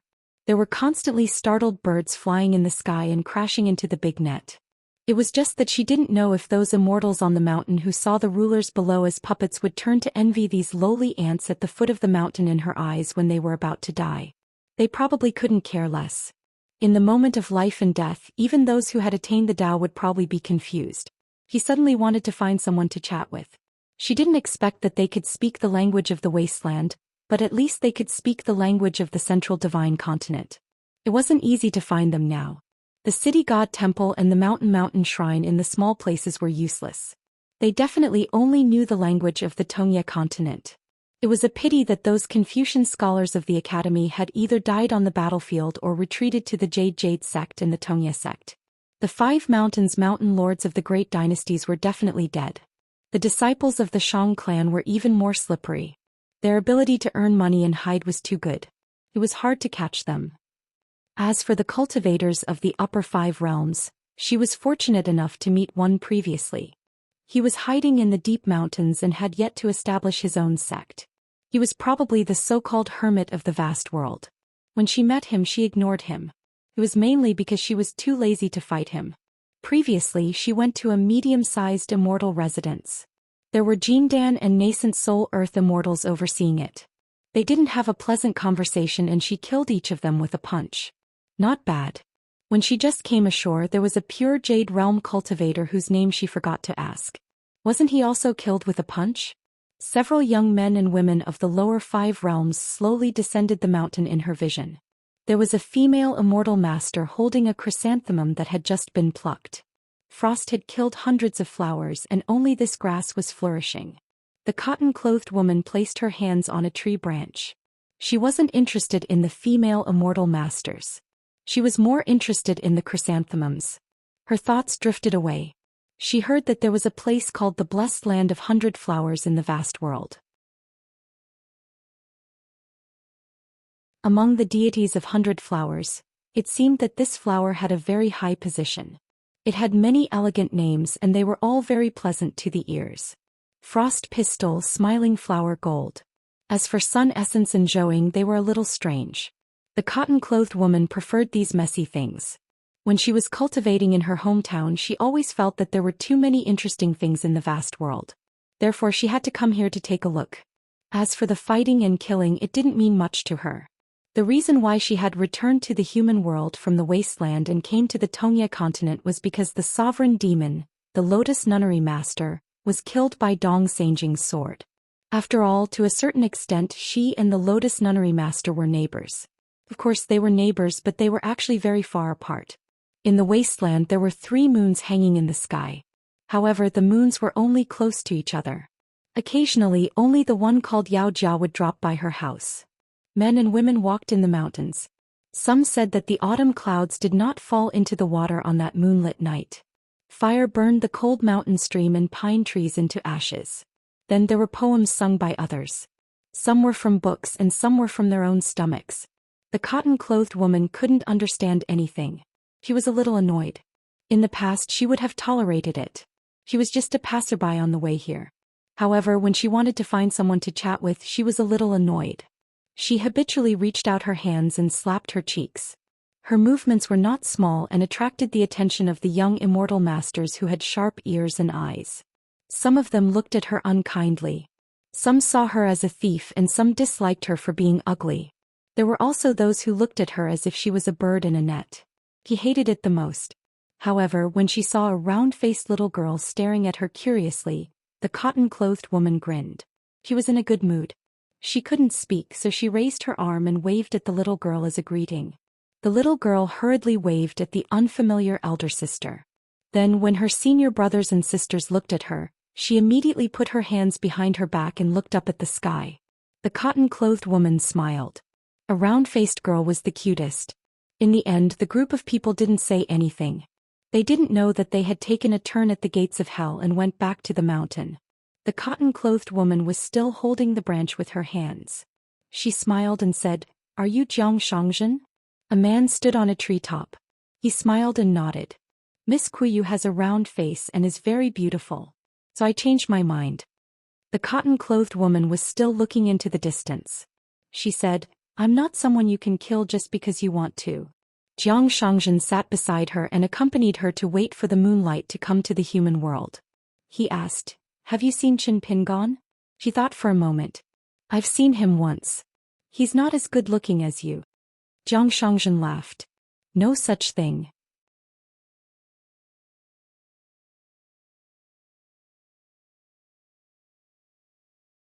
"709. This month's update is very unstable. There will be a lot of small chapters in the future. I apologize to everyone, please forgive me." On a stone arch bridge in the middle of a busy city, weeds grew in the cracks of the bluestone slabs. A royal mausoleum that had not been worshipped for a few years was already a bleak scene of foxes and hares.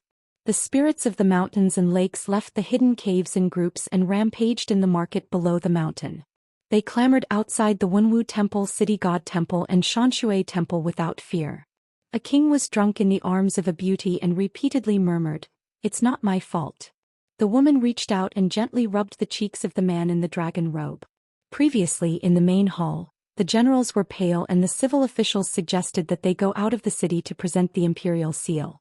Previously, during the Lower Lantern Festival on the 15th day of the 10th lunar month, there was a custom of burning incense sticks, burning gold and silver buns, and praying for heaven lanterns. This year no one burned incense sticks, gold and silver buns, and no one put up the heaven lanterns to pray for blessings. There was a father and son who were respectively the prime minister and assistant minister of a country. They discussed with the immortals in a secret room. As the cultured leader of a country, the old man kept comforting himself, saying that there would be a way. There was no reason to eliminate the root of the problem. It was impossible to kill them all and leave nothing behind. There was a theater in the county city that was adjacent to the village school. Originally, the old master hated the students who went to watch the girls perform. On this night, the old master and the young children sat together on the bench and listened to the ghosts sing the opera. In a small remote country that had not been affected by the war, there was a Taoist temple built on a cliff. There was only a winding mountain path that led to this place. It was like a small Taoist temple that was embedded in the cliff. It was once a temporary stop of a Taoist immortal of Taiping Mountain. He took in an anonymous disciple there in his early years. Although there was a lot of incense, it was still passed down. However, it was just an unintentional move. The disciple was not good enough. As a cultivator, he was already old at 100 years old. His several disciples were even worse. It could be said that each generation was worse than the previous one. It was believed that the old Taoist still did not know who the young master on the statue in the Hall of Ancestral Masters was. The scholar and the swordsman traveled here together and did not seek anything. When the scholar came back from Tongya sect, the swordsman happened to be in a military tent nearby. They agreed to come here to relax. Previously, the three big demons had been plotting for a long time in Tongya continent. Among them, the young Taoist who successfully became a direct disciple of Taiping Mountain contributed the most. The so-called young Taoist, who was exposed by the youth of Fuming sect, forced him to take action early. It seemed that he had ruined the plan, but in the long run it was an accident. It was a pity that he could not join forces with the white ape to kill Zhong Kuei. Since his whereabouts were unknown, it was most likely that the old Taoist in the temple did something. Then the remaining incense in the vast world would help him gather. The scholar said, "You shouldn't have killed her. It doesn't matter if you killed a few people in the pure jade realm, but you shouldn't have killed her. You even wanted to protect the Yuji hill for her." The swordsman said, "Sir, I saw that she was begging too much, so I couldn't hold back." The scholar laughed and said, "If it was Firen who said this, I wouldn't be surprised. But when it comes from you, the scholar, it doesn't feel right." The scholar nodded and said, "Things went too smoothly in Tongye continent. I was a little carried away." The scholar said, "The incident at Yuji Hill could have been the turning point of Tongye continent's situation. It would have meant that the continent's mountains and rivers could have gradually changed from a chaotic world to a peaceful one. Then I would have been able to help you in the Jiazi period. If I had known, I would have thrown you to Taiping Mountain to protect your apprentice brothers and apprentice sisters. Then 2 of them wouldn't have died. Including you. It's not that you can't die, but if you died too early, it would be too much of a waste of resources. All of you have learned, but you haven't had the time to display your ambitions." 2 of his fellow apprentice brothers had died in battle. As the apprentice brother's scholar, he felt sad, but he didn't feel guilty at all. The scholar was Zhou, the swordsman was the scholar. They were a pair of master and disciple. Zhou brought his disciple, the scholar, and walked on the small path. They could already see the small temple. The people of Taoism observed the stars and the moon. The temple observed the Tao. They looked up at the celestial phenomena and looked down at the earth. Therefore the temple was often at the peak of the mountain. Zhou was not in a hurry to enter the temple. He brought the scholar to look at the mountains and rivers. Zhou laughed softly and said, "A person who has seen the sun, moon, mountains and rivers and is blind again feels worse than a person who was blind when he was young." The scholar understood the meaning behind his teacher's words. A person who regained what he had lost would cherish what he had now. Therefore, as long as the Wasteland World's plan was right, the survivors of the Tongyi continent would not be grateful for the world that brought them this. Most of them would only be secretly thankful that the Wasteland World had given them a way out. They would then hate the Confucian Temple of the Central Plains for causing the people of the Tongyi continent to suffer. They would view the Confucian school as the main culprit of all the suffering. They would hate all the continents that were not harmed by the war. A young Taoist boy who was guarding the door swaggered to the 2 of them. He bowed and asked the scholar in his native language why he was here. The young Taoist boy was about 7 or 8 years old. His tone was full of arrogance. He bowed to the Taoist boy because he felt that the etiquette he learned from his grandmaster should not be learned for nothing. Otherwise he wouldn't be so courteous to 2 mortal teachers who were about to decay. His grandmaster was an old immortal who had reached the sea-viewing realm. He rarely met a worthy opponent in the country. Wherever he went, he would be respectfully addressed as Xianxia or Zhenren. He heard from his teacher that his grandmaster was only 2 steps away from the so-called Dixian in the Taoist books. So what if these 2 people who came from the human world at the foot of the mountain had some money? So what if they came from a rich family?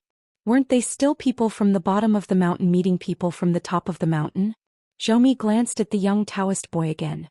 He turned his head and laughed. "I searched high and low for it only to find it by chance. Now the great Tao of the Tongyi continent is indeed on our side. Scholar, do you see any clues?" The scholar was confused. "Please enlighten me." Zhou reached out and grabbed the young Taoist boy's arm. Then he used 2 fingers to lightly tap the other party's wrist. The young Taoist boy was like a little chick who was being carried. He could only stand on his tiptoes. It was unknown whether he was lucky or not, but he was stubborn and did not scold the scholar at the foot of the mountain. The scholar looked attentively. He saw that after his teacher used his supernatural power on the little Taoist boy, the boy's palm vibrated with strands of light. Very quickly it disappeared with the wind. The little Taoist boy's palm was like dipping it in ink. It could not be washed clean. Zhou let go of the little Taoist boy's wrist. He asked, "Did your Taoist temple once have a Taoist named Lu Kai who went down the mountain to travel? When he went down the mountain, did he carry a few large and small gourds with him?" The little Taoist boy rubbed his wrist and took a few steps back. He cowered and said, "How do you know these things?" But our Taoist temple did not have a Lu Kai. There was only a country bumpkin nicknamed Lu Mu Tu. He was a fisherman, a hunter, a woodcutter. He did all kinds of odd jobs. According to my teacher, if there was a nunnery on the mountain, he could sell rouge and face powder. Every few days the country bumpkin would come to our Taoist temple to cheat money. He was one of the biggest pilgrims in our Taoist temple. He was the first to bring the country bumpkin here. My teacher did not argue with Lu Mu Tu these years. The last time the country bumpkin came to the temple, he carried a basket of pine nuts and a few big black carps. He did not ask for copper coins or silver. In the storeroom he picked up a lot of broken gourds that had been collecting dust for many years. He said that he was going to exchange them for silver. At that time I felt that it was strange. He was at the storeroom holding those broken gourds by his ear and shaking them. The so-called storeroom of the Taoist temple was actually a firewood room where old and broken things were piled up. Zhou glanced at the small Taoist temple. He smiled and said, "Everything is connected. What an expert."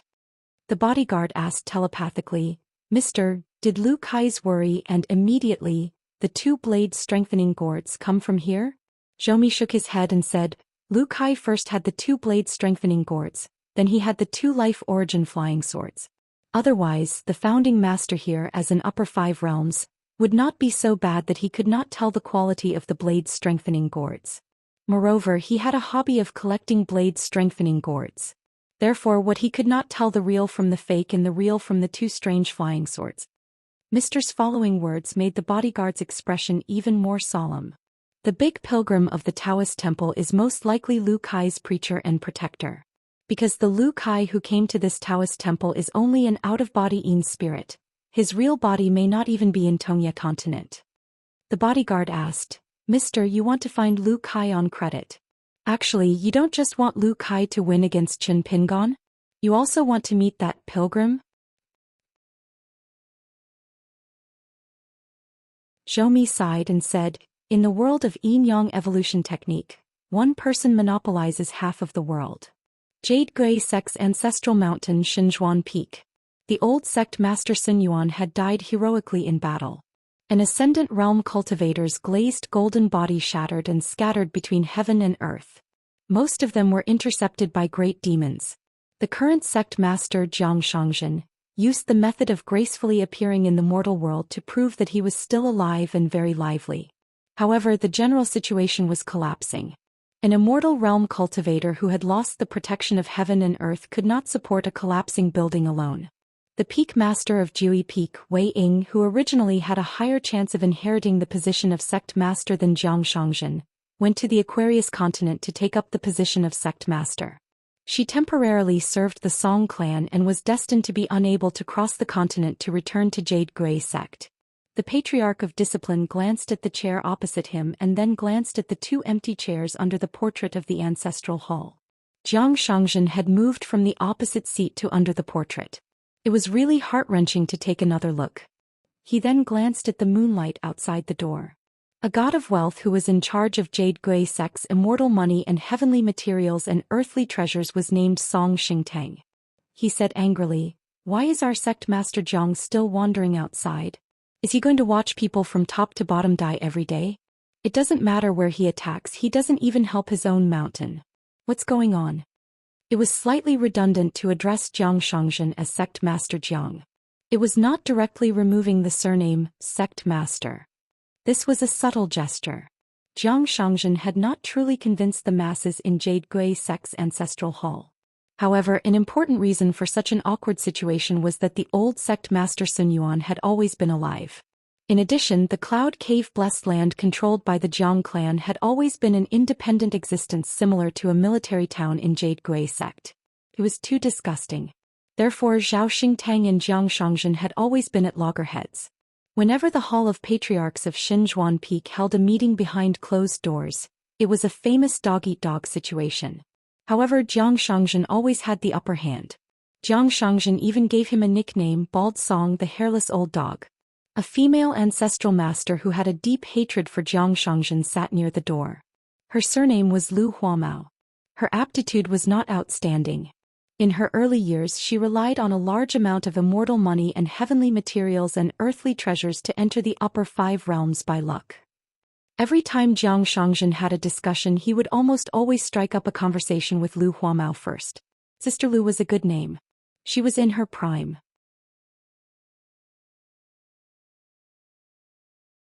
Every year she turned 18 and her appearance was as beautiful as today. In such a perilous situation, Lu Huamao had no choice but to be stubborn and speak up for Jiang Shangzhen. There must be a sovereign stage great demon watching over here and responsible for killing Jiang Shangzhen. Perhaps there is more than one old beast waiting for him. She could forget about calling Jiang Shangzhen sect master. The reason why she was like this was because when she was young she was close to the water and wanted to travel well. She went to the Cloud Cave Blessed Land. As for training her Dao heart, it was just a side trip. In the end, Jiang Shangzhen, this bastard, was still the young master of the Cloud Cave Blessed Land at that time. He secretly attached himself to a woman of the Blessed Land with a strange Abhijina secret technique. Then he met Lu Huamao and hit it off with her, calling her sister. After that, the two of them naturally traveled together. Then they visited a place called Hibiscus Pond in the Cloud Cave Blessed Land. Taking advantage of the pleasant moonlight and secluded, the woman shyly undressed and actually blushed. At that time Lu Huamao even teased her and pinched the woman's pink cheeks. When she thought about it later, it was really a tragic event. After that, Lu Huamao began to cultivate crazily. She wanted to catch up to Jiang Shangzhen's realm so that she could find an excuse to chop that bastard half to death. It was a pity that on the path of cultivation, there would always be someone better in terms of talent, foundation and temperament.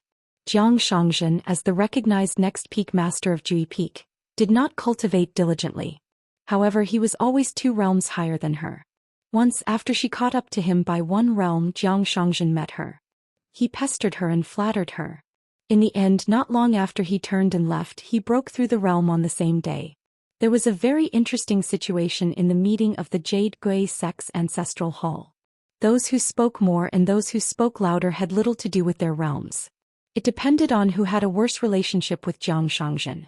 As time passed, people like Lu Huamao, who had ordinary aptitude, would have a lot of weight whenever she spoke in the meeting on the Divine Seal Peak's ancestral mountain.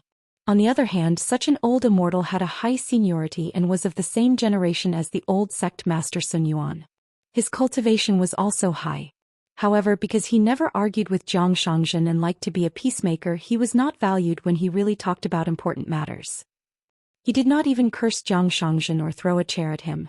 How dare he say that he was wholeheartedly devoted to the sect? The Patriarch of Justice was a little depressed.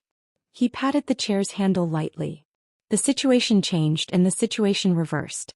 The old sect master should not have appeared. With the protection of the 3 enclosures 4 symbols great array, although Sun Yuan had just ascended to the ascendant realm, his cultivation seemed to be at the perfect peak of the first realm due to the favorable conditions. When Taiping Mountain and Fuyao sect were destroyed one after another and the great array dissipated, he immediately returned to his original state. The old heavenly lord of Taiping Mountain had risked his life to kill a great sword immortal of the desolate world with the bright moon mirror. As for Taoist Taiping Mountain's slaying of demons and devils, he had many military merits and was the best in the continent. As for the Fuyao sect, Sect Master Huahai was able to hold on until Taiping Mountain was destroyed with his Jade Realm cultivation. It was a magnificent feat in itself. Almost all of Jade Gui sect's military merits came from the 2 sect masters, Sun Yuan and Jiang Shangzhen. Sun Yuan, who was at the Ascendant Realm, killed 2 Immortal Realm demons and a Jade Realm Sword Immortal. As for Jiang Shangzhen, he had unknowingly slaughtered 4 pure Jade Realm cultivators, including a large group of Earth Immortals and Demon cultivators who served as an added bonus. Song Xingtang was puzzled. That Xiao Chua, how did she turn from a hidden official of the Great Wall of Sword Qi to a sovereign of the desolate world? The Patriarch of Justice sneered. Why? Is it important? What's important is that she has signs of merging with the desolate world. She is also an Ascendant Realm Sword Immortal. Our Tongya continent is now the territory of the desolate world. The next time Xiao Chua attacks, if she still uses her sword instead of her fists, who can block her Q-sword? A less experienced consecrator who sat near the door said softly, the Tongya sect and that sword immortal. The cultivators of Jade Gui sect had a good impression of the second disciple of the literary saint's lineage. A messenger flying sword stopped outside the gate of the ancestral master hall. The Patriarch of Justice reached out and took out the letter. After reading it, his face turned pale. Lu Huamao was worried and asked carefully, "What's wrong?" The Patriarch of Justice said in a low voice, Zhou Mi personally appeared in the territory of the Tongye sect and gave them a huge promise. As long as the Tongye sect removes its protective formation, the Wutong Heavenly Umbrella, they will be allowed to set up their own independent regime. Not only that, they will also receive the protection of Zhou Mi and Moon-bearing Mountain for 1,000 years. In addition, the new sect master of the Tongye sect will become the head of a new military camp. The Tongye sect will only nominally become a vassal of the future master of a continent. Everything will go on as usual. The Wildlands will even be willing to send 2 great sword immortals to serve as the Tongye sect's consecrator and guest elder. Furthermore, these 2 won't have the right to criticize the Tongye sect's ancestral hall. Lu Huamao asked, "What about the sword immortal?" The Patriarch of Justice said helplessly, "The cultivators of the Tongye sect don't need to make things difficult for them at all. They don't need to expel the left and right from the sect. They only need to remove the mountain river formation and choose to watch from the sidelines when the left and right attack." Lu Huamao frowned. "Won't the left and right be isolated?" The left and right were originally outsiders to the Tongye sect. Previously, the left and right were still able to unite the hearts of the people by using their swords to protect the sect. It caused the cultivators of the Tongye sect to be willing to risk their lives. Zhou Mi's actions clearly wanted the left and right to be enemies with the hearts of the cultivators of the entire Tongye sect. Should they defend the Tongye sect or not? If they didn't defend, the Tongye sect's mountain river fate would be taken by the desolate world. If they defended, the Wutong Heavenly Umbrella would already be removed. Every time he attacked, the hearts of the cultivators of the sect would fluctuate if they were caught in the crossfire. Song Xingtang stroked his beard and narrowed his eyes. Difficult. A huge problem. If they put themselves in his shoes, it would indeed cause everyone to feel troubled. Lu Huamao asked, "The person who passed on this information?" The disciplinary ancestor destroyed the secret letter, saying, "It's a young female cultivator called Yu Xen." For a moment the atmosphere in the Jade Gui sect ancestral hall relaxed a little. The disciplinary ancestor smiled. "She's the reincarnation of the mother of our ancestor who revived the sect." Jiang Shangzhen was really good at speaking strange words, describing Du Mao as a prodigal child of the Tongye continent, half of the ancestor who revived the sect. Everyone in the Divine Seal Peak Ancestral Hall felt that this sentence was extremely wonderful. Gradually it spread widely in the Jade Gui sect. In any case, the Jade Gui sect and the Tongye sect had been hostile to each other for more than 1 or 2,000 years. This matter wasn't lacking. If it wasn't for this huge change, the Divine Seal Peak Ancestral Hall would have specially discussed this matter in the early years. They would beat the dog while it was down and nibble away at the foundation of the Tongye sect bit by bit. Not only did it conform to the rules of the Confucian school, but it also secretly hurt people. Lu Huamao sighed. "If we're not careful, this matter alone might bring a fatal disaster to her." The disciplinary ancestor said, "Then let's pretend that we've never seen this information. This bit of morality has to be talked about. No matter what the fate of the 2 sects will be in the future, regarding this matter, everyone should be more honest in their words and actions. On account of the little girl's kindness, if there's a chance, we can still help her a little."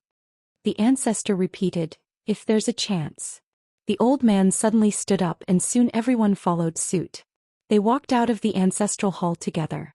Outside the mountain and river formation, a young woman in cotton clothes spoke slowly in the Tongye continent's elegant language that she had just learned. Logically speaking, the Jade Gui sect's mountain-protecting formation had long isolated the world, and the other party didn't have any means to temporarily break the formation's restriction, so they shouldn't be able to hear her voice. However, all the cultivators of the Jade Gui sect could hear her words clearly, just like how there was no moonlight in the human world. The woman in cotton clothes didn't say much. She only meant that the Jade Gui sect didn't need to give up the sect, and the cultivators didn't need to leave the mountain. They only needed to hand over a cloud cave-blessed land. A green-robed swordsman with the alias of Qin Yin had a slender figure. He carried a sword on his back. He bought a boat with a black awning at the Peach Leaf Ferry. The usually graceful boatmen and the old wormwood workers who were better at reciting poems than the refined scholars had already fled in all directions. The green-robed swordsman could only row the boat himself. Nowadays, the scholars, poets, high-ranking officials, and nobles of the Great Quan dynasty's capital region didn't have the leisure to enjoy the scenery on a boat. Therefore, this person was undoubtedly an immortal master from another place. The boat with a black awning at the Peach Leaf Ferry wasn't an ordinary boat used to row by foot. The bow of the boat was engraved with a kind of water bird that looked like a heron.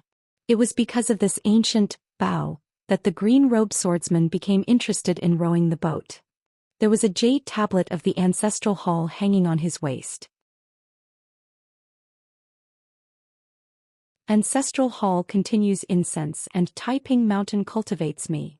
This jade tablet was only one of the spoils of war from a certain military camp, so it was given to him. Fei Ran had a good impression of the Great Quan dynasty. It had many advantages and had many outstanding people. This was especially so for the elite cavalry of the Great Quan border army. The strength of the troops stationed at various places made the few military camps in the central region of the Tongyi continent look at them in a different light.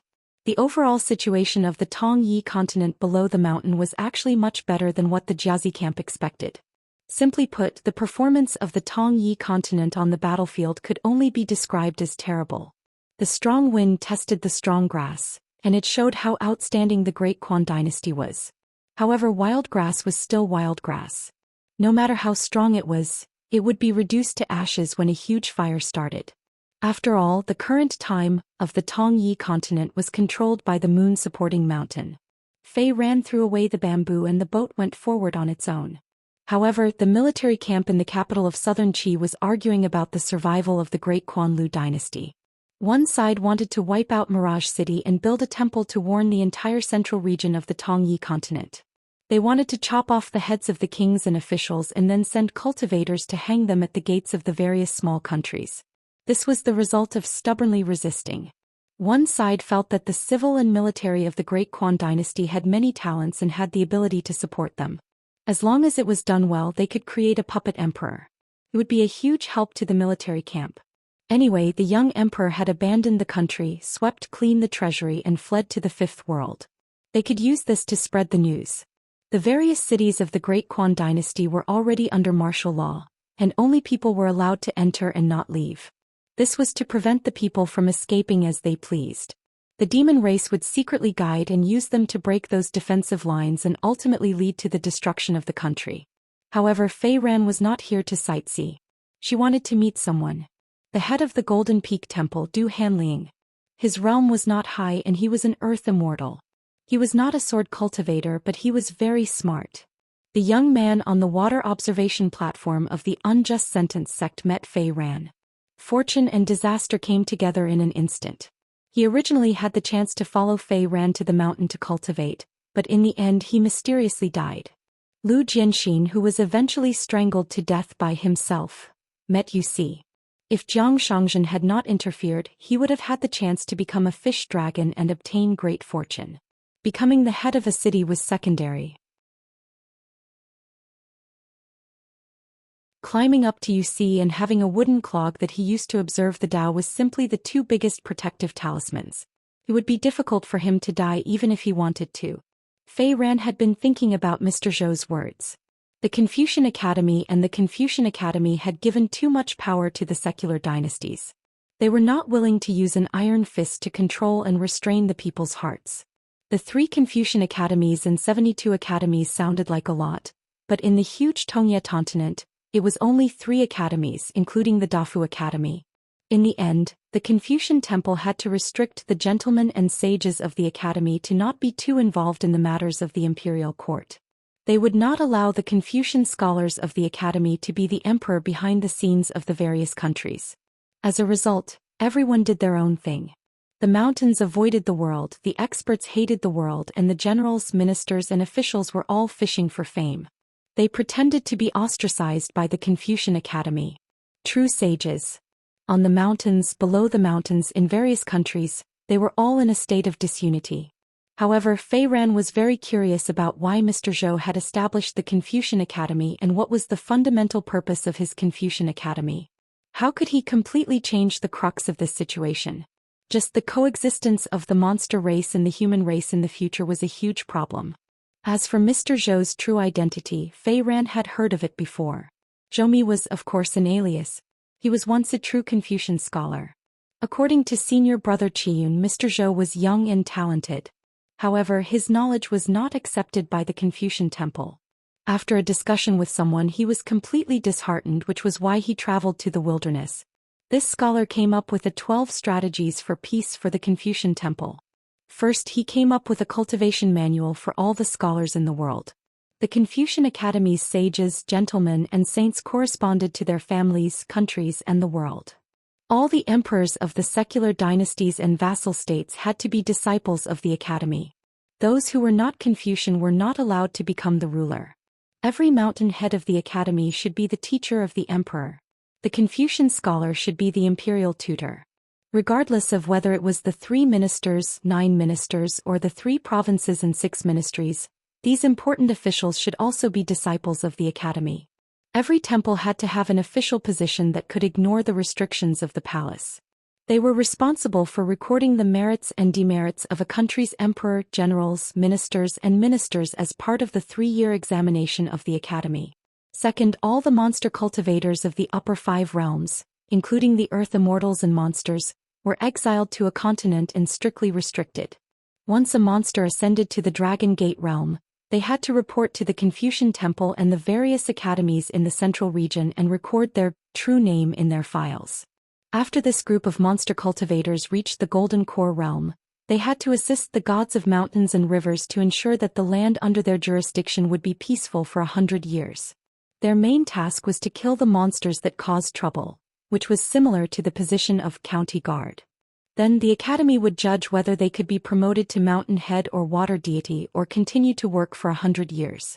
Once they were promoted to mountain head or water deity, they would be like a clear stream in the officialdom of the human world. Their path of promotion was no different from that of the river deity or the mountain lord. Third, 3 areas near the inverted mountain would be chosen to connect the South Sa continent, the Southwest Fuyao continent, and the Southeast Tongya continent. For example, the territory of the old Rain Dragon sect. Then they would gradually station troops at the Great Wall of Sword Aura. First, they would move the mortals and those who were not suitable for cultivation to the islands under the Rain Dragon sect's jurisdiction. Then they would transfer the sword cultivators of the Northern Reed continent to guard the Great Wall of Sword Aura for a long time. All the cultivators who had committed serious crimes in the vast world could redeem their lives on the battlefield with their merits. All the wild cultivators could use their merits to buy elixirs, secret manuals, and treasures on the mountain. They did not have to fight outside the city. During war, they would guard the city. After war, they would use the Great Wall of Sword Aura as a base to build cities in the south. They would force the desolate world to mobilize troops at least once every 30 years. The geography of the Great Wall of Sword Aura was unique. Qi cultivators who were not sword cultivators were naturally suppressed. Therefore, they would cultivate a sufficient number of pure martial artists. Although they were also suppressed by the Great Tao and pure sword intent, they were different from Qi cultivators. The martial artists could train their bodies. Moreover, the threshold for becoming a martial artist was lower than that of a Qi cultivator. In the end, the Great Wall of Sword Aura would be a war situation.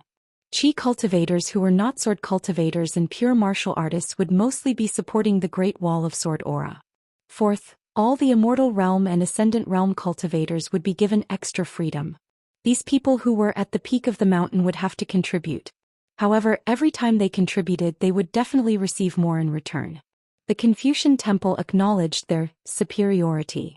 For example, when they rushed to the Great Wall of Sword Aura, the Confucian Temple of Heartland promised that they would not have to fight to the death and that they would not harm their great Tao. They only needed to do things that were not perfect. For example, if they had the upper hand in the battle, they would expand their advantage. If the battle was unfavorable, they would use their Dharma treasures that were not great refinement items to resist the attacks of the great demons. They would also build mountain and river formations to protect the cities, the city walls, and the sword cultivators and the martial artists. Fifth, the Confucian temples in the Central Plains built 72 Taoist academies in addition to the 72 academies in the various continents and countries. Apart from taking the initiative to inspect their cultivation aptitude, they also accepted tributes from the imperial courts of various countries and took in cultivation seeds from all over the world. This group of Confucian scholars, in addition to scholarly pursuits, specialized in the art of war. They were not the type of people who only knew how to talk about strategy on paper. The location of the final test was the Great Wall of Sword Qi that was filled with smoke. Sixth, divide the 100 schools of thought into 9 ranks. There will be 2 ways of promotion and demotion, no different from officialdom. Those who disobeyed the rules would be expelled from the ranks of the 9 ranks. All knowledge would be banned and all books would be destroyed. The patriarchs of their families would be imprisoned in the Confucian temple's merit and virtue forest. Seventh, break the barrier between the mountain and the foot of the mountain. One of the suggestions was to add fuel to the fire and entice the cultivators on the mountain to become immortal Tao companions. Eighth, exclude Buddhism and Taoism, forbid all Taoist temples and monasteries, and ensure that the Confucian school of thought truly dominates the world. Ninth, focus on supporting militarists, merchants, and strategists. Apart from that, there were 3 strategies that specifically targeted the 2 neighboring worlds and the ancient gods. Firan sighed and put away her complicated thoughts. She muttered to herself, in the end, Mr. Zhou proposed these 12 strategies in the past to seize power for the Confucian Temple of Thought. He wanted to let the scholars obtain greater freedom and bring peace to the world. Near a crossing of the Peach Leaf Ferry, 2 black awning boats met. Firan frowned. That Du Hanling actually did not come alone. Beside the nascent soul cultivator was a young golden core cultivator and a Lord Xing Wang in official attire. Fei Ran only frowned, while Du Hanling and his grand disciple Xiao Yuan ran, as well as Lord Xing Wang of Great Spring Riding Crane City, had an expression as if they had seen a ghost in broad daylight. Du Hanling was an ambitious and ruthless person, but when he saw Fei Ran's green robe with a sword on his back, the familiar attire of the Taiping Mountain Ancestral Master Hall's jade tablet hanging on his waist, as well as that vaguely recognizable face, he was shaken. Du Hanling only felt that it was a coincidence, otherwise how could it be this person? 2 people walked over from the crossing. They were the Great Spring feudal Lord Lu Tsong and the Duke Gao Shizhen. When they saw Firan, they almost turned around and left. Firan understood and smiled. It seemed that they all recognized the hidden official. Moreover, it seemed that they did not have a good relationship in the early years. Firan smiled and said, "Long time no see. We meet again." When the black-clothed girl saw the white clouds flying over Luapa Mountain, she would wave her golden pole and green bamboo cane to greet them. This was called treating guests well. Hey, I am the right protector here, the big water monster of Mute Lake. I have 2 friends, one is called Pei Qian and the other is called Nuanshu. Dino. Today the right protector of Luapa Mountain brought the left protector of Dragon Riding Alley who had not been promoted. One was squatting and the other was lying on the cliff, waiting for the white clouds to pass by. The left protector of Dragon Riding Alley, a small official, could not be compared to its big official. White clouds and dogs. In the mountains it was most afraid of Ruanxiu. On Luapa Mountain it was most afraid of Pei Qian. However, it liked this little silly girl very much. It once accompanied Zhou Mili and squatted at the gate of the school opened by Madame Chen in Longwei Creek. They waited for Pei Qian, who kept saying that he was the most heroic person who could beat a goose and beat a dog, to come home after class. They often waited for half a day. The little girl would chat with it for a long time. She would definitely not be like Pei Qian, who would grab its mouth and twist it skillfully to ask it what was going on. Little Mealy was eagerly waiting for the white clouds to visit Luapa Mountain. What could it do? On Luapa Mountain, everyone was traveling far away and did not return home. The good mountain lord, who was her best friend, Pei Qian, who never greeted her, the old chef who bent down and walked with his head lowered to see if there was any money to be picked up but never found any. The crazy and silly big white goose who never got angry even after being beaten and scolded. The cheerful Defeng who loved to read books the most. The old man who looked like a scholar the most, Teacher Chow. Zhou Mili frowned. The more she thought about it, the sadder she felt. What if Pei Qian was already as tall as her and Sister Nuanshu combined when he returned home? What if the mountain lord carried a wicker basket up the mountain one day and there was an unfamiliar little girl standing in the basket? Miyu came to the little girl's side and sat down. Zhou Mili clapped and laughed. A white cloud passed by the valley. However, as soon as Miyu sat down, he immediately got up and spoke to Wei Pai telepathically. Then Miyu immediately took out his intrinsic flying sword, Rosy Sky. At the same time he rode his sword to the ancestral hall of Jisei Peak. Finally at the main door Miyu saw a scholar and a tall and sturdy man. The scholar with the sword smiled at Miyu and disappeared in an instant. He had actually traveled across the continents without making a sound. His trip to the Aquarius continent was to cover up for his good friend. If not, his good friend Yufeng's movements would be too big. When the old scholar first showed his face at the Fuyao continent, he quickly slipped away and disappeared. Only the tall man was left. He said to Miyu, "You can call me Lu Shilu. I just returned to vast heaven and came here to burn incense. Since I can't see teacher, I will see teacher's portrait. Later, when my face is covered in snot and tears, you can pretend you didn't see it." Miyu was speechless. After stabilizing his mind with great difficulty, Miyu said, "The key to the ancestral hall is with Nuanshu." The man nodded. "Then I will have to trouble Sword Immortal to make the trip. I will wait here." Wei Pai sent Nuanshu and Xiaomi Li over. The two young ladies bowed respectfully to the so-called senior martial brother mountain chieftain of Wei Shanjun. After seeing the two girls, a smile appeared on the man's face. Little junior brother really wasn't bad.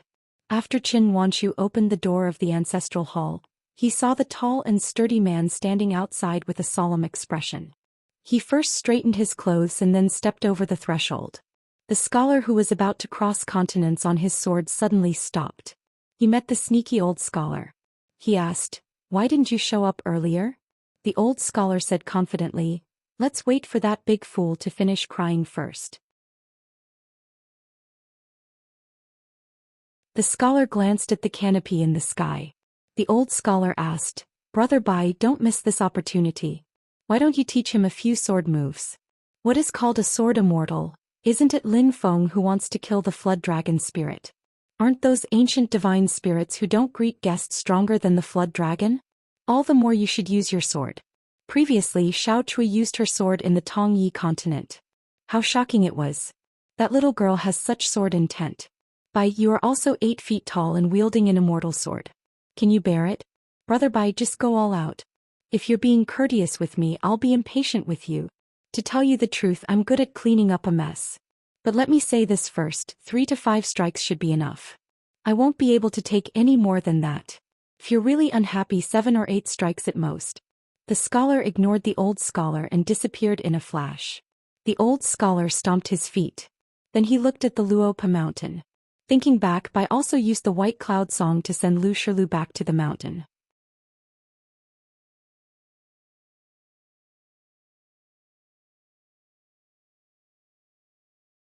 "710. In the Jisei Peak's ancestral hall, Lu Shilu looked up at the 3 portraits of Luopa mountain in silence. Qin Wanshu took out a bamboo incense tube and held it up. Lu Shilu thanked him and bent down to take out 3 incense sticks from the tube. Zhou Mili told the burly man that if he was tired and wanted to rest, he could sit on her chair. The black-clothed girl pointed at a chair. There was a palm-sized slip of paper on the back of the chair.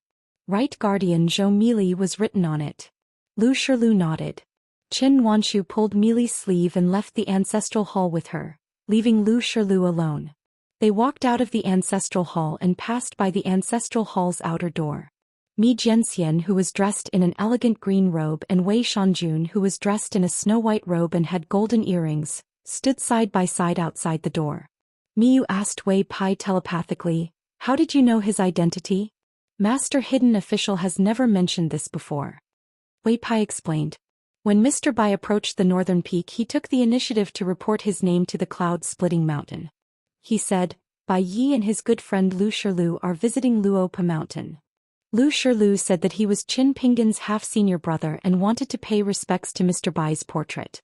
Miyu joked, "Brother Wei, why are you so excited about Bai Yi?" Wei Pai smiled. Who wouldn't be fascinated by a sword immortal who isn't a sword cultivator? There weren't many people that Wei Pai admired. There was Bai Yi Alliance, who carved words on the Great Wall of Sword Qi, and the Central Plains Suishan Great God. Miyu shook his head. "There isn't much talk about this person in my hometown." Of course, it wasn't that the scholar was unworthy of his reputation. It was just that Bai Ye's sword attacks were too few and there wasn't much to talk about. Other than drawing water from the Yellow River waterfall, Bai Yi didn't seem to have any other achievements in the long years after. Until this time he appeared in the Fuyao continent and killed a sovereign stage demon with 3 swords. In fact, between the 2 attacks, Venerable Fiery Dragon had visited the isolated island in the sea. After that, Bai had also secretly traveled with her sword and killed an Ascendant Realm demon in the Central Divine Continent with a single strike. Miyu looked inside the door. The burner that came from afar lit 3 incense sticks was above his head. He didn't put them in the incense burner for a long time, probably muttering to himself. Miyu was quite envious of Lu Shirlu.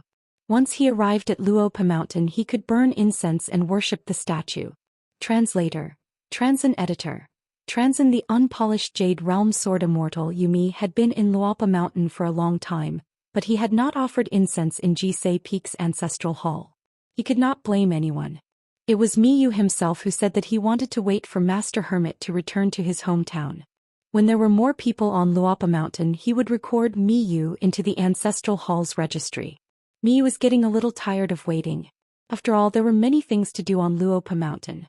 He accompanied Xiaomi to eat melon seeds, watched the clouds come and go, or took a stroll on the white jade railings outside the mountain god temple.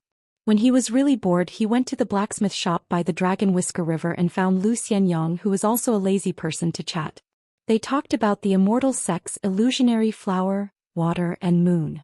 He thought about how in the future he could get Wei Shanjun, consecrator Zhou Fei, and the white-clothed youth to open up the business. At least he could earn some immortal money for Luopa Mountain and replenish the spiritual energy of the mountain. However, although these things were interesting and comforting, there were too few opportunities for them to do serious things. Miyu wanted to meet the embroidered river goddess. He wanted to find a chance to sneak in and cut open the golden body to see how big her courage was. In his hometown, Miyu had few chances to interact with the mountain and rivers goddess. He didn't expect that in the Aquarius continent, there were temples and gods everywhere. The Fox Kingdom in the Clear Breeze City was something Miyu had long wanted to pay a visit to. As for the city lord Su Hun, Miyu treated him as half a kindred spirit. Because Su Hun was said to be a man who rolled in a pile of women, Miyu wanted to confirm whether the Lu Xianyang clan's ancestral heirloom, City Lord Su Hun, who competed with Huang He for the title of #1 under the upper 5 realms in the Aquarius continent, was still wearing the Bianzi armor that was passed down in the Lu Xianyang clan. As for the Aquarius continent's Sword Dao Mountain Peak, 10 sword deities of the 10 Great Peaks, Xingyang Mountain, there was an old ancestor sword deity who had just come out from closed-door training. At that time, Miyu was accompanying Lu Xianyang to take a nap at the riverside shop. When he heard Lu Xianyang say the words, "old sword deity," Miyu was shocked. Just as he was considering whether his unpolished jade realm in the Great Wall of Sword Chi had a chance to exchange his life with the Aquarius continent's immortal realm, Lu Xianyang handed him the Mountain and Rivers Bulletin, the mountain's exclusive congratulatory report, with golden words on the blue bottom. Miyu looked at the Mountain and Rivers Bulletin, the praises on it. It was as if the old man had not ascended to the unpolished jade realm, but ascended to the ascendant realm.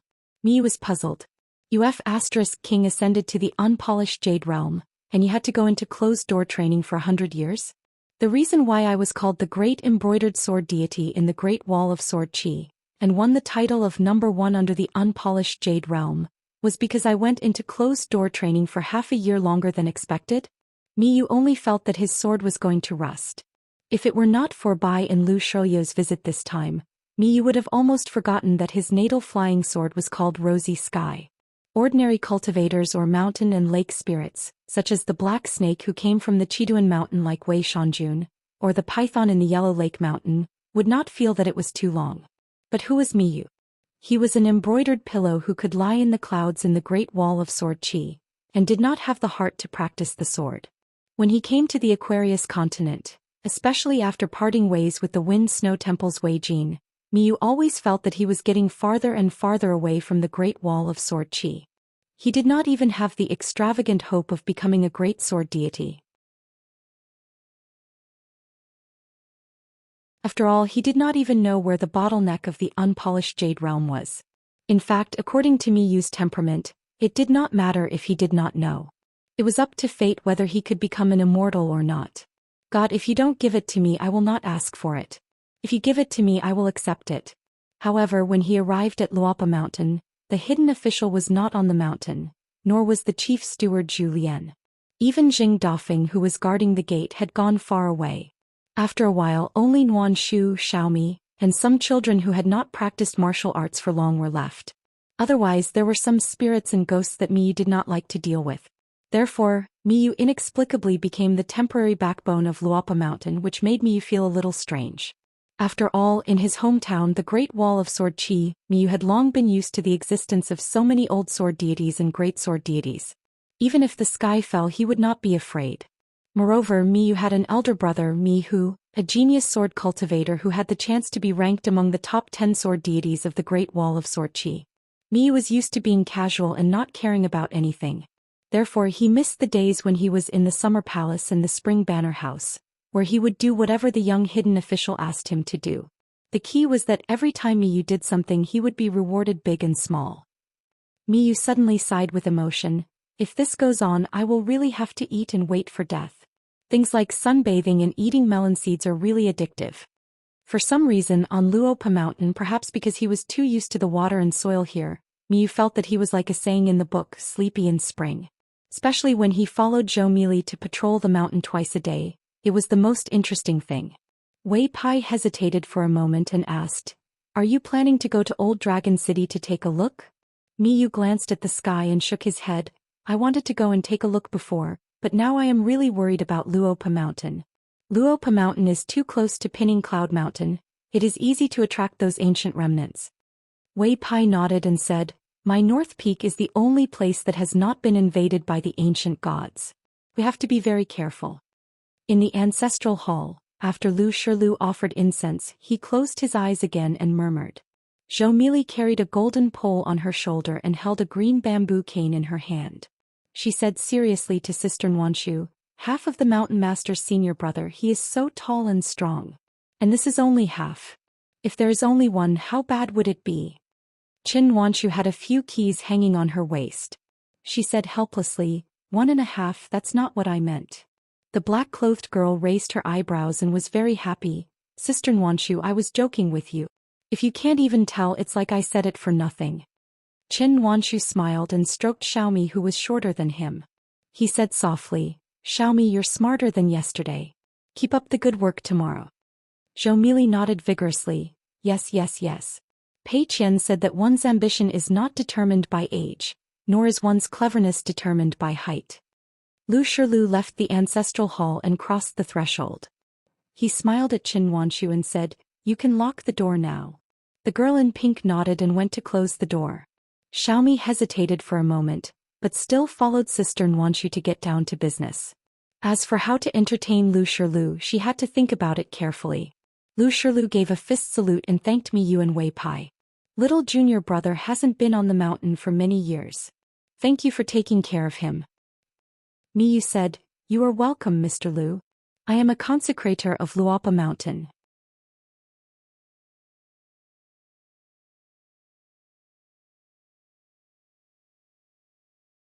Old Yang rolled up the calligraphy and kept it in his sleeves. It was originally a matter that Bai Yi and Old Yang did not need to talk about. However, after the old scholar did this, Bai Yi did not have any feelings left. He did not expect the old scholar to be so thick-skinned and boast, "Heavenly Lord Qing Tong, why don't you open it and take a look? The beauty of this calligraphy is at the back. Other than Cui Dong's embroidered tiger seal, there is Shao Qi's spring breeze seal, and the slightly abrupt Jun Qian seal. Lastly, there is the looking left and right, understanding is not far seal." Old Yang did not take out the calligraphy again. He understood.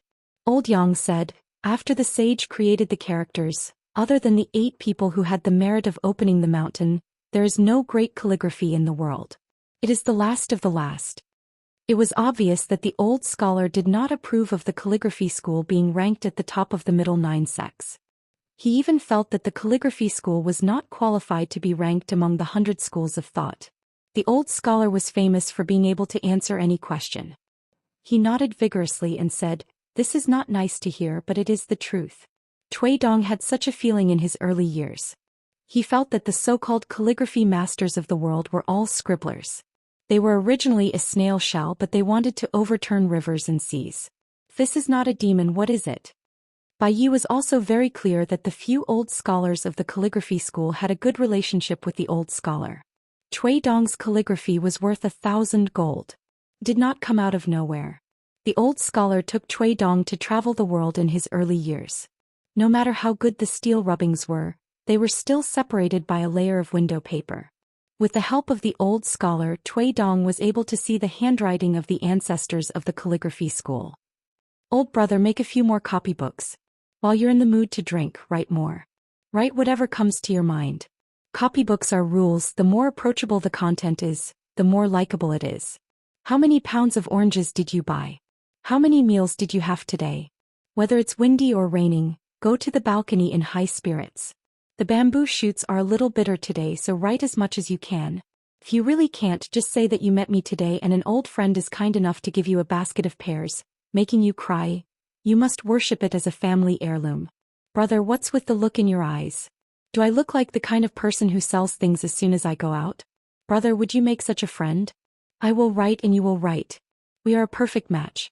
We only need a business tycoon to help engrave and sell books. Otherwise, if the three of us work together, we will be invincible. As for the 8 people mentioned by Heavenly Lord Qing Tong, Bai also had a rough idea. They were Grand Scribe of Big Script, Li Tonggu of Small Script, Yuan Xin of Li Script, Jianjue of Zhang Chao, Zhang Chunhua of Modern Script, Zhang Huai of Wild Script, Wang Zhong of Regular Script and Zhong Yao of Small Script. Among them, only Cui Dong was not engaged in proper work. Cui Dong's Small Script was the most famous. In fact, Cui Dong's Small Script was extremely exquisite. The scriptures he copied were the treasures of many Buddhist temples in the central region. The old scholar turned around and sat on the bench under the eaves. He patted the bench and said, "Sturdy." Old Yang asked, "The sage of literature came this time. Other than asking me to give the copybooks to Luapa Mountain and stamp more seals, what else do you want?" The old scholar replied, "Nothing else. I just wanted to express my gratitude to you." Of course, old Yang did not believe him. The old scholar was not in a hurry to slap his own face. He looked left and right. Most likely Xiao Qi and Xiao Ping'an sat here in their early years. The teacher was not by their side.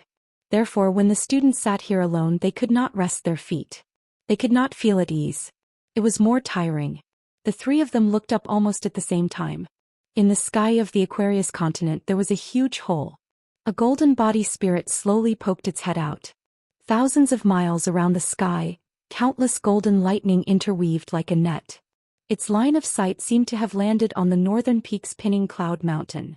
The old scholar stomped his feet and said, brother Bai, provocation. This guy is definitely provoking you. Do you need me to help you shout, Bai is here too? Bai also said with an indifferent expression, Lu Lu is here. The old scholar stood up and rubbed his hands. Blockhead is unarmed. He is at a disadvantage. Brother Bai has an immortal sword. Just as the old scholar was speaking, a tall and sturdy figure that was originally at Luopa Mountain's Jisei Peak was first sent to a secluded border area by the mountain lord Wei Pai. Then within 100 miles, there was the sound of an earth bull flipping its back. Then the figure straightened up and rushed into the sky. Wei Pai wiped the sweat from his forehead. Just sending that guy who called himself Zhou Xian to the border area was so tiring? He was no longer the local lord of Chiduan Mountain, but the mountain lord of the northern peak. If it was so tiring, then wasn't Lu Shoyo's Dao a little too heavy? The figure turned into a rainbow and rushed to the sky, straight to the highest point of the sky. Because the ancient spirit was in the sky, it was still far from the ground. Therefore it was not suppressed by the Dao too much. It was worthy of being called a huge monster hanging in the sky like a mountain. The old scholar laughed and scolded, "This blockhead is always at a disadvantage in a fight. He is far worse than his junior brother. However, this indomitable spirit is still quite sufficient." In the sky of the Aquarius continent, the remnant of the divine path that was as big as a mountain was knocked away by a figure that was as small as a mustard seed. That incomparably small figure punched the towering spirit non-stop. For a moment, thunder rumbled in the sky. In the end, the uninvited guest, along with his palm, arm and head, instantly exploded. Almost half of the continent's sky was splashed with countless golden raindrops. Before they fell on the human world, most of the golden fragments had already disappeared and melted into the heaven and earth. Then, as if they were guided by the Tao, the remaining golden raindrops almost all fell on the land of 1,000 miles around Mount Biyun. But just as they were about to fall into the mountains and rivers, a golden light flashed and disappeared. Many spirits of the mountains and rivers and immortals' abodes were dumbfounded. Could it be that the mountain lord Wei Pai had stolen it? Some of the masters who had attained the Tao immediately looked at the mountains and rivers. Then they looked at Mount Biyun again. It seemed that the spiritual energy of the mountains and rivers did not increase much. It was strange. On the stairs of the dragon riding alley, a smiling woman shook her sleeves that were overflowing with golden light. However, the strange phenomenon suddenly disappeared. The old scholar said, "Senior, please show me the way." Old Yang nodded. Lu Shoyo's mind moved slightly. Then he suddenly shrank the mountains and rivers for thousands of miles and came to the backyard of the medicine shop in the small town. Seeing the old scholar who was already standing on the bench, Lu Shoyo's eyes turned red. Fortunately, he had cried in the Hall of Ancestral Masters on Jisa Peak. Otherwise, it would be even more embarrassing now. The old scholar stood on the bench and smiled while stroking his beard. Lu Shilu walked quickly with tears in his eyes. He bowed and said loudly, "Zhou Xian pays her respects to teacher." Among the 4 students in the past, Cui Dong was introverted and sharp. Qi Jingchun was the most learned by the sage of literature.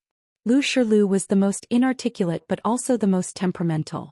The old elementary scholar patted the burly man's shoulder before jumping down from the bench. He stroked his beard and nodded his head, smiling. "You are indeed Brother Bei's good brother and my good disciple. What a great way to drive away dragons and snakes but not mosquitoes." The chapters of Swords of the Future will continue to be updated in the hand-fighting bar. There are no advertisements in the website. Please bookmark and recommend the hand-fighting bar. If you like Swords of the Future, please bookmark Swords of the Future.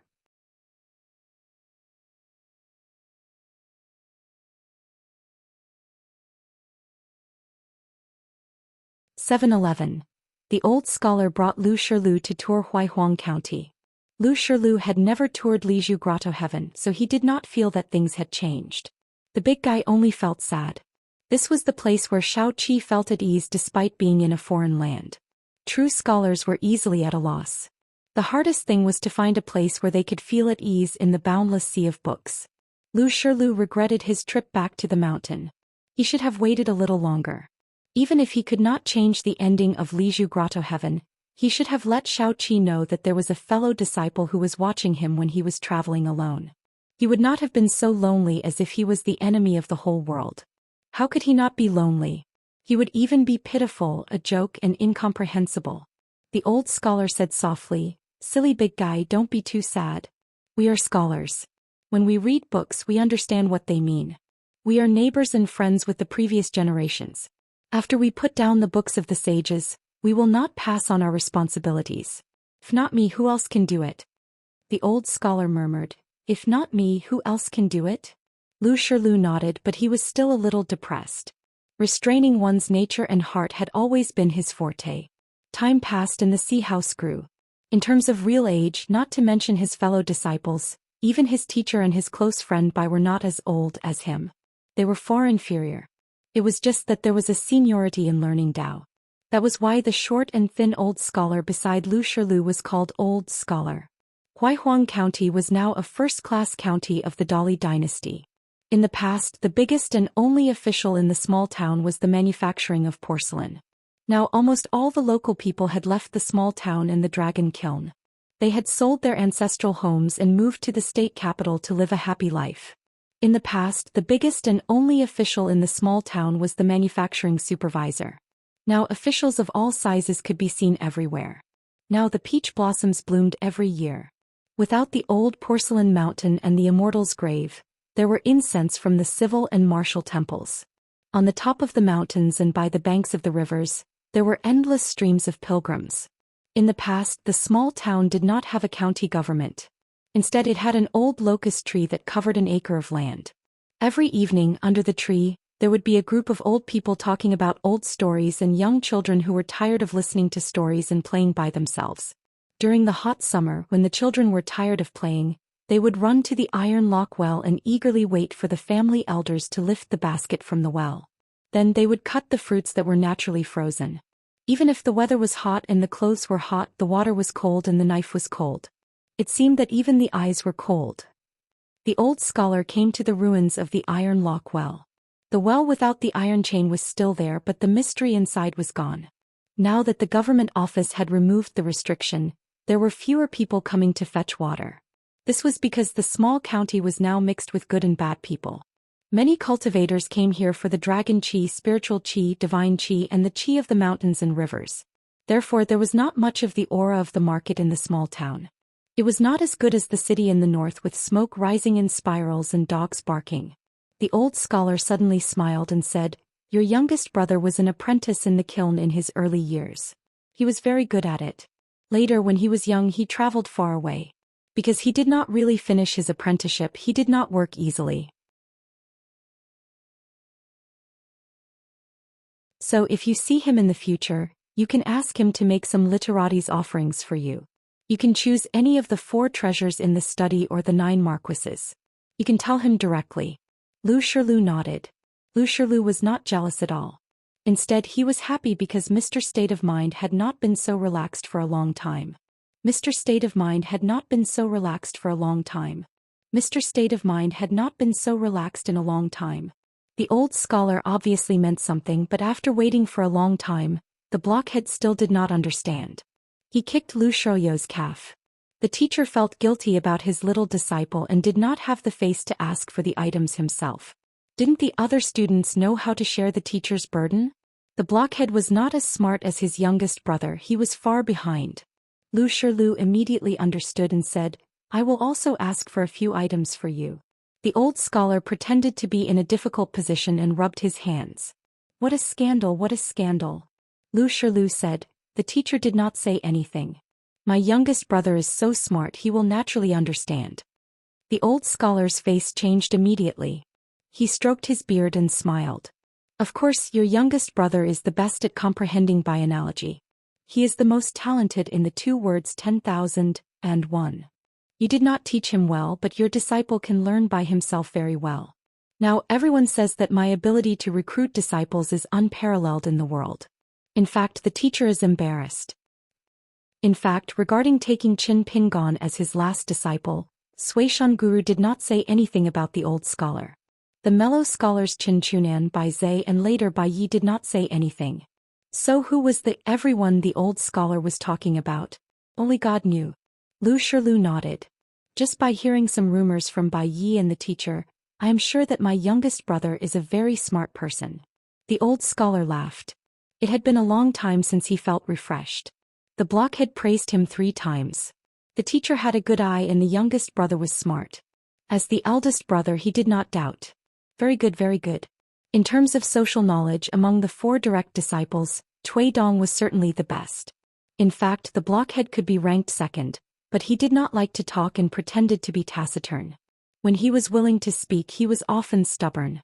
For example, he once chased Alliance to beat him. There were 4 brothers in the same sect. They were not close or distant, but they spent a lot of time together. Although Xiaoqi and Zhuozhua had many disputes, they were actually closer to each other. Cui Shi and Lu Shilu had a good relationship. One of them thought too much while the other spoke too little, so they got along well. Lu Shilu walked in the small town. Other than strolling with the teacher, he also paid attention to many details. Whether the door gods pasted on each house had spiritual light, the size of the incense burning in the civil and martial temples, whether the flow of the mountains and rivers in the county was stable and orderly, all of these were the knowledge that the eldest brother Cui Dong had perfected. In the Dali dynasty, it was an invisible manifestation of the Great Way. It must be known that the human heart is dangerous, the Tao heart is small, was the first 8 words of the Confucian literature's 16 characters, heart transmission. In Lu Shoyo's eyes, Cui Dong's 100 years of meticulous cultivation in Dali and the Aquarius continent could be said to be lifting the heavy with ease and lifting the light with weight. In his early years he was not the imperial tutor of Dali, just the embroidered tiger of the sage of literature. There were too many things that he wanted to say to the world. However, Cui Dong's knowledge was getting bigger and bigger, and his temperament was too arrogant. In this life, the only person who was willing to listen to him was Lu Shirlu. Only this taciturn junior brother was worthy of Cui Dong's attention. Lu Shirlu said, "When the golden body of the ancient remnant was broken, my original intention was to give it to the northern mountain as a gift to Wei Shanjun of the cloud-splitting mountain. I did not expect that there would be a strange existence in the dragon-riding alley who could use supernatural powers to collect all the fragments of the golden body." Looking at Wei Shanjun, he did not seem to be surprised and did not seem to have any grudges. The old scholar nodded and said, "The longevity Taoist of the dragon-riding alley has an extraordinary background. She is the incarnation of the ancient gold essence copper coin. She is now an anonymous consecrator of the Luopa mountain. She came to collect the fragments of the golden body and is compatible with the great Tao." Other than Wei Shanjun, the cultivators of the northern mountain could only be confused. Wei Shanjun is also used to being the scapegoat of the Luopa mountain. There is no pressure to have too many debts. So in the future when you meet Wei Shanjun, you have to be more polite. Look at him, he is so generous. He held night banquets one after another without even blinking an eye. Lu Shirlu said, "Then I will go find senior brothers Wu later and destroy a few more golden bodies that covet the northern mountain. In advance I will tell longevity Taoist to remember to let her give Mount Bean 50%. The old scholar nodded happily and said with a smile, "It is indeed a good habit to help others and yourself." Left and right, the one with a one-track mind would not be a big problem for the time being. Even if there was an accident as a teacher, he was not incompetent. Besides, Lu Shirlu was on the left and right of senior brothers Wu, so his words were useless. Left and right, this guy liked to put on the airs of a senior brother since he was young. Back then, at the wine shop of the Great Wall of Sword Qi, he was hesitant and unreasonable. In the past, every time the old scholar wanted to drink more wine or open a special kitchen to entertain the 5 Viscera temple, he would urge Blockhead to take care of the 2 sides of the money bag. They would negotiate that if they had money today they would spend it today. If they did not have money tomorrow they would borrow it tomorrow. In the end they never succeeded. Xiaoqi was more honest. When he was free he would go out to set up a stall and help people write spring couplets. Every time he earned some money he would not pass it to senior brothers Wu. Then the teachers and students would secretly leave their attendance and first go to the wall outside the house. After burping and dispersing the smell of alcohol, they would enter the house. Lu Shirlu asked, "On the way here Bai also mentioned something to me." He said that the former hidden official of the Great Wall of Sword Qi, Xiao Chua, should have merged with the wild world. The old scholar said, "Xiao Chua is a sword cultivator and has merged with the wild world. Of course she should not be underestimated. However, if she was forced into a corner she could reach the 14th level without merging with the wild world." At this point the old scholar was worried and shook his head. He said, "It is best not to do so. Which 14th level can be a free person? Moreover, your senior brother's Wu is the most taboo sword cultivator. It's not like you don't know how great of a problem that is. If he gets stubborn, let alone you junior brothers, even my words as a teacher won't be of much use. In the past I was not particularly willing to switch to the left and right to learn the sword." Lu Shirlu said, "Senior brothers will practice the sword extremely late, yet he managed to turn the potential sword immortal into a joke on the mountain. Even Bai feels like the path of the left and right is not small. His sword skills will be great." The old scholar sighed. The path of profit and loss cannot be ignored. As they strolled along, many people on the street noticed the burly Lu Shirlu. Fortunately, the people of the Dragon Province had grown accustomed to immortals on the mountain, so they did not find him particularly frightening. Due to the matter of his final disciple Qin Pingon breaking his contract with GQ from the Mud Bottle Alley, the Dali dynasty had only left behind a false image of the ancient well that was similar to a small dwelling as a reward. They had moved the truth to the pond behind the bamboo lofts on Desolation Mountain. There was a completely different world within the well. The Song clan were knowledgeable and knew about the many secret uses of the well, but they had always been powerless to open up a separate dwelling. At the end of the day there were just too few sword immortals in the Aquarius continent. Otherwise, the dwelling within the well would be a rather impressive place for cultivation, especially suitable for serpents and demons of the water Xin. Of course, it was also possible that Cui Dongshan had purposefully kept it to himself, treating the well as his own possession a long time ago. The old scholar sat beside the well for a while, thinking about how he could open up a connection to the blessed land and connect the lotus root blessed land with the dwelling. After thinking about it, he found someone to lend him a hand. That would be fine. After all, the old scholar had accumulated some goodwill from the righteous nation. It was just a pity that money was far too difficult to borrow, so all he could do was sigh. A single copper coin stumps a hero. A poor scholar will die from worry. As a result, Lu Shilu said, I can borrow money from Bai. However, the old scholar shook his head. He said that borrowing money from friends and never returning it would hurt their relationship. Afterwards, the old man raised his head and looked at the blockhead. Lu Shilu thought about it and said that it would not count as borrowing money from Bai. It was said that when Bai sent Zhou Xian back to the mountains for the first time, he wrote the word magnificent, and deliberately added a little more, strong. It implied that his friend Zhou Xian had more than a little spirit and had watched the mountains and rivers of the human world for thousands of years. Thinking back to those years, the scholar who was known as the proudest scholar in the human world was able to write such a book. He was indeed not disappointed at all. After sending his friend back to the mountains, when he went down the mountain alone, Bai also wielded his sword in the human world. With one strike of his sword, he split open the yellow river and the heavenly abode. The scholar resisted the heavenly Tao with his own strength and prevented the central divine continent from having to worry about droughts. It also caused the water fortune of the righteous nation to soar by 10%. How high-spirited and vigorous. As a result, Wei Pai, who came from the old deities of the divine water country, naturally held Bai in high esteem. The only person who could be so impolite to Bai was probably this brother Zhou Xian, who had once visited the immortals with Bai.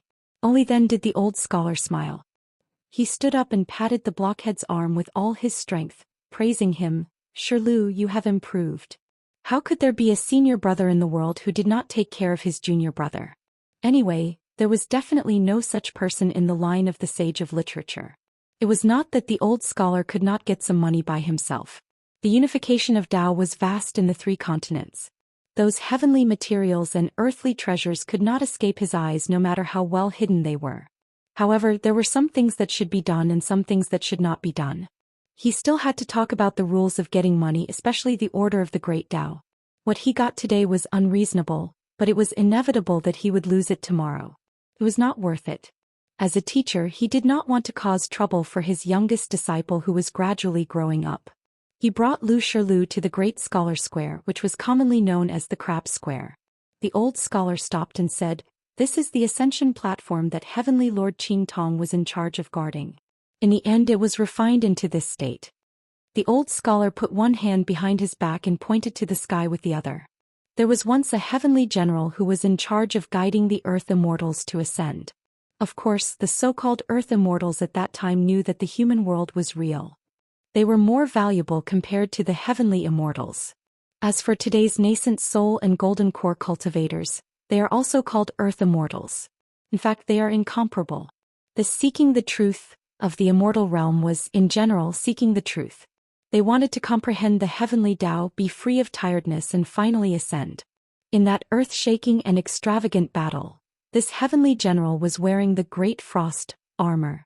He was the only one who chose to fight to the death and not retreat. He was given to a certain senior. No, to a senior who was not old at all. That person was nailed to the door with a sword. It was not without reason that the last true dragon in the world had to escape to this place after going through so many hardships. As long as Heavenly Lord Qing Tong was willing to reopen the ascension platform, it would have a slim chance of survival. Since the sky was gone, of course, it could not ascend.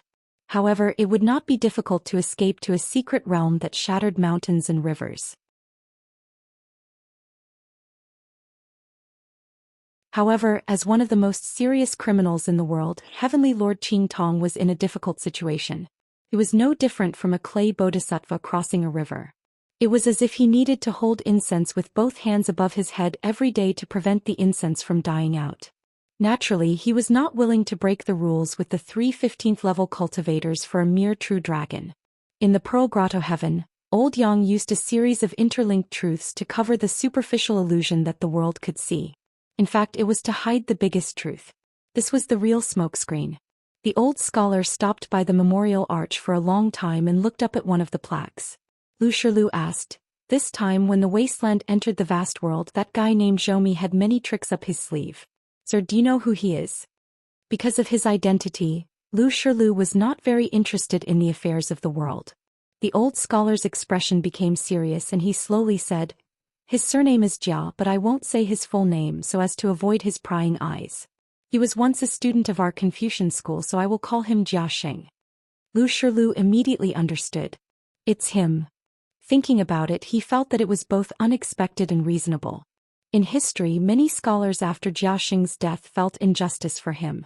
There were even people who said that Jia Sheng was the greatest Confucian of the generation. Those who said that weren't normal people. The so-called Great Confucian praised Jia Sheng for his talent, boldness, and generosity. It was obvious that within the Confucian school, there were some who had no objections to the current rules. In the Western Buddhist country and the Qingming world, there were no 100 schools of thought. Lu Shirlu asked, "In your opinion, what do you think of Jia Sheng's 12 strategies for peace? A strong dose of medicine can really bring peace." The old scholar smiled and said, "It's a pity that there is a problem. Jia Sheng only cares about treating illnesses. Even if he does save people, the strength of the medicine is too strong. For example, in the surrounding markets, no matter how good the medicine is, after a few years or 10 years, it will most likely become a pot of medicine. How can one not worry? This is just the surface. There is a huge problem, which is that Jia Sheng's knowledge has a fundamental difference with the Confucian orthodoxy." Lu Shirlu asked softly, "Is that why you rejected senior apprentice brother's knowledge?" The old scholar hesitated and shook his head. "His knowledge is better than Jia Sheng's because he didn't rebuild the house and nail the windows, leaving only one door. Your senior apprentice brother's knowledge isn't as extreme as Jia Sheng's." The old scholar pointed at the signboards that had lost their luster and asked, "The signboards are hung high up, and the couplets are usually pasted on the wide areas. Why?"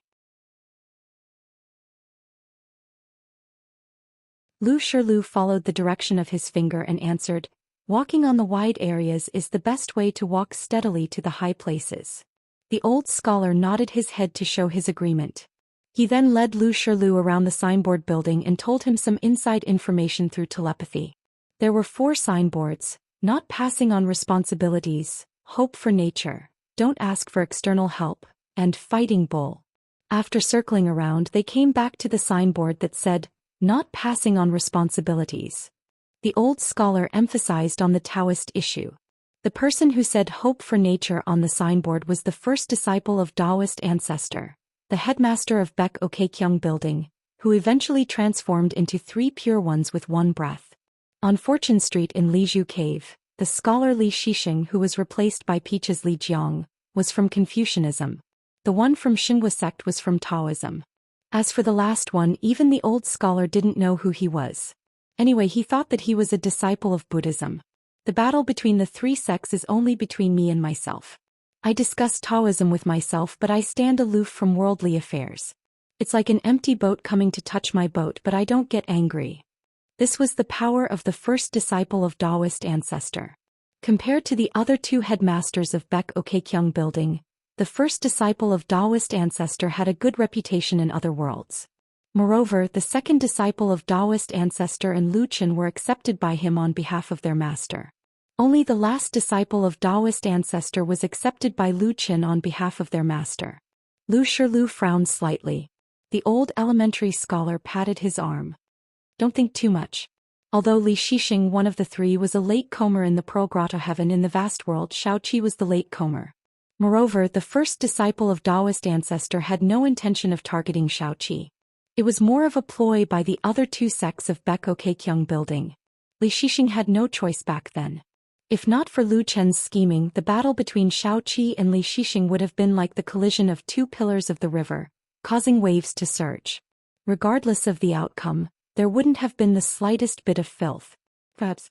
Even though the old elementary scholar was speaking from the bottom of his heart, he still didn't reveal his thoughts to his disciple. The old elementary scholar originally wanted to say, fellow Taoists, establishing sects and calling themselves ancestors, one orthodox and one vice, mutually benefiting from the great Tao. Whether it was Li Shixing, the first disciple of Taoist ancestor, or Shao Qi, once the two sides truly began discussing Taoism, they would all be open-minded. It was just that they didn't reach that stage. Now that things had come to this and the overall situation had been decided, there was no point in saying more. Just because the old elementary scholar didn't want to say more about it, it didn't mean that he didn't care. The old elementary scholar didn't advocate repaying evil with good without a bottom line. That wasn't open-mindedness, it was ignorance. Lu Shilu turned his head. He still had to lower his head to see the side of his teacher's face. Teacher raised his head to look at the four words. He was also very sad. It's just that he was too lonely. There weren't many people who could drink with him and let him speak freely. The plaque read, "Not passing on my responsibility." The old elementary scholar didn't retract his gaze for a long time. If not me, who else could it be? Of the lineage of the sage of literature, Qi Jingchun of Pearl Grotto Heaven, Cui Dong of Aquarius Continent, left and right of Tongyi Continent, Qin Pingon of the Great Wall of Sword Qi. Now there's Lu Shilu who has returned to the vast world. A light breeze brushed past his face. The old elementary scholar looked around and laughed. He raised his hand to scratch his head and murmured, "The spring breeze knows my intentions, sending me back to the past. There are many inappropriate people in the world, there are many unjust things in the world, but don't even think about killing the beauty in my heart." Lu Shilu muttered softly. The past is the past, the future is the future. Every moment is the past, every moment is the future. The past is the future will be the past. In the end he was kicked by teacher who scolded him jokingly, don't come, the lineage of the sage of literature has your little shitty, otherwise people would laugh at us for being a monk's nest." Lu Shilu grinned and scratched his head like teacher. Luckily he still had a lot of hair. But when he looked at teacher's thin figure, if he didn't merge with heaven and earth, would he weigh 90 kilograms? Lu Shilu was very sad. He was about to cry again. Lu Shilu raised his head. Why aren't they here yet? Why is there no movement from the sky screen? If one's heart is unhappy, one can fight with one's fists, one can forget one's worries. The old elementary scholar laughed angrily. Blockhead, have some hope. Fighting and killing, you're not a scholar. After that, old Xiao brought Lu Shilu to the old school. The old school was the old school, no one was the old school, but there was no decline. Everywhere was clean, everything was neat and tidy. He heard that the little girl Nguan Shu would come down the mountain on time to clean the school and the ancestral home in Mud Bottle Alley. Then he went to the new school opened by the Qin family in Dragon Tail Creek. The old elementary scholar especially liked to see the children shaking their heads. Some children would memorize it by heart, some children would stumble over their memorization, but they were all very good. While the old elementary scholar toured the school, he also looked at the teacher's methods of teaching and dispelling doubts. He also looked at the teacher's godly tone. Actually, the true Buddha only spoke ordinary words. Being in the officialdom, it was inevitable to speak in an official tone, but one couldn't only speak in official words. One must remember that all official words came from human words. When one became an immortal on the mountain, one couldn't only have the immortal aura of clouds and wind, one had to have some human touch. After reading too many sages' books, one had to hope that the world would change for the better. Otherwise, it wouldn't be good if one just grumbled and said strange things, dragging others into disappointment and despair. After the old elementary scholar left the school and walked in Apricot Blossom Alley, he said to Lu Shilu for no reason, "Back then Shao Qi accompanied Zhou Xian to travel the mountains and rivers, while you visited White Emperor City with Cui Dong."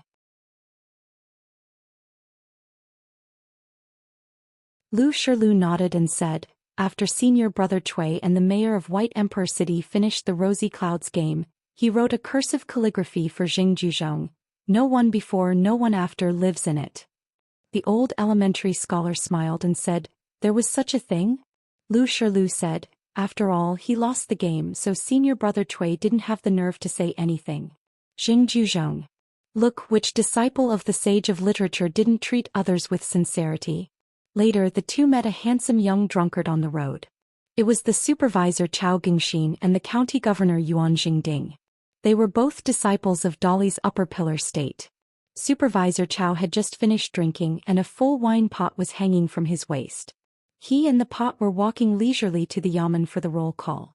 Sometimes when Supervisor Chow was really drunk and couldn't walk, he would ask a familiar young waiter or a child he was familiar with on the side of the road to give him a handful of copper coins as a running fee.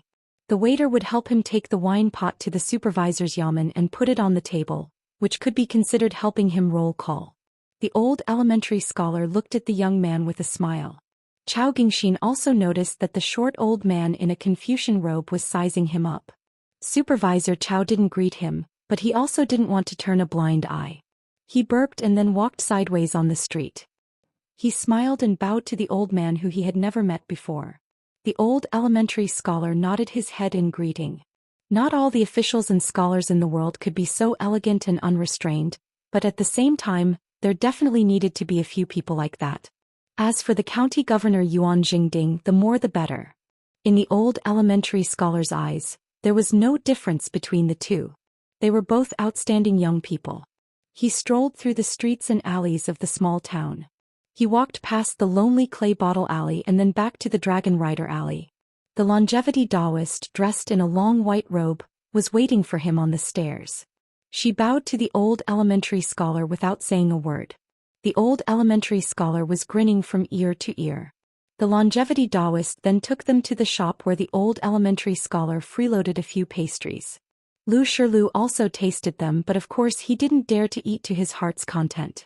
The previous shopkeeper Shi Ro was shocked. She was about to bow to the sage of literature who walked out from the hanging statue, when the old elementary scholar waved his hand with a smile, saying that there was no need. Lu Shilu and the longevity Taoist talked about business. Of course she didn't have any objections. If there were one or two more golden raindrops falling on the northern peak, the lotus root blessed land's empty seats of the mountain deities would spring up like bamboo shoots after the rain.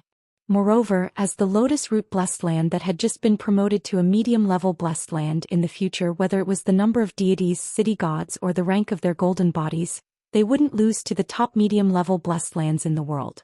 Money falling from the sky was a rare thing. It was even rarer for the money to fall into one person's pocket. With the longevity Taoist in charge of the Luopa mountain, money would come rolling in. It couldn't be stopped. Therefore, before the old elementary scholar and the longevity Taoist entered and left, they both thanked her with a smile.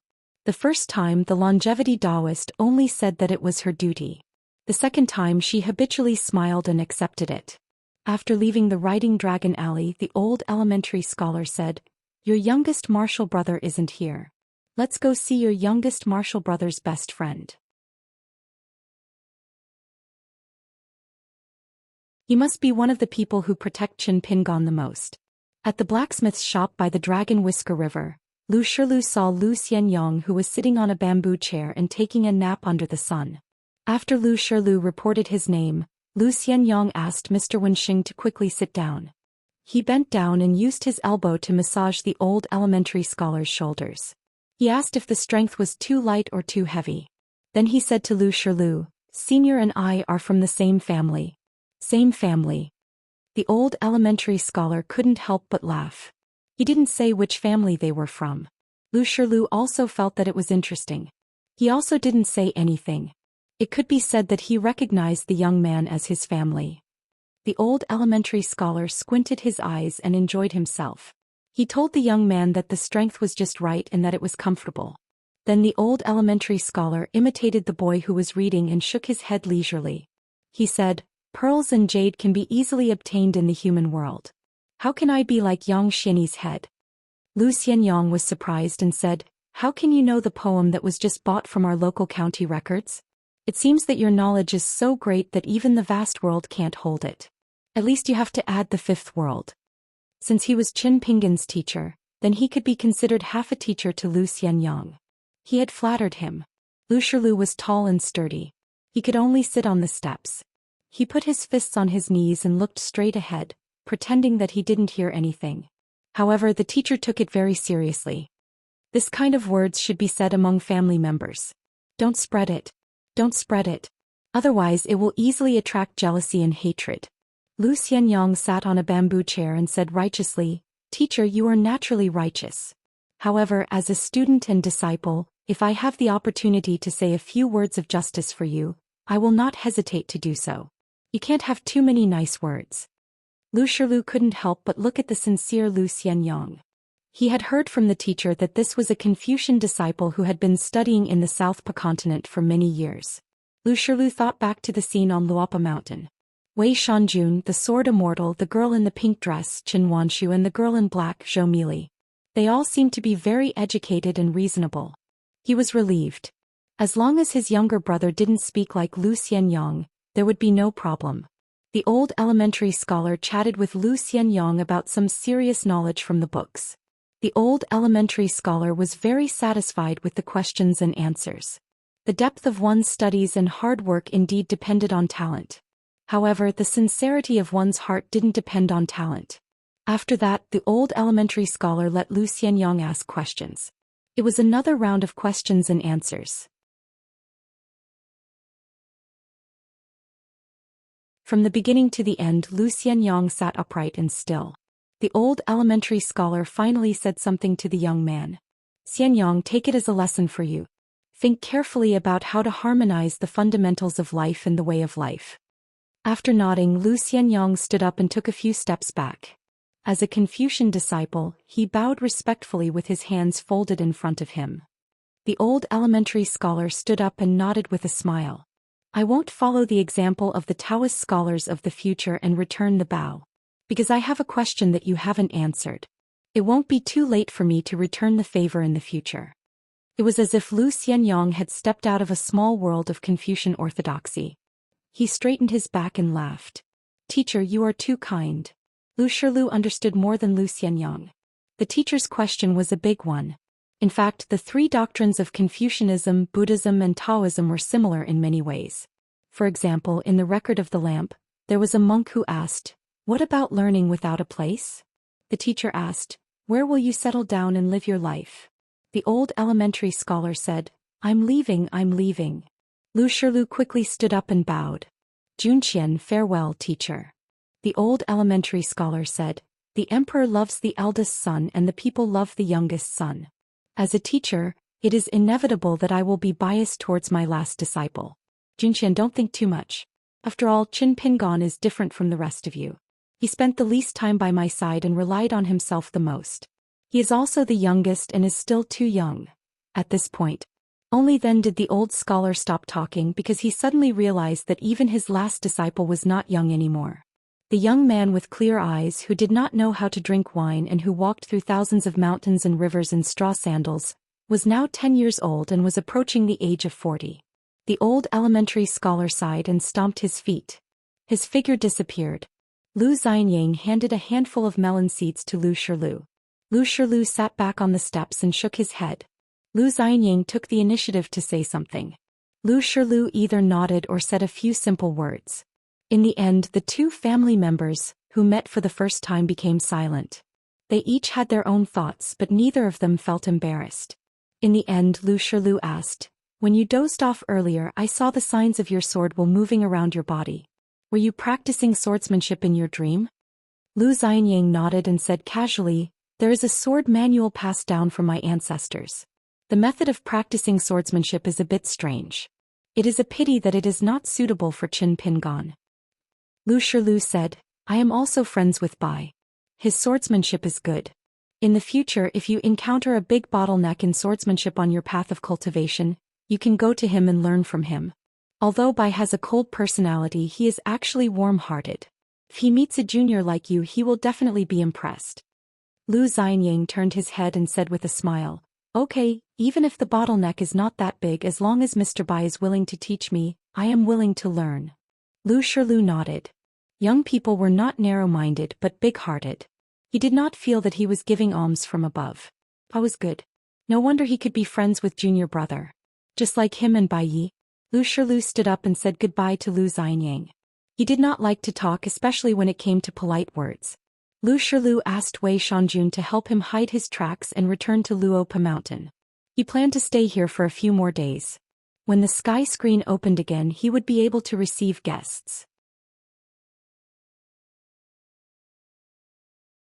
After staying on Luopa Mountain for a long time, he became familiar with Wei Pai and Miyu from the Great Wall of Sorqi. Lu Shilu and Mi Jianxian asked about junior brother's hidden deeds.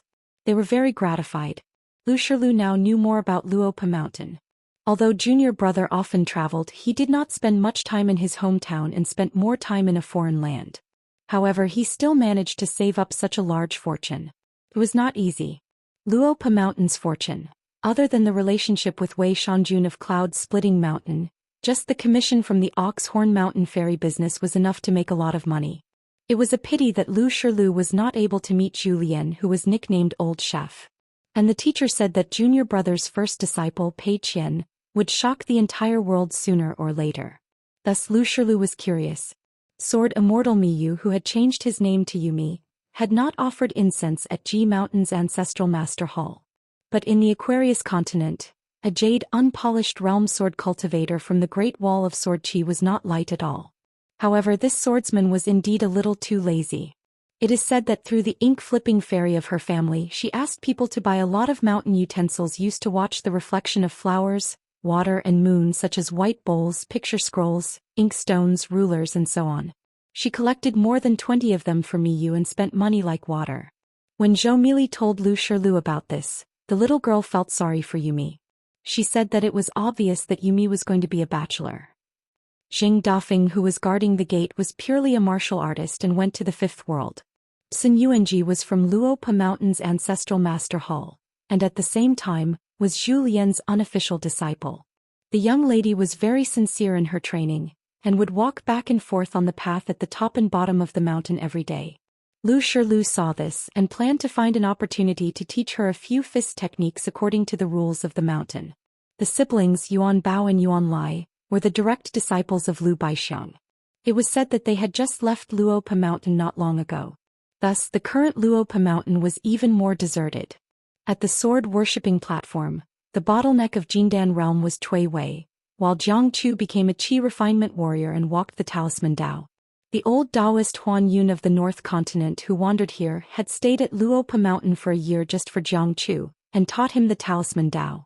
Because Jiang Chu was temporarily not a direct disciple of Luopa Mountain's ancestral master hall, teaching Dao was not a taboo.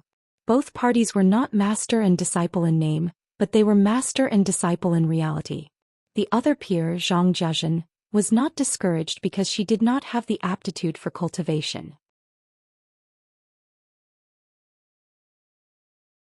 Instead, she chose to follow the big accountant, Wei Wenlong from the inverted Xian Mountain's Spring Banner House, who never showed his face in public, to learn the art of financial calculation.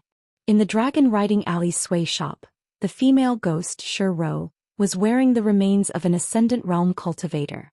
As for the long-lived fellow Taoist, it was even more so. In the straw shop, the blind Taoist, Jia Qing, Zhao Denggao and Tianjura were the three master and disciple.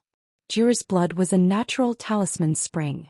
Fortunately, they entered Luopa Mountain. Otherwise, their ending would not be too good. They could easily become a money tree for immortals. The Black Snake, who migrated from Luopa Mountain to Mount Grey Mist to cultivate, was born in Chiduan Mountain and was now in the Dragon Gate realm. After transforming into a human form, it was the black-clothed youth. His face was pale and he was wearing a green crow robe which was refined from a snake's skin. His alias was Yunzi and his real name was Dezhang.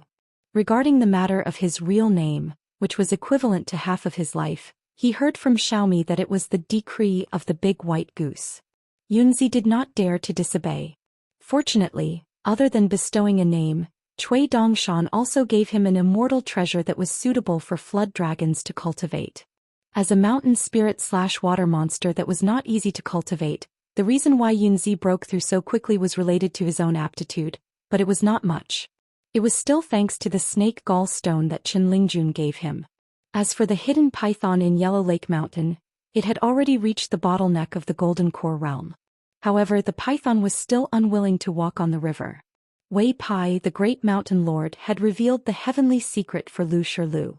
It originally had a chance to compete with a certain little loach for the opportunity of the great Tao of water of the 5 elements. Unfortunately, it lost and was unable to leave Black Pearl Grotto Heaven in the end. The python's cultivation aptitude was naturally not bad. could already transform into a human form. However, it rarely showed up. When it occasionally appeared, it would show up with its real body. It liked to hibernate at the bottom of the lake and silently open up a cave residence of the water monster. The old owner of Yellow Lake Mountain, who had once bought the mountain with gold copper coins, only knew that there was a lake monster at the bottom of his lake because the python had never gone ashore in its human form. However, it was not clear about the level of the lake monster, nor was it aware of such a great opportunity that involved the flow of Black Pearl Grotto Heaven's fate. Otherwise, it would not have sold Yellow Lake Mountain to Luapa Mountain. The python's real name was also given to her by Cui Dongshan. It was Buddha Pine on the registry. She would only occasionally leave the water and go ashore to meet Zhou Mili. Zhou Mili still did not dare to go down the mountain alone. She relied on bags of melon seeds to do business with Wei Shanjun. Every month he would throw her to the shore of Yellow Lake Mountain. The woman in yellow had green eyes that were as clear as autumn water. After she went ashore, her entire body was filled with a looming natural mist of water. There was an old pine by the lake. It was also mysterious and restrained. It did not cause any changes in the mountains and rivers for the time being. What a good saying. When did the python not move for 1,000 years? When did the old pine not meditate? She was completely different from the overbearing Yunzi. The real python, the woman in yellow, preferred to be quiet and not move. The latter's nest was called Green Mud Slope. It was located in Gray Mist Mountain. It had the meaning of poisonous flying kites fall, stinky giant pythons pass.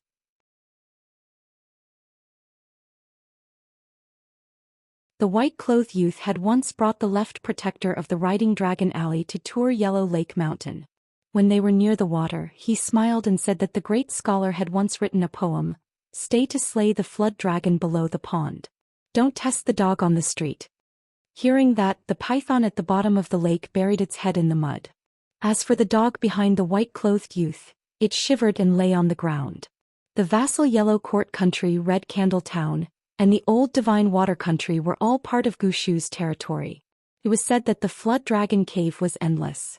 It attracted sword immortals to appear between the clouds and water. The sword light descended and killed the Flood Dragon. However, Lu Shirlu did not plan to meet Yunzi and the woman in yellow. He did not want to disturb their cultivation. To be precise, he did not want to disturb their Dao hearts. After all, it was not a good thing for anyone of the water race to meet Lu Shirlu. Only Xiaomi, who carried the golden pole and green bamboo cane every day and patrolled the mountain day and night, did not feel tired. Even if she spent every day with Lu Shirlu, nothing happened. Firstly, this mute lake monster had a low cultivation level. Secondly, Zhou Xiaomi's Dao heart was clear and pure. He was fine. Other than that, there were also some people from Luopa Mountain's ancestral hall who were not on the mountain. After Lu Shirlu familiarized himself with Luopa Mountain, he realized that from the young mountain master to the students and disciples, to the direct disciples of the ancestral hall, and to the consecrators, they were all traveling. The atmosphere was strange. Normal mountains would not be like this. Martial artists, sword cultivators, Confucian scholars, Taoist qi cultivators, all kinds of monsters and female ghosts. There was also that long-lived Taoist with special roots. Yet they got along well. It was strange.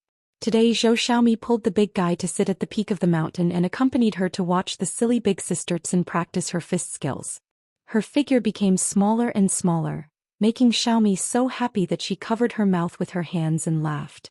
After Zhou Xiaomi laughed, she felt a little sad without Pei Qian reminding her to be more ladylike. Therefore she planned to say something happy. She turned her head and asked Lu Shirlu softly, "Senior brother half-mountain master, let's guess riddles? I know a lot of riddles. Not to mention big sister Nuanshu, even Pei Qian can't compare to me. She can't think of an answer every time, so she can only be anxious." Lu Shirlu smiled and said, "Go ahead." Zhou Xiaomi coughed. "There is a drum in the sky, hidden in the depths of the clouds. Bang, bang, bang, bang, bang. What is it? Do you know?" Lu Shirlu said, "Thunder." Lu Shirlu glanced at the sky. The ancient god who was knocked down by him was not from the Thunder sect. However, the next one might be.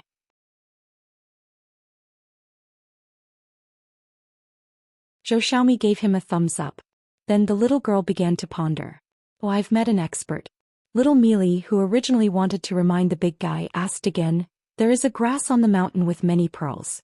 If I don't get it, you'll be running for nothing. Lu Shilu smiled and said, It's dew, right? In the book there was a saying, for example, the morning dew is long gone. Fortunately, it's safe and sees the light of day again. As for the rest, it's only the morning dew. Zhou Xian crossed her arms and frowned. She thought of a more difficult riddle. There are many chess pieces and the chessboard is big. We can only watch but we can't play. Let me ask you, what are the chess pieces? Lu Shilu smiled and shook his head. He had once traveled far away from the sky alone and saw the ritual Saint Dharma form with his own eyes. He picked up those chess pieces and stopped those ancient existences. Zhou Xian shook her head and said with a smile, It's difficult, isn't it? It's okay if you don't know. As long as you look up at night, you'll know the answer. Then the little girl looked at the big guy who seemed a little lonely. She said, Small stone tablets one by one stand in 2 rows at the door. She opened her mouth slightly and chuckled. Lu Shilu smiled and rubbed the little girl's head. Got it. He's tall and close to the sky. I'm so envious. Xiao Xiaomi held her cheeks and looked into the distance. She was sad, but she was really worried. Senior brother half mountain master, let me tell you a secret. I actually don't like to patrol the mountain that much, but I'm on the mountain every day eating melon seeds and doing nothing. I can't help much. Don't you think I'm worried? So every time I patrol the mountain I run very fast. I'm secretly slacking off. Lu Shilu nodded. I'll keep it a secret for you. Zhou Xiaomi leaned closer and whispered, Then let me tell you a big secret. When I was wandering the martial arts world with the good mountain master in the North Continent, the little girl placed the green bamboo cane and the golden carrying pole by her feet, then stood up and said, I stood in a big basket and knocked on Master Pei Qian's head with all my might. Qin Hao said that a piece of snow cost a chestnut, but I didn't even blink. Lu Shilu smiled and said, Then you're really amazing. Zhou Xiaomi, who was originally in high spirits, suddenly became gloomy. He taught me those riddles. If he didn't come home I would have forgotten.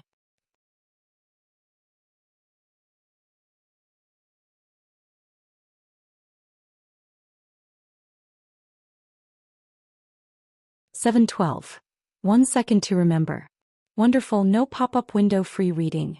A Luopa mountain where the mountain master was temporarily absent was like a gentleman hiding his weapon, waiting for the right time to move. If there was a Tao, then there was a Tao. If there was no Tao, then there was a Tao. There was no such saying in Luopa mountain. The way of the world is not good. It's not good for the immortals and hermits who keep by Yun and Qingshan company, so everybody goes down the mountain. However, the truth had not been revealed yet, so Lu Shilu was not in a hurry. Moreover, with the choice of that little junior brother as a senior brother, he could not ask for more. Therefore, as an outsider of Luopa mountain who was the mountain master's senior brother, his impression of this mountain was getting better and better. But Lu Shilu had a big doubt in his heart. Was she the sword attendant who had followed the supreme existence in the past to conquer the world? Was she the so-called spirit of the immortal sword? Or could it be that she was the true master of the sword attendant, but she had deliberately changed her appearance to deceive the later generations? Because in Lu Shoyo's view, the sword attendant or sword spirit did not exist, at least not a complete existence. He asked, but unfortunately she did not give an answer.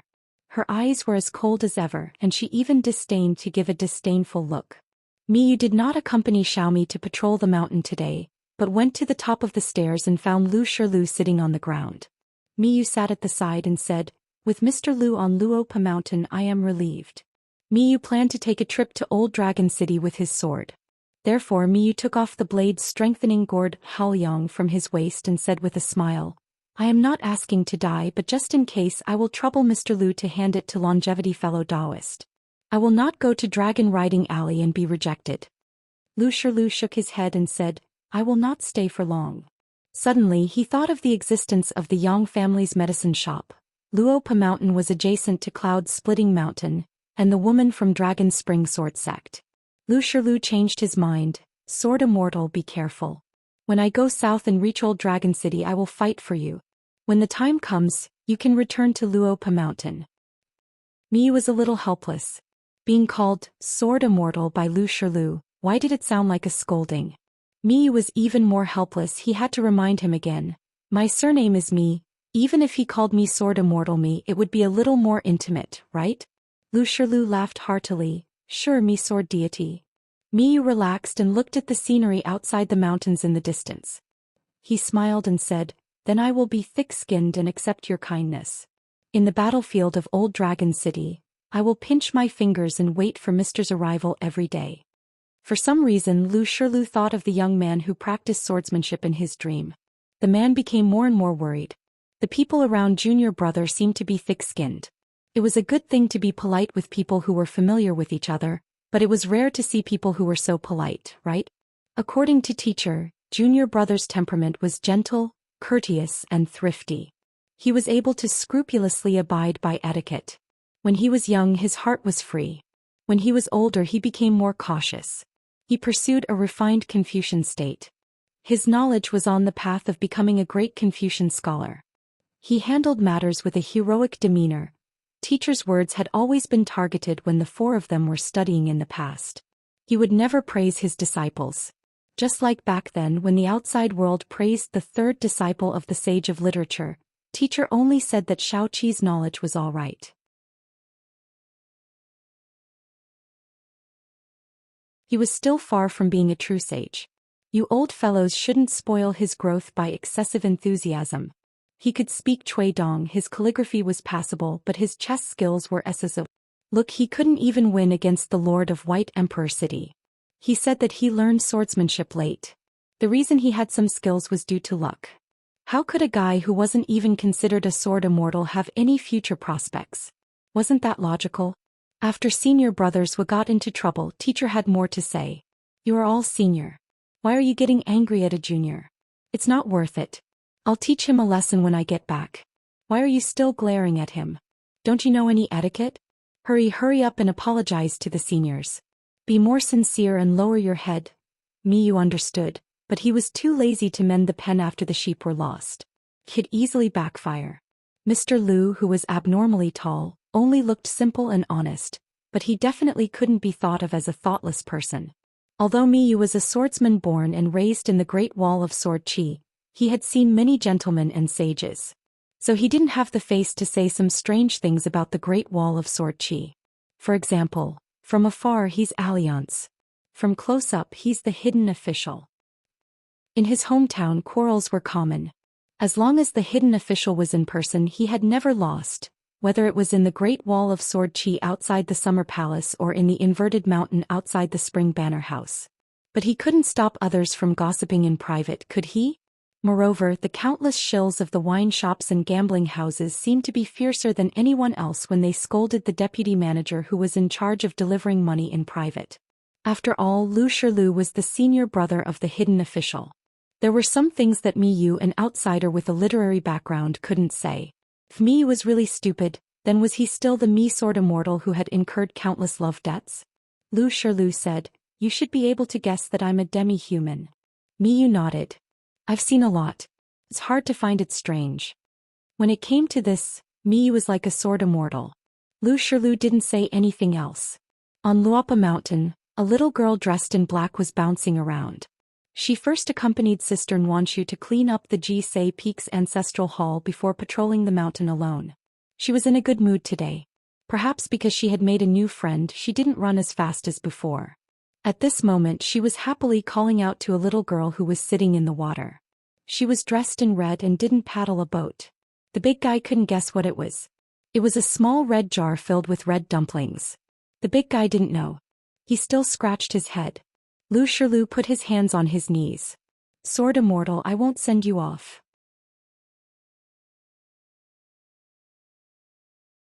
In the future when we meet again in Old Dragon City, you won't send me off after we drink. Miyu smiled bitterly. My surname is Mi, he then smiled. Mr. Lu, please take care of little Nwanshu and little Millet. Sword immortal, don't worry. With me around there won't be any what if. Lu Shoyo's promise was said very casually. He then smiled and patted Miyu on the shoulder. You're a good person. Miyu didn't care about being addressed as sword immortal without the word me. It was useless no matter how many times he cared. The green-robed sword immortal stood up with a smile and cupped his fists at Lu Shilu. Then he rode his sword and flew away, instantly turning into a rainbow and heading south. As he was worried that little Millet would be sad if she saw it, Miyu deliberately restrained his aura and the scene of him riding his sword. The sword light only flashed. However, Miyu still didn't know what Lu Shiyu's evaluation of him was. Previously, Lu Shilu and Lu Xianyang had talked about his good friend Bai Yi. It was that good friend Bai Yi, his swordsmanship is not bad. Lu Shilu continued to be patient and waited for the sky screen to open again. Shanjun Wei Pai was very loyal. As the senior brother of the mountain master, he had to help his junior brother get some favors. Otherwise, he would be too ashamed to see Mr. again. Lu Shilu suddenly laughed. Junior brother, you're really too secretive here. Have you already been looked down upon by many people?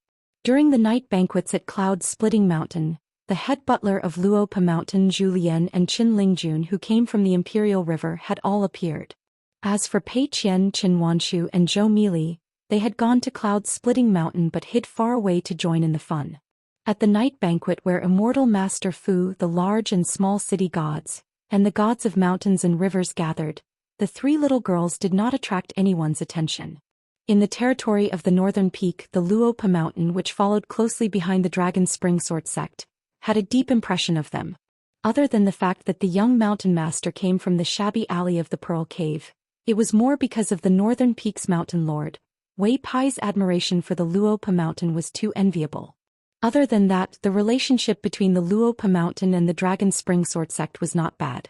It was also very interesting because the Dragon Spring Sword sect and the Luopa Mountain had rented 3 mountains. This was a publicly acknowledged fact. The key was that it was rumored that the young mountain master who had made a fortune at the bottom of the market seemed to have hit it off with the saint's only daughter, Wan Xiu, before he made a fortune in his early years. This matter was spread with nose and eyes. In addition, the Saint Wan Tong and the only daughter, Wan Xiu, did not seem to have seriously denied this matter. This was worth pondering over.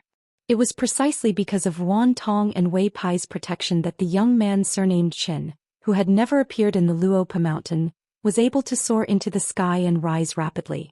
He became an immortal mountain that could not be underestimated on the territory of the Old Dali. Sitting on half of the Oxhorn Mountain Ferry, occupying all the construction industries left behind by the bag shop, and at the same time, forming an alliance with the Pearl Hairpin Island that had been moved from the Book Slip Lake. The Golden Core female immortal Lu Zhongruan even personally served as the ferry manager of the dragon boat, turning ink. It was a pity that this Luopa Mountain was an empty shelf. There had never been a cultivator who could show off. It was said that the young man named Qin Pingon was still a pure martial artist. He was not even a cultivator. The territory was not small, but there were too few people.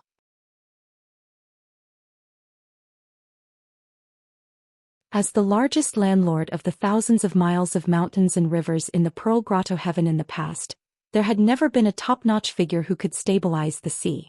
In the past 20 years he had been hiding in the shade of the big trees of the Cloud-Spreading Mountain and the Dragon Spring Sword sect, covering half of his face.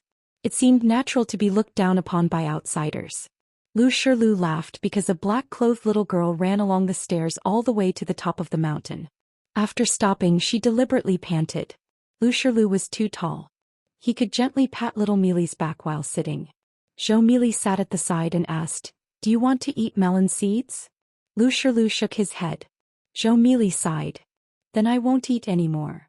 After sitting with the big guy for a long time, Zhou Mili said that she was going to see a friend. After saying goodbye, she ran away again. She took out 3 small bags of melon seeds and softly called Wei Shanjun, Wei Shanjun. Wei Pai appeared near the mountain temple and took the 3 bags of melon seeds. He smiled and said, "Do you want to go to the Yellow Lake Mountain or the green mud slope of Mount Huimeng?"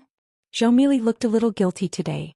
She hugged the green bamboo cane and the small golden carrying pole together. She stretched out a hand and said, "Wei Shan, I know you are busy with something important. Today is the last time.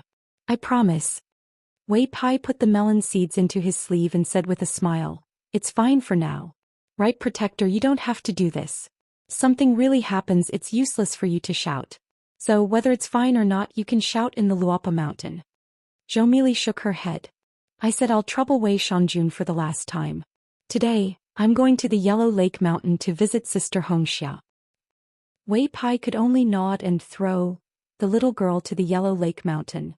The big python's real name was Buddha Pine, but it liked to call itself Hongxia on Zhou Mili's side. Zhou Mili put down the carrying pole and bamboo cane. Like before, she needed to take a few deep breaths to be able to pluck up her courage. Lying by the water, the little girl stuck her head into the water and opened her eyes wide. After a long time, she still didn't see Sister Hongxia. In fact, Hongxia, who was dressed in yellow clothes, was standing on the shore with a smile. She squatted beside Zhou Mili and gently patted her head.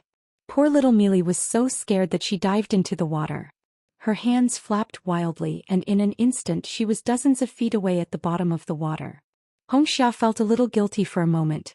A moment later she stuck her head out. She was so anxious that her eyes were blurred because she left all her belongings on the shore. However, the little girl soon grinned and laughed. She was here grinning and laughing and no one cared. Zhou Mili jumped out of the water and swaggered on the waves.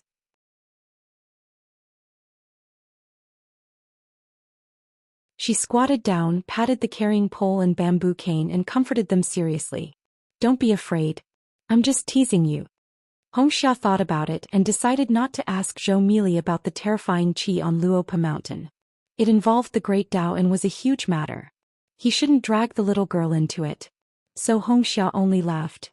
"What story of the Jiang who are you going to tell me today?" Zhou Mili laughed. "I'm a green mountain. Have you heard of it before?" Hongxia laughed. "I've heard of it." Zhou Mili was startled. "Damn it, I can't open the door today." Hongxia suddenly felt a sense of fear. The main culprit that made her not dare to walk on Xianxia had arrived at Yellow Lake Mountain for the first time.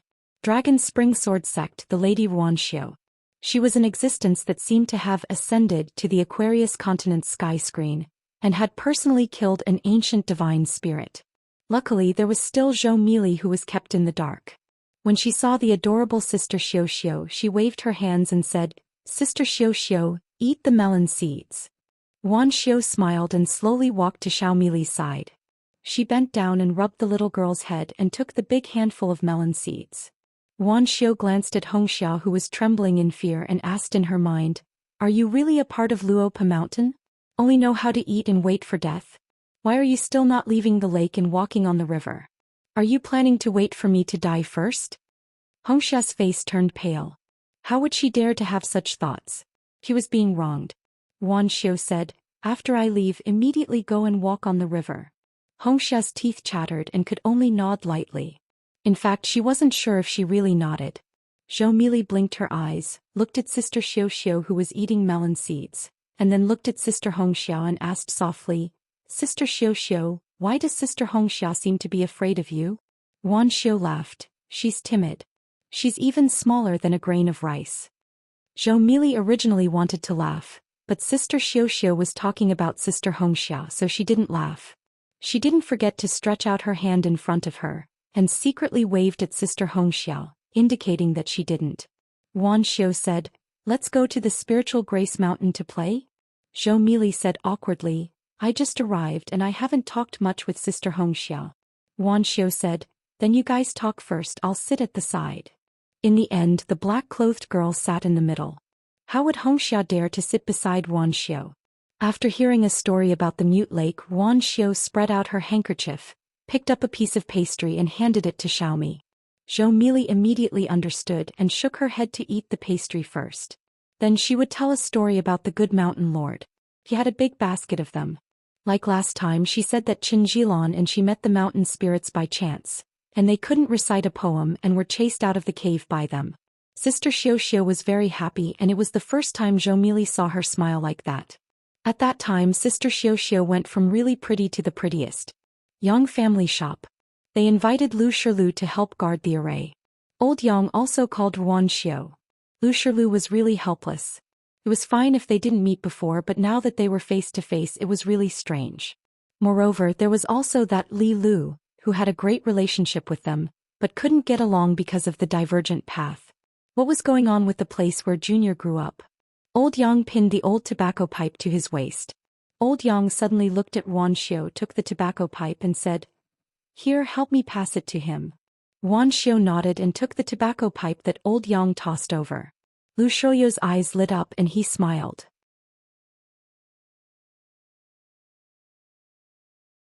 Back then, in the line of the sage of literature, Lu Shilio's 3 senior and junior brothers were all dragons and phoenixes among men, but all of them seemed to be chaste. In fact, there were many women who liked the 3 of them, up and down the mountain. They didn't dare to say that there were as many as the carps crossing the river, but there were indeed many. It was a pity that eldest senior Cui Dong didn't have any distractions, and his ambition was high, so he treated women with courtesy at most, although he never deliberately ignored them. Senior brother probably thought that women were annoying, so why did he like me? If you like Cui Dong or Qi Jingchan, you can go. Xiao Qi didn't understand at all. After Lu Shilu and Ruan Xiu, Shanjun Wei Pai was also called over. This landlord of Northern Peak had a solemn expression. Wei Pai and Lu Shilu, who had used a camouflage technique, stood at the side. A few days ago, when they occasionally asked, Wei Pai would announce to the public that he was an old friend of Cloud Pall Mountain from the Central Plains. As for whether or not anyone believed it, Wei Pai didn't care. After all, it wasn't like he was telling outsiders that he would never hold a night party again. Wei Pai asked, "Do you need me to operate the mountains and rivers?" Old Yang shook his head. "I know a little about divine powers." Wei Pai was speechless. Lu Shilu smiled. This old man who used to be serious was getting better at chatting. He didn't live in the mortal world for 10,000 years in vain. In the blink of an eye, the entire northern peak was shrouded in white mist in the eyes of the cultivators. As for the regular people, they failed to sense anything at all. Today was a day that had never been seen before in 10,000 years. It was because of this old Yang who had guarded the human world bitterly for 10,000 years to continue the path of godhood. He wanted to re-establish the ascension platform in the human world as the ancient heavenly lord of Azure Child. They still did not see old Yang use any divine powers, but the earth immortals who had secretly hurried to various parts of the Dragon Province seemed to find themselves on a high platform. It was far too strange, such that many nascent soul and golden core cultivators looked at one another. However, they calmed down very soon and steadied their minds. On the high platform were old people who had lived in the mountains for a long time, as well as talented young people from the mountains. This large group of golden core and nascent soul cultivators from the Aquarius continent had received a secret order from the Dali Ministry of Punishments. The contents were very shocking. At the end of the secret letter, the wording was extremely strict, telling them not to divulge anything to the outside world. They were only allowed to secretly travel to the Dragon Province of Dali.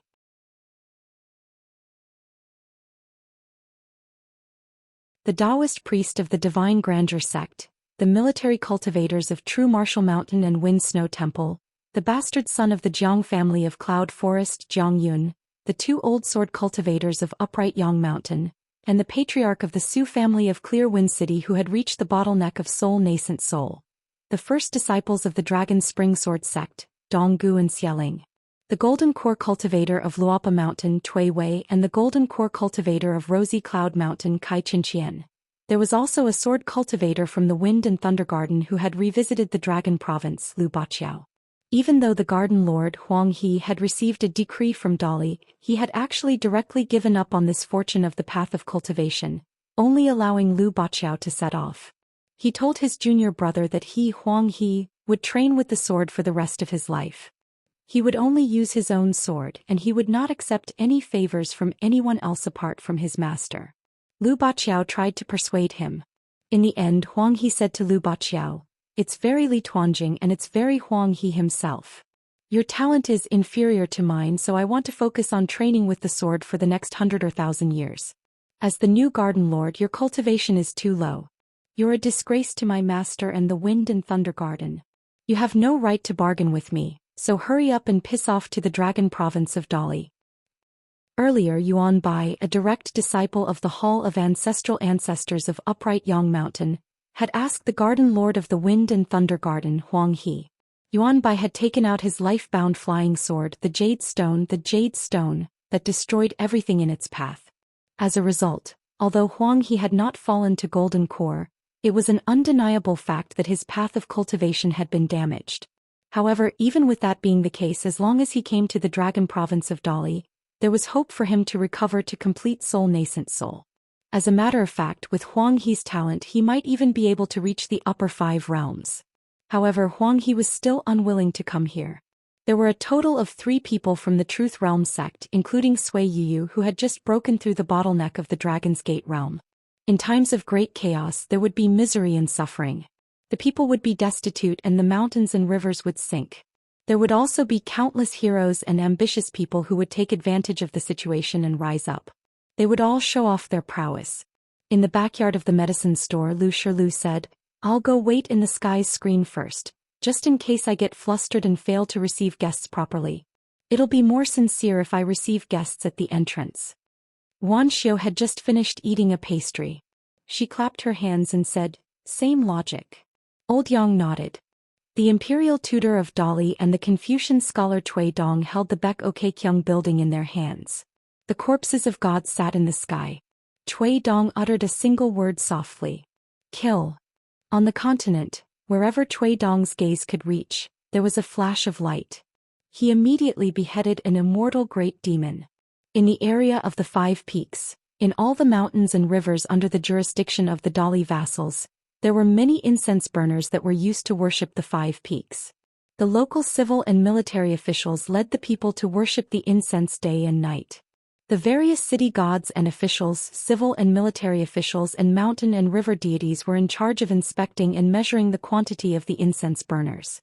They would report it to the various departments of rites and then submit it to the departments of rites and academies of Dali.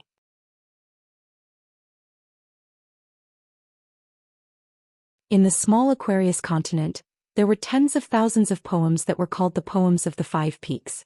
Finally, 100 of them were selected and compiled into books. They were distributed to the various academies and rural schools in the continent. They were sung by the children on the streets in the form of ballads. The monarch of the 5 peaks kept half of the incense burners that flowed into the great peaks to maintain the majestic golden body. The remaining 20% was given to the mountain of the monarch, and the remaining 30% was distributed to the mountain and river shrines under the jurisdiction of the various vassal states. It would increase the fate of the state, and finally, it would increase the power of the state. Once again it would nourish the Dali dynasty and the continent's geomancy. In the Tongyi continent even the emperor ran away, even the land immortals ran away. But in the Aquarius continent even the small children in the streets and alleys, in the villages and villages, were able to contribute to the stability of the continent, silently contributing to the stability of the continent. Bit by bit the accumulated water formed rivers, the accumulated soil formed mountains.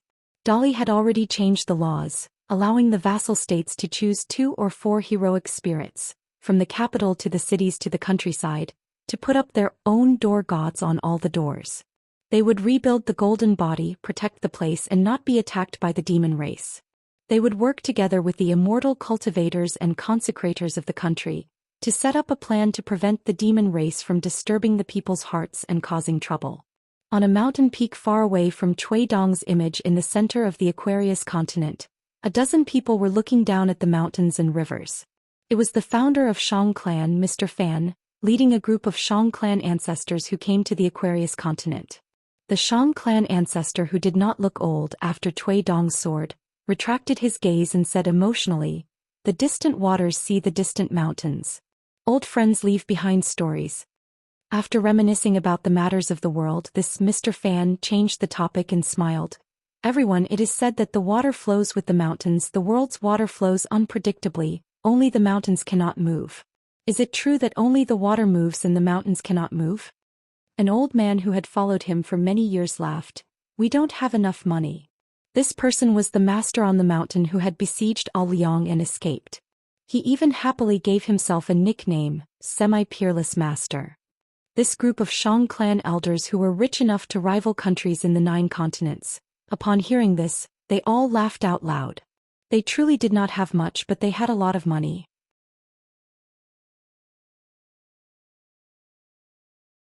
Shang clan had already forked out a large sum of money, to move the inland mountain ranges to the coast, to create a pass, or to move the coastal mountain ranges that were obstructive to the Dali cavalry to the inland, to create a seemingly natural but actually man-made, majestic battle line. Next they had to fork out even more money. Immortal money, valley rain money. Snow money, summer money?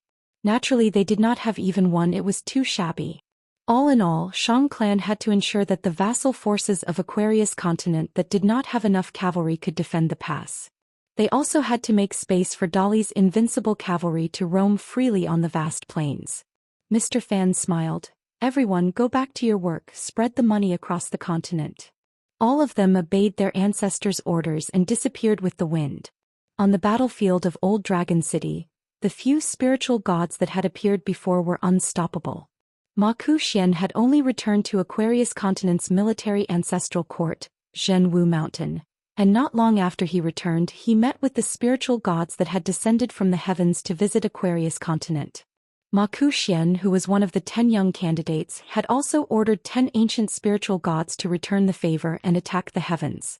There was also the Nanyu Great Mountain Lord, the only female mountain lord, Fan Junmao, whose golden body was over 10 kilometers tall. She held a portion of the ancient moon, Truth, which was secretly given to her by Lady Gui. In Fan Junmao's hands the crescent moon was like a bow, pulled to a full moon, using the pure light of the sun and moon as the bowstring and arrow. When the arrow was shot out, regardless of whether it was to kill the ancient spiritual gods in the sky, or to kill the great demons in the sea, it had a might that could shake the heavens and earth. On the Dragon Ascension stage in Old Dragon City, there was a lady, GQ. Her golden eyes stared at a king great demon in the sea far away. The other party was also looking at GQ. GQ's mouth twitched. She slowly raised her hand and made a gesture of breaking Imperial Concubine Faye's neck. Bookslip Lake. An elegant old man with a laurel belt stood on the shore of an island. Sect Master Wei Ying of the True Realm sect was moved, but she didn't use the Mountain River View divine power to look into the distance. Hundreds and thousands of strange spirits, without exception, were all Yin spirits who could still maintain a little bit of their true spirit after hundreds and thousands of years. They all surged out of the lake and returned to the human world. When they were alive, they were all at the Bookslip Lake, a lawless place filled with wild cultivators. Throughout history there were many people who died suddenly. Some were innocent, some deserved it, and some didn't deserve to die, but they still died here. Then they gathered around the old man and looked at the Bookslip Lake. Year after year people's hearts remained the same. Year after year life and death were uncertain. The strong wantonly killed the weak, and the weak didn't know what they did wrong. They probably felt that their cultivation was too low, and that was all. In the end, all the Yin spirits and ghosts inevitably had the same question. Between the bottom of the lake and the shore, which was the world of the living and which was the world of the dead? In the end, a haggard young man from another city came here and answered the question in the hearts of the countless Yin spirits and ghosts that lingered after death. Gukan was wrong to kill indiscriminately. He was also wrong to not kill Gukan. The customs of the Bookslip Lake would be wrong even after 1,000 or 10,000 years. Some mistakes in doing things and the pain in one's heart would definitely be painful for a lifetime. Because in the world what was wrong was wrong.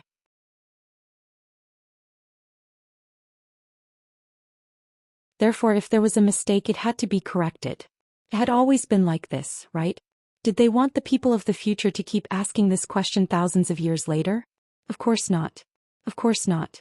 The same answers were given by the ghosts who had died in vain after bidding farewell to the young man one by one. It was them and the young man who gave the Bookslip Lake an answer. An answer that would still be filled with sadness. An answer that was filled with guilt and regret. Surname Chin, you're as thin as a bamboo pole. How are you going to find a wife in the future? When you leave this damned place in the future, you must remember to eat a few more bowls of rice. I'm not bragging. My cooking skills are excellent. I'm famous for making a pot of messy stew that can make Buddha jumps over the wall. Unfortunately you don't have the luck to eat it. Chin Pingon, take it easy. Let's not reunite too early. Also, you useless bookkeeper, remember to slap that Gukan a few times to relieve your boredom if you don't have anything to do. You have 8 lifetimes of bad luck to have a son of a bitch like Gukan. Don't meddle in other people's business in the future. It's not worth it. Mr. Chin, I still think that the world is not too beautiful, but it seems that there is still a little hope. I'll take my leave then. Take care, Mr. Chin. In those years, the foreigners who were just a few years old would smile and wave goodbye to them. They would say, "Take care," in a hoarse voice. When they couldn't say anything, they would reach out and tap their chests with their fists, or clasp their fists together to bid farewell. However, after those ghosts dissipated, the young people would become more and more silent. Other than acknowledging that the young people's actions of asking for trouble and making up for it, the old man was also gratified by those who left with regrets but did not completely despair. The old man collected his thoughts and smiled. Since you can still hold on to your spiritual light and not dissipate, it means that you are not numb. That's why you were imprisoned here and could not escape. Now that your souls have completely dissipated, I will help you gather some good karma. Mistakes will offset mistakes. Good karma will accumulate good karma. The old man's words seemed to contain heavenly law. Those otherworldly beings seemed to have received amnesty. From the heroic spirits, they seemed to have transformed into golden water gods. Before this, Dali had already laid out a land divine path, allowing these heroic spirits to head towards the Qi Dao in the center of the Aquarius continent. The old man smiled again. The heavens, water and mountain spirits are all my friends. Am I right? The old man answered his own question, yes and no. On the mountains and peaks of the continent, countless mountain spirits suddenly condensed. The old man raised his hand, heavenly falling elephant.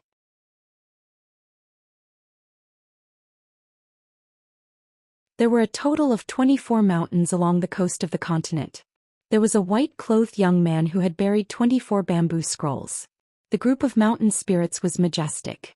Like an unprecedented army of ghosts passing through, they rode the wind towards the 24 mountains. The old man finally went to the verdant Canyon Islands ferry. He stood there and looked down. That day, after the young man fell asleep due to exhaustion, Yuan Xiu and Zhong Kui had come to visit the young man who was lying on the ground snoring. Actually, it was not just the two of them. The old man laughed. The boundless universe was full of strange things. The old man raised his head again. He saw that the Aquarius continent did not have the 3 enclosures 4 divisions formation. Instead, it had the 24 heavenly times formation that was even more majestic. The formation followed the flow of time, protecting the continent without any gaps. A middle-aged ascetic monk who was traveling with alms bowls had once traveled all over the continent year after year. He chanted once. Wherever his feet touched in the past, on the ground, between the wells, beside the mountains and rivers, in the bustling and secluded places, lotuses appeared. The final continent, the Aquarius continent, resembled a vase on a bookcase somewhere in the mortal world. Inside the vase there was a huge golden lotus flower. 12 sword boats that were as big as mountains were placed behind the front line of the battlefield, hovering behind Old Dragon City. There was a dense group of military soldiers using a secret method to beat drums to strengthen the momentum, adding a mysterious heavenly time to the sword boats and flying swords. On the flying swords, the talisman sect cultivators had already racked their brains, sparing no expense and spiritual energy to inscribe the cloud-patterned secret records on every flying sword. In a moment, the flying swords were as dense as a storm, flying towards the demon army that was attacking the city. Although the Aquarius continent had the smallest territory in the world, it was the only continent that not only had a stable defensive position, but also had the strength to launch a magnificent attack against the savage world. Vassal King Zhou Xian did not guard the Dali capital in the middle of the Aquarius continent, and did not even move the vassal residence to the relatively stable southern peak mountain. He stayed in Old Dragon City all his life, along with the 2 Dali military officials who were the highest-ranking hunting inspector Chao Gui and Su Gaoshan, as one of the backbone of the southern battlefield. But the 2 great generals would not be in the city, but on the ground behind Old Dragon City, waiting for the battle.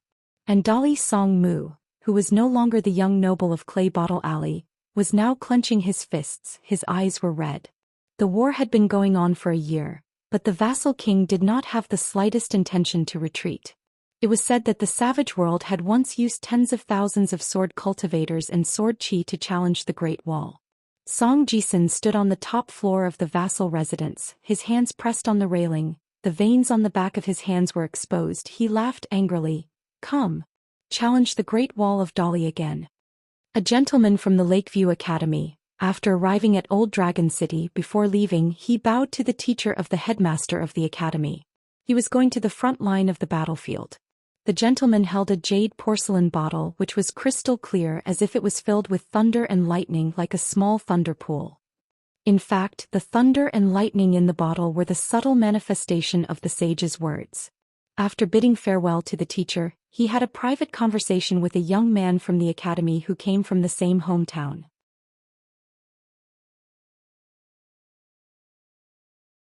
Next year the flowers in my hometown will bloom. Please take a few more glances for me. A Confucian scholar from the academy who had a dispute with him on academic matters, and even used fierce words, just happened to be going to the battlefield with him. It turned out that the dispute between scholars was really just a dispute between gentlemen. They were kindred spirits. Gentlemen and sages. The two of them looked at each other and smiled but did not speak. The chief consecrator of the Fu family in Old Dragon City, an old sword practitioner who had cultivated near the dragon platform for many years, and a consecrator of the Sun family who looked like a woodcutter, walked together. They each excused themselves from the two family masters and rushed to the most dangerous part of the battlefield. When the two of them were riding the wind, the Sun family's master, who had also read the sage's books, but could not become a disciple of the academy, smiled slightly and said, "What is the green mud? 9 twists and turns in 100 steps and winding around the mountains. So what if my heart is muddy? That is not a reason for you bastards to barge in." The old sword cultivator smiled and said, "Literary and sour. I said I can't, so I will follow your words and say a vulgar sentence, just take it as my last words. To pass this road to enter the house I have to die first." An old cultivator who had already left Tongyi continent safely, an old Yuanying who had once done a big deal with a young man from the outside in Jiangshangzhen, gathered all the cultivators in the sect. The old man's sect was the Green Tiger Palace of Tiankei Peak located in the north of Tongyi continent. The old man was the old palace master who was good at refining elixirs, Lu Yong. Before the demons of the desolation world had reached the shore, old palace master Lu, who was well informed and best at protecting himself, had taken his disciples and fled to the Aquarius continent on an immortal ferry. If they had been 10 days later, they would have been refused entry to the Aquarius continent. However, like other smart people, even if they entered the boundary of Old Dragon City, they could not take refuge in the city. They could only be like other foreign cultivators, imprisoned in one place like prisoners. However, although their lives were saved, their days were not easy. The cultivators who followed the army of the Dali dynasty never spoke to them. They either killed some idiots who did not follow the rules, or looked at the refugees from Tongyi continent coldly from afar. Different cultivators followed the army, but they had the same vision. There was no pity, only the natural coldness of the battlefield, and the sarcasm of a person looking at someone who was not human. But if they were in a high building in the cage, and had the leisure to watch the battle from afar, Dali did not stop them. The old man had personally witnessed the desperate battle outside Old Dragon City, and after the day he spoke less and less until today.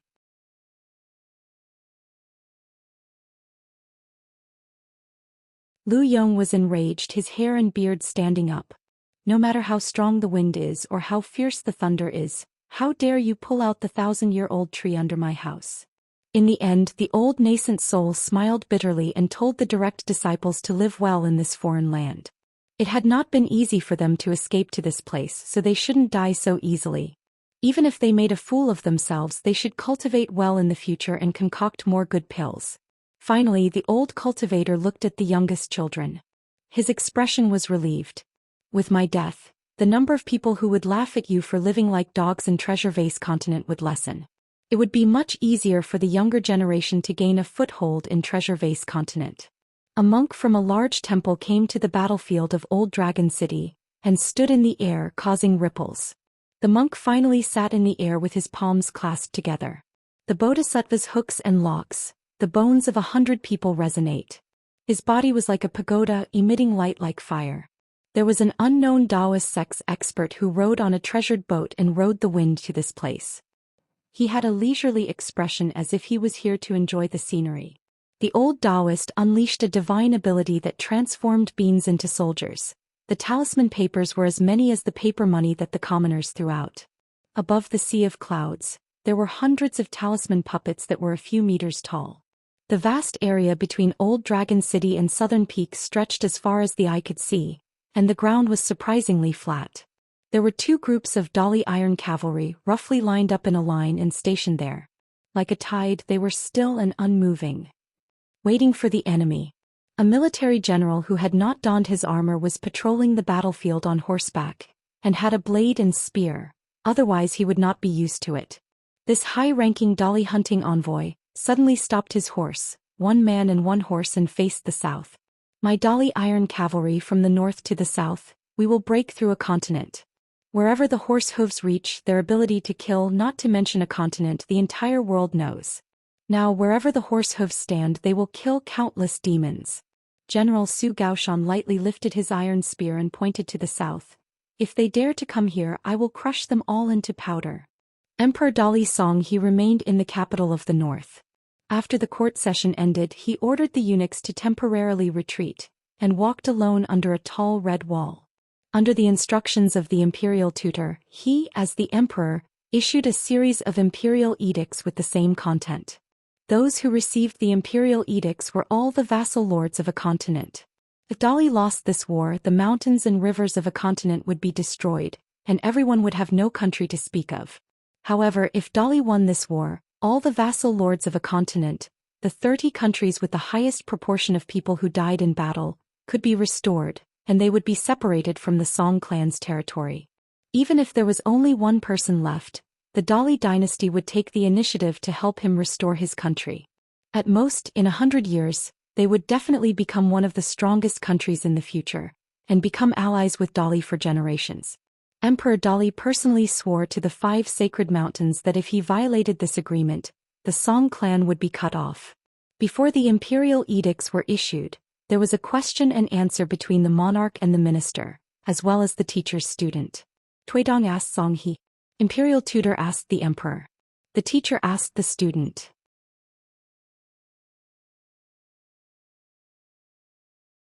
Your Majesty, if this is the case, Dali might not even be able to keep its position as one of the 10 great dynasties in the future. But if this is the case, you Songhe, as a descendant of the Song clan, will definitely become a wise emperor for thousands of years. How to choose is up to you, Songhe. Songhe smiled and said, Imperial tutor is underestimating the tolerance of a student. There are so many 10 great dynasties in the world. How many emperors and monarchs are worthy of leaving their names in history for thousands of years? Songhe wants the descendants of the Song clan to face the portraits of their ancestors when they worship their ancestors. They will stand under my portrait for the longest time, and they will be fascinated the most. When Embroidered Tiger heard the answer, he smiled and nodded. Songhe had a question and couldn't help but ask, I only have one question. If I don't agree, won't I let Imperial tutor fulfill his wish? Tuidong smiled and said, Your Majesty is well aware. Emperor Dali laughed and said, What a good embroidered tiger.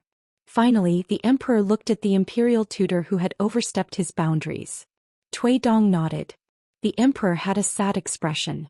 With embroidered tiger by his side, it was inevitable that he, as the emperor, would feel constrained. However, if the Great Li dynasty really lost this embroidered tiger, how could he, Songhe, not be flustered? Tuidong finally said slowly, Qi Jingchun and I have left so many different scholars for the Dali dynasty. Even if Dali's territory is reduced by half, there is still a great chance for it to rise again in the future. It's a pity that you may not be able to see it with your own eyes when you are still alive.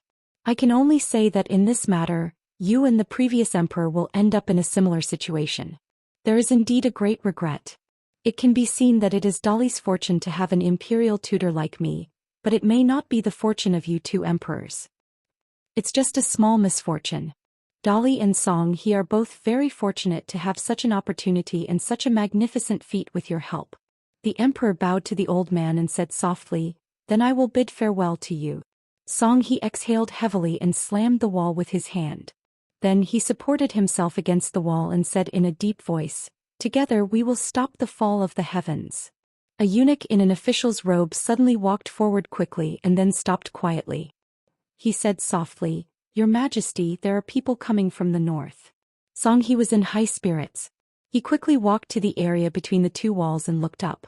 Although he was destined not to see them as those people would not come to Dali's capital so early, Songhe couldn't help but take a look. Now the eastern Aquarius continent and the north continent, under the heavens' influence, were like a continent's territory. Venerable fiery dragon, Li Lu, and the Ascendant Realm woman were still in charge of guarding this sea path.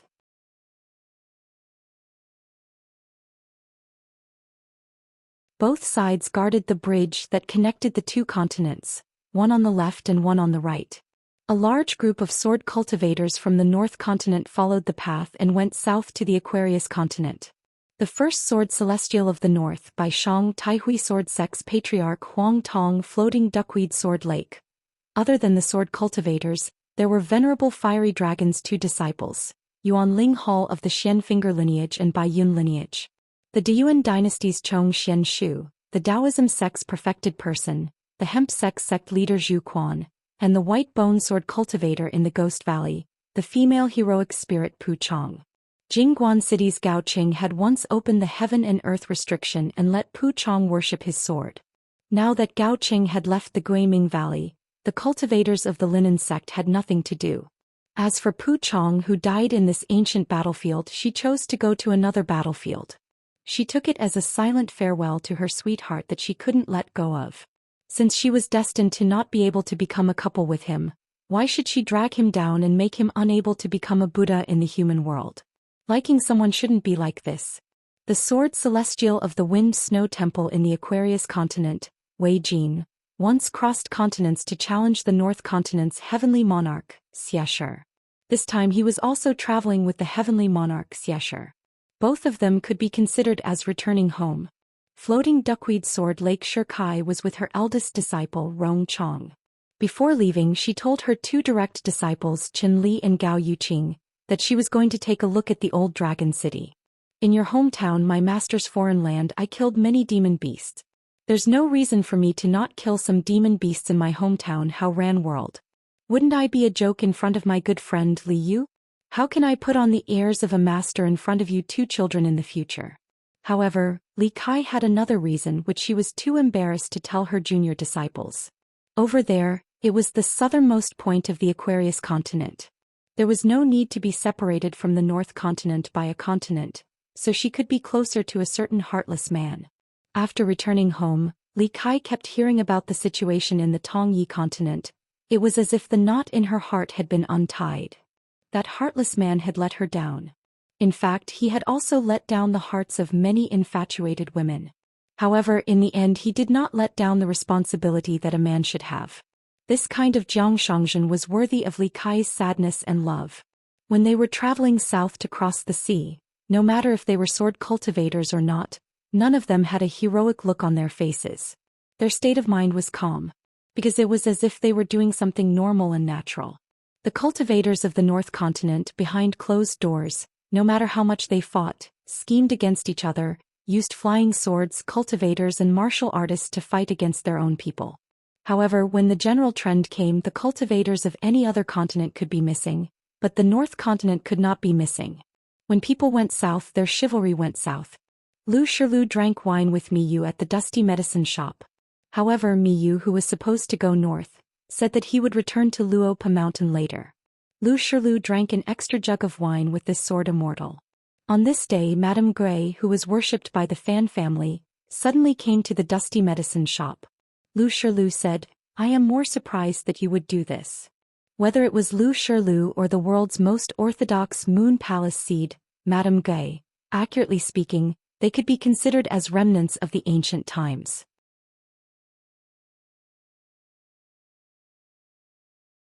The books of the future like to talk about the strange and bizarre immortals. They said that there were ancient immortals on the distant sea, and that the sea had turned into mulberry fields. In fact, to the 2 of them it was not a strange person or strange thing. They had looked down on the earth from the sky. They saw the human race appear, saw the human race climb the mountain, and finally saw the human race ascend to the sky. In the center of the Aquarius continent. A big blasphemy. The night was calm and peaceful.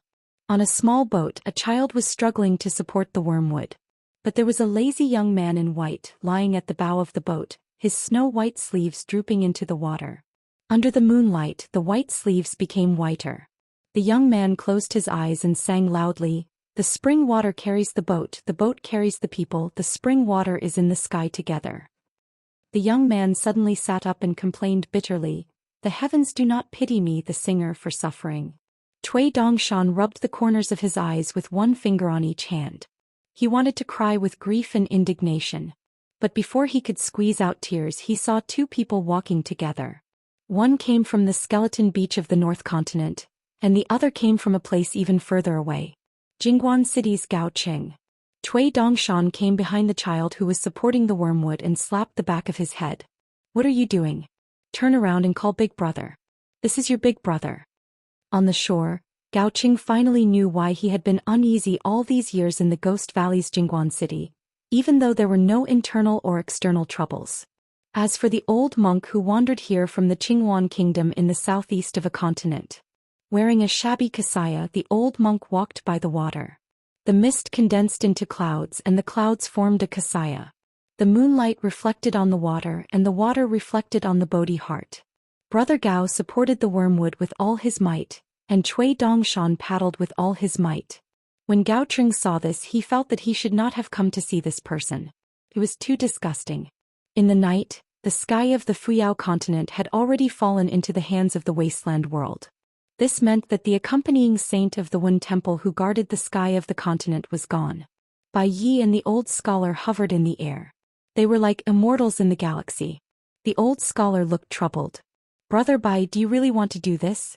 The wasteland world does not have any sovereign stage demons to provoke you this time. Bai Yi was too lazy to say anything. The old scholar chuckled. As expected of Bai Yi, as expected of the Bai I once begged for poems and words. You know best that I'm not a shameless person, so I'll make an exception for you. Bai Yi did not want to say anything.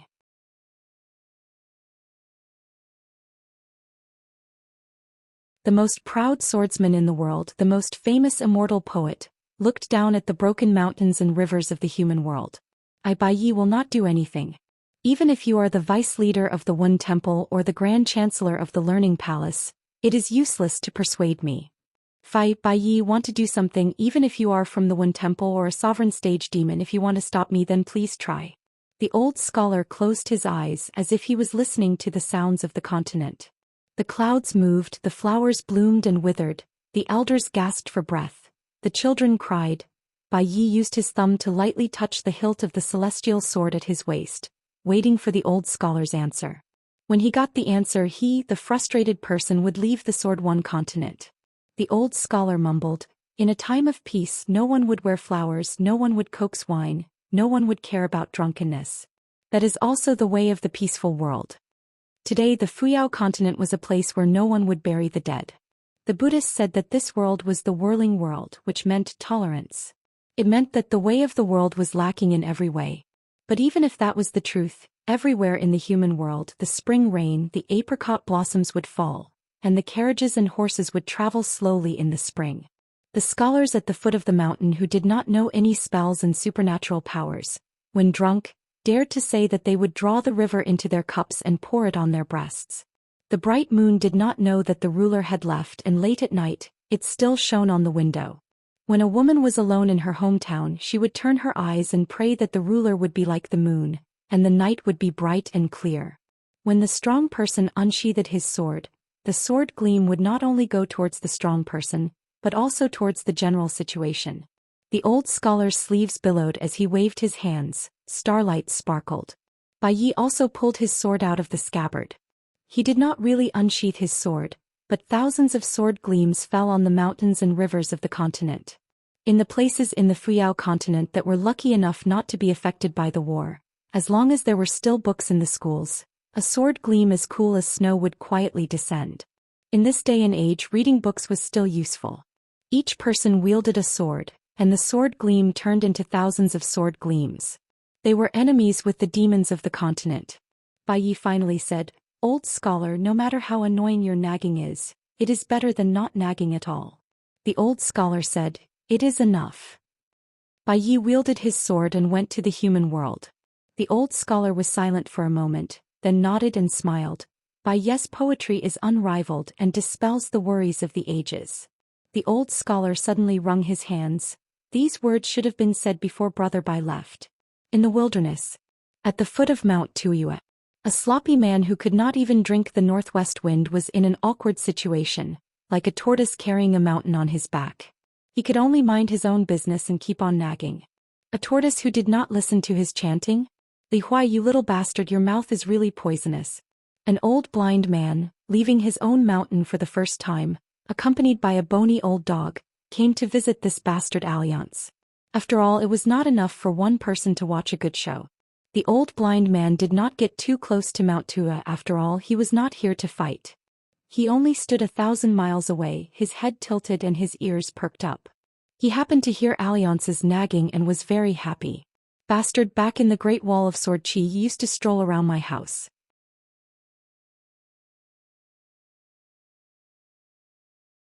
Didn't you like to jump around? Why aren't you jumping around now? The old blind man touched the ground with his palm and sneered. Back then, who was the one who shamelessly boasted in front of me, saying, "With such swordsmanship, you don't need such looks. With such looks, you don't need such swordsmanship?" Alliance was stunned for a moment, then laughed and said, "Hey old blind man, are you here to help me move the mountain? You don't know how comfortable it is to have a mountain rubbing your shoulders. Don't worry about me. If you dare to, I will call you uncle."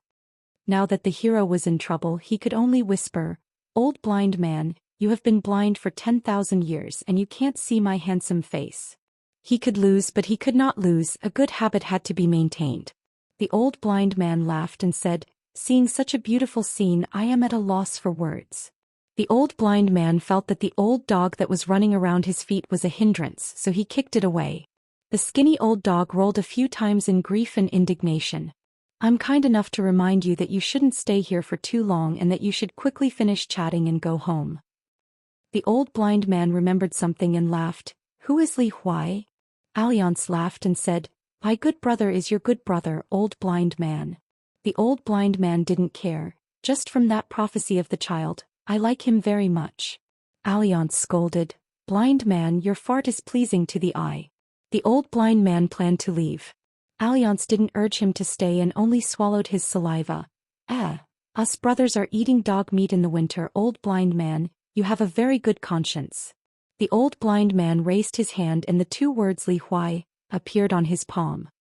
He stared at the name on his palm for a moment and nodded with a smile. "Li Huai, I'll remember it."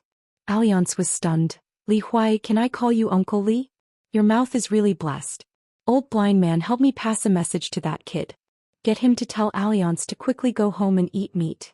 Then he said sadly, "Damn it, I'm really convinced. Li Huai, you are my uncle. Is it too late for me to agree to be your brother-in-law now? Is it okay?" The old blind man had a complicated expression and said, "It's not like you can't leave. What nonsense are you talking about? Are you willing to waste your sword will and cultivation like this every day? Do you really think you have completely stabilized the 14th realm? If you are so capable, why didn't I see you pierce through the sky when I was at the door? Oh, you like to pretend to be a great sword immortal of the 5th realm? You really have perseverance." Alliance bitterly laughed dryly and then fell silent. Damn it, the old blind man didn't talk like this in the past. Today he was actually being eccentric. He didn't know who he learned it from. The old blind man retracted his hand and stood up. "Who can you blame if you don't leave?"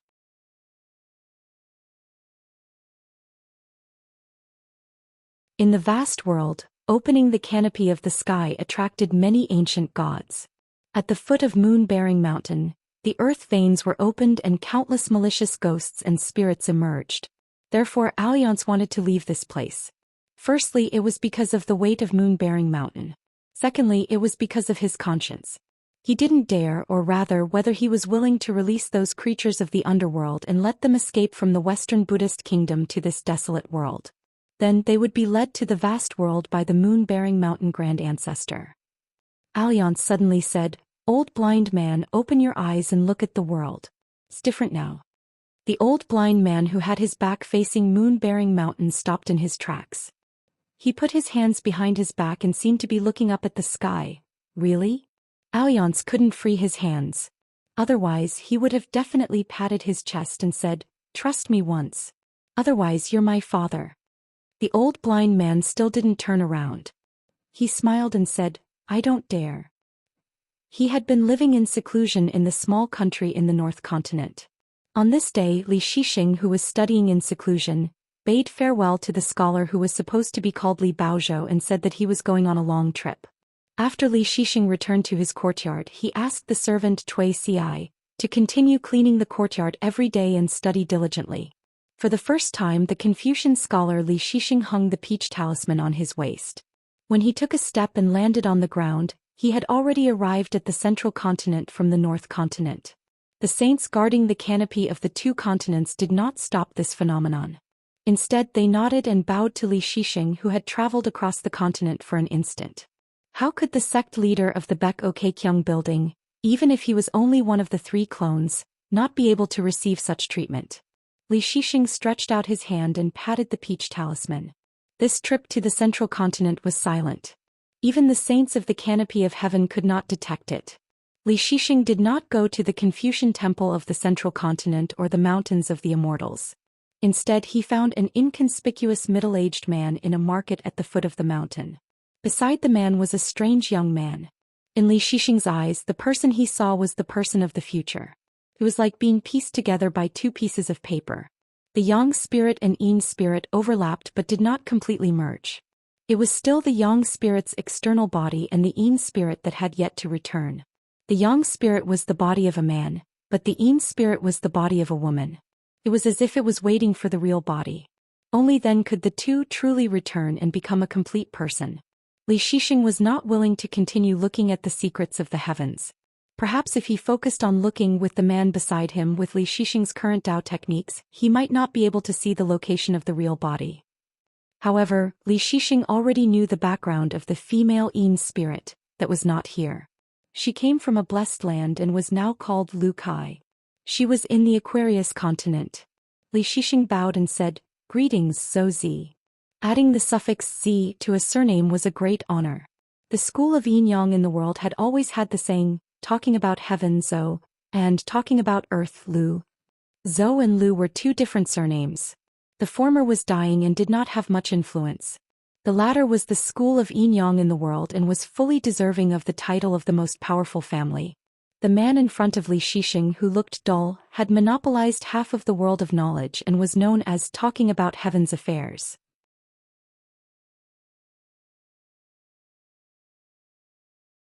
As for the Lu family of the school of yin-yang in the talking about earth, they were the descendants of Lu Qin, the third chief of the Baek-o-Kaekyung building, who was Li Shixing's junior apprentice brother.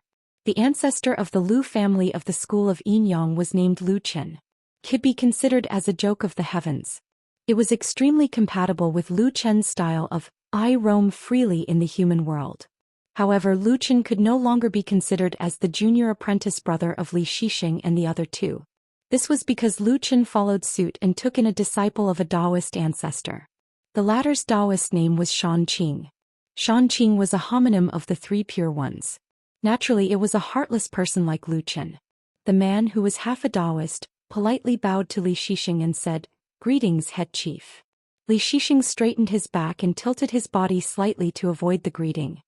He smiled and shook his head. "It's still not counted for now. Moreover, it might not be counted in the future." The man said bluntly, "Since the head chief is here, you should have calculated that I was the one who plotted against the head chief and the descendants of the Li family in Fortune Street. I wonder if you're here to condemn me or to seek enlightenment?" Li Shixing smiled and did not speak. He turned to look at the young man with a string of small gourds hanging from his waist. Two of them were related to the school of yin-yang.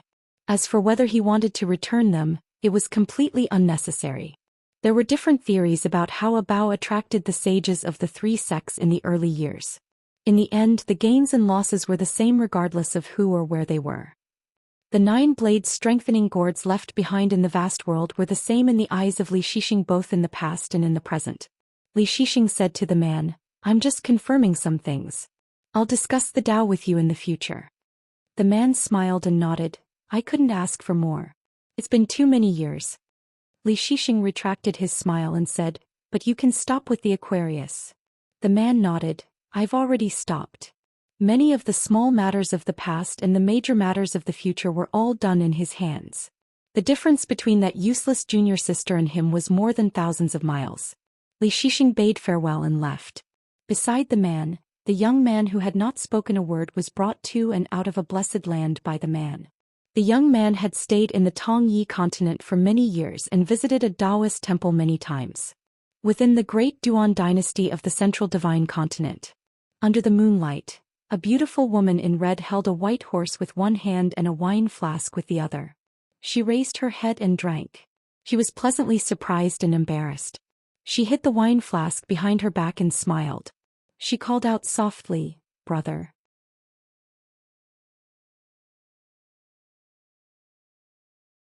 Li Shixing smiled and said, "So you haven't forgotten about your big brother." Li Baoping still smiled and narrowed her eyes. Li Shixing hesitated and said, "You should know about the Aquarius." Li Baoping smiled and said, "I know. You're my big brother." Li Shixing also smiled. Li Shixing glanced into the distance. A young man with an ethereal aura seemed to be following his sister from afar. Li Baoping was a little helpless.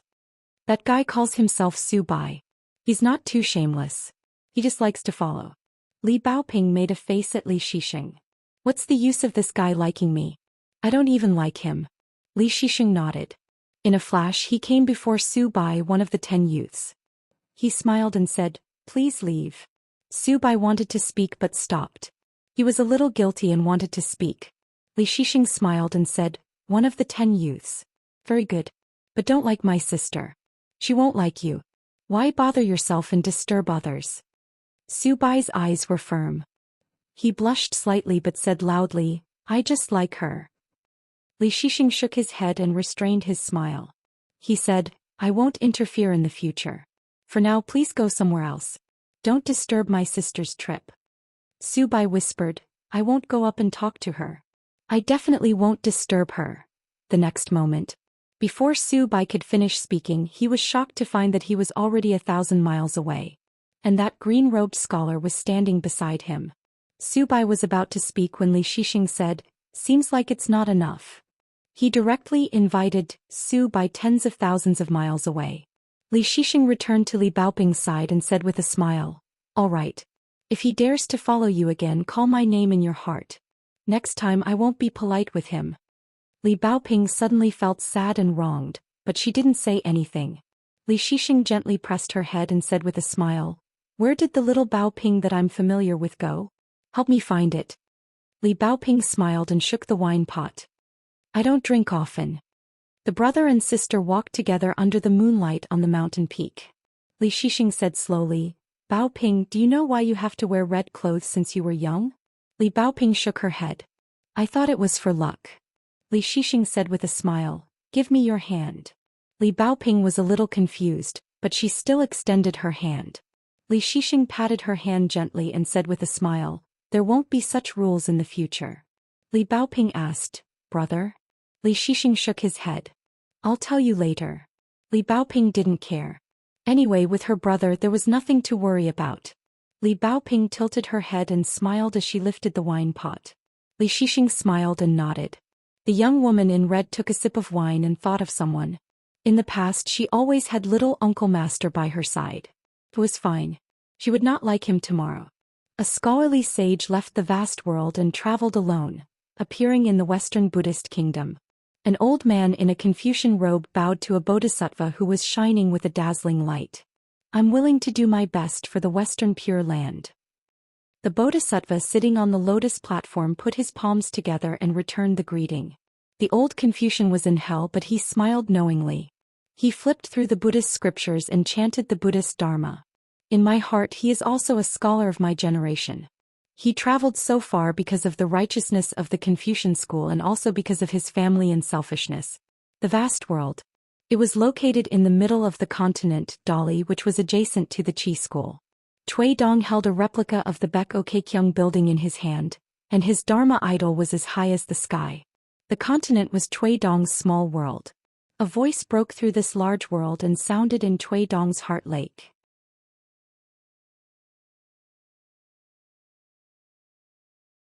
"How long do you want me to wait?" Cui Dong said indifferently, "Not too long." In the middle of the Jinjia continent, a slender young woman with dark skin carried a book box and held a mountain walking stick. She found Xianxia. She first said that she was the first disciple of her master, Qin Pingon, and then called herself Pei Qian. Then she said that she wanted to fight 3 rounds with Xianxia. But now that the battles were endless, she did not dare to delay Mr. Chao from killing the enemy with his fists. She waited and practiced her fist technique on the battlefield. Xianxia was still the same. She smiled and nodded, saying that there was no problem. Yu Zhuanfu was the most shocked. Was she the tan little girl who traveled the Great Wall of Sword Qi? He saw her a few times back then and he could tell that she was a clever little girl. How did she change so much? However, Yu Zhuanfu immediately thought about it. It had been many years since they parted, so it was normal for her to grow faster. The only thing that didn't make sense was what realm Pei Qian was at. Did she fall from the sky? Was Pei Qian really a pure martial artist? After that, among the pure martial artists on the battlefield in the center of Xianxia continent, only Yu Zhuanfu and a ninth realm old martial artist could barely fight side by side with Cao Ci. There was another woman with the surname Pei who was younger than Yu Zhuanfu, but at the same realm and with a better foundation. She was quiet but she did not lack etiquette. In fact, it was the opposite. She was very polite when she interacted with people between the battles. Later, everyone felt that this young martial artist was probably a person who did not like to talk. Zhu Mei and Jin Mingzhen sneaked to Xianxia continent and found Yu Zhuanfu without any mishaps. Zhu Mei still liked to call sister Yu Zhuanfu Zaishi. When she found out that Pei Qian, who came out of nowhere but was unknown, had reached the bottleneck of the far travel realm a few years later at the age of 20, Zhu Mei was almost scared half to death. In this foreign land, Pei Qian still punched a lot and spoke very little. But with Zhu Mei, Pei Qian would occasionally talk more. Because sister Zhu Mei had the same surname as Old Chef, Pei Qian was unreasonably close to Zhu Mei. That day, Pei Qian left the battlefield later than Yu Zhuanfu, but it was a pity that she left earlier than Cao Ci. She was once again alone by a river. After washing the bloodstains on her clothes, she stared at the river in a daze. In the past, when they were on the mountain in their hometown, they might have been lying on the second floor of the bamboo house, sitting at the stone table by the cliff, walking on the mountain road together, stepping on the white jade railing together, or sitting at the old chef's table. When Pei Qian was a child, he often chatted with Zhou Mili about trivial things that were not a big deal. The white clouds leave without saying hello, the moonlight comes without knocking.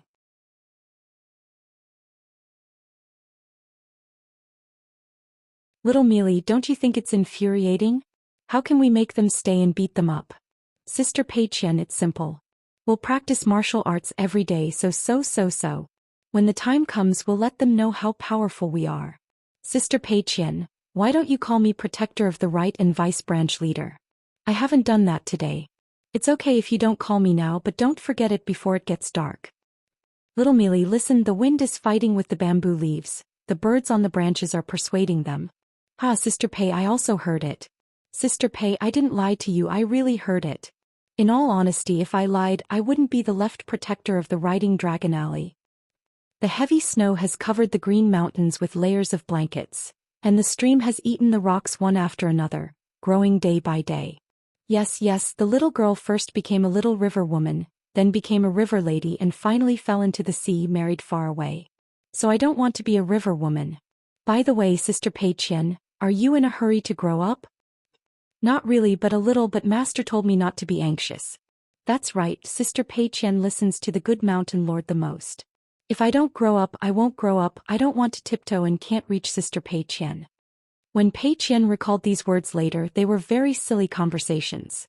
It was something that happened on Luopa Mountain many years ago. At that time, Pei Qian was only slightly taller than little Mili, and about the same height as Sister Nuanshu. Pei Qian looked at the other side of the river in a daze. Yu Zhuanfu came to her side and laughed. What are you thinking about? Your hometown in the Aquarius continent or your master? Yu Zhuanfu liked to come to Pei Qian's side to listen to stories. Pei Qian did not speak much, and only when the two of them were in private, Pei Qian would talk to Yu Zhuanfu about the times when she accompanied her master to travel the world. Pei Qian did not answer the question this time and only stood up and called out to Yu Zhuanfu, Sister Zaishi, and then sat down together. Yu Zhuanfu realized that Pei Qian's mood was especially bad today and did not speak. Pei Qian took the initiative to speak. She turned and laughed. Sister Zaishi, do you know where are the two furthest places in the world? Yu Zhuanfu found it strange that Pei Qian's mood suddenly improved and shook her head. How would I know? Pei Qian hugged her knees, looked at the other side of the river and said softly, when I was young I accompanied my master on the way home, and once I gave him a small gift. He was especially happy and secretly told me about a small matter. Beside a small stream my master was stewing fish and asked me such a question. Of course I did not know the answer like Sister Zaishi, and so I made a bunch of random guesses, but my master just laughed and shook his head. Speaking till here, Pei Qian laughed to herself. The slightly tanned female martial artist, upon closer inspection, was actually a good-looking lady. Whenever her master laughed with her, Pei Qian's world was actually like the moon in the sky. Pei Qian continued, "In the end, my master told me that he felt that the furthest journey was not some faraway place, not to the Great Sui Kingdom Academy, not even to the Great Wall of Sword Qi, but when he was young he encountered a rainstorm on the mountain, and then separated by a flooded stream, my master was on one side and the way home was on the other." Pei Qian's eyes reddened and she choked. "At that time I did not understand. Later, even when I saw the time scroll of the big white goose, I thought I understood, but in fact I still did not understand." She sobbed softly like a flowing stream. All the people who were regarded as family by her master, some departure, some change, would make her master sad, but her master would only be sad for himself.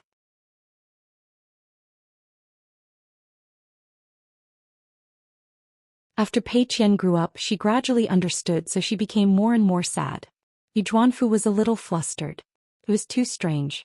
Pei Qian, a pure martial artist, had to admit that she was extremely pure. On the battlefield she punched like a crazy demon, but her heart was as firm as a rock, and no matter how serious the so-called injuries were, she did not care at all. Pei Qian crying? This was something that Yu Zhuanfu could not imagine at all. Fortunately, Pei Qian quickly returned to normal. She turned her head, tears blurred but still smiling. "Don't tell my master about this." Yu Zhuanfu nodded gently. He looked at the silently flowing river with Pei Qian. Yu Zhuanfu suddenly said, "After the battle, you will definitely lose 3 rounds with Cao Ci." Pei Qian nodded and her expression and aura all changed. She said in a low voice, "I know." Then she added, "That's why I want 4 rounds of Q&A." In the windy city, which was still bustling with activity and tourists, a shop closed for the day in the dusk. A man sat on a rattan chair in the backyard of his shop, holding a charcoal cage and quietly admiring the snow. He wore a green robe, cloth shoes and white socks, a little shabby but clean. Like the family of the poor and downtrodden aristocratic family. And the lord of the Fox Kingdom, like a servant girl, was warming wine for the man. City Lord Su Hun had recently left Windy City, so as the only nascent soul cultivator left in the city, she spoke and acted without restraint. He remembered a trip to his hometown many years ago. It was at the end of autumn, and Zhou Xian covered his face to meet a so-called martial arts master, a famous figure in Jianghu. The young Zhou Xian, when traveling alone, passed by a rural village. There was a big persimmon tree in the village, and it was so tall that it reached many roofs. At the top of the tree there were many ripe persimmons, but no one picked them. When they fell, they could see the smoke from the kitchen chimneys. Some bold children secretly climbed up the roofs and used the long tree branches to poke the persimmons, asking for a meal and getting beaten up. The noble son Zhou Xian was born in a family of bells and whistles, and had lived for generations. That trip was the first time he went out. He had some success in martial arts, but he was not sure how good his fist technique was. Whether it was in his family or in the capital where everyone saw him as a banished immortal, Zhou Xian did not have the chance to use his fist. Moreover, at that time, Zhou Xian did not see martial arts as a proper path, and casually took a few martial arts manuals from his family for fun. Therefore, that trip was the one where Zhou Xian paid the most attention to the mountains and rivers. Then Zhou Xian went to a village shop that sold loose wine.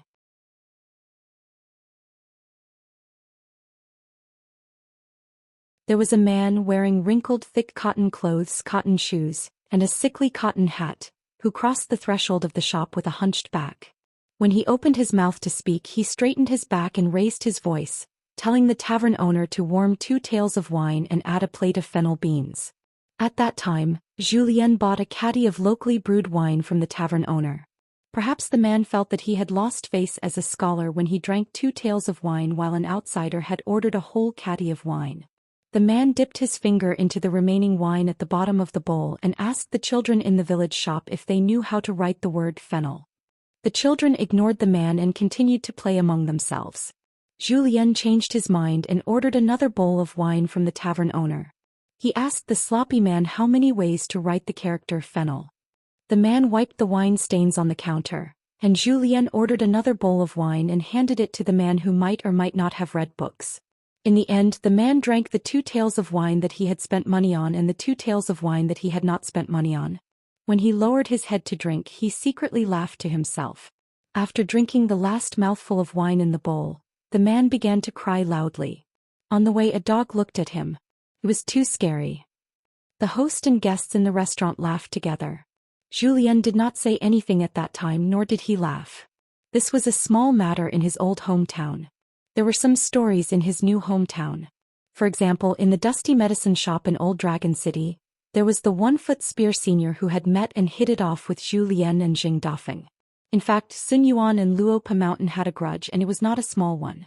However, before the mountain master and Zhu Lian could talk about the grudge, Sun Yuan was already dead. In that case, there would be one less person in the world who liked to flip through the books of the immortals, and even more who liked to silently watch the reflection of the moon and flowers in the mirror. With one less grudge in Luopa Mountain, the world was also less interesting. Zhu Lian bent down and placed the charcoal cage by his feet and lay back. There were only a few confidants in the world, but there were fewer of them. The woman asked gently, "Yan Fong, are you thinking about something?"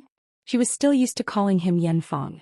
If there were outsiders in the shop, she would call him shopkeeper Yan. Zhu Lian let go. Zhu Lian did not turn his head and said casually, "As long as a person is old, it's easy to think about old people. Other people's old sesame seeds and rotten grains are my favorite." The woman covered her mouth and laughed. It was a big joke for Zhu Lian to say this. Who would have thought that Zhu Lian would say something that ruined the mood for no reason? Many self-deceptions are sad and laughable in the eyes of outsiders. But to the authorities, it's lucky, beautiful, and necessary. For example, you think that Qingfeng City is not a place to entrust your life, but you feel that I'm different. I'm definitely much better than Su Hun and that woman. Don't be like this. You have to rely on yourself, don't rely on anyone. Even if it's me, Luopa Mountain, who has a good atmosphere, don't completely rely on anyone. She frowned. But Zhu Lian said again, all the women in the world should not be grass that falls with the wind. I've always believed that all women with their own strengths are not inferior to men. She was surprised at first, then suddenly smiled and nodded. I know, you're so reasonable. Zhu Lian turned to look at her and smiled. I'm a mirror. If you don't believe me, take a look. Do I have you in my eyes? She shut his mouth and did not look. Zhu Lian bent down and picked up the charcoal cage again.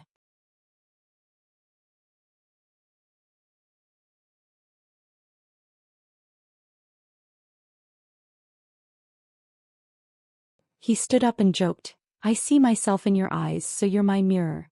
Of course I have to bring you home. She was frightened at first, then her eyes became determined and asked, today? Zhu Lian nodded. I can't fight in public, so there's no need to deliberately fight and kill here.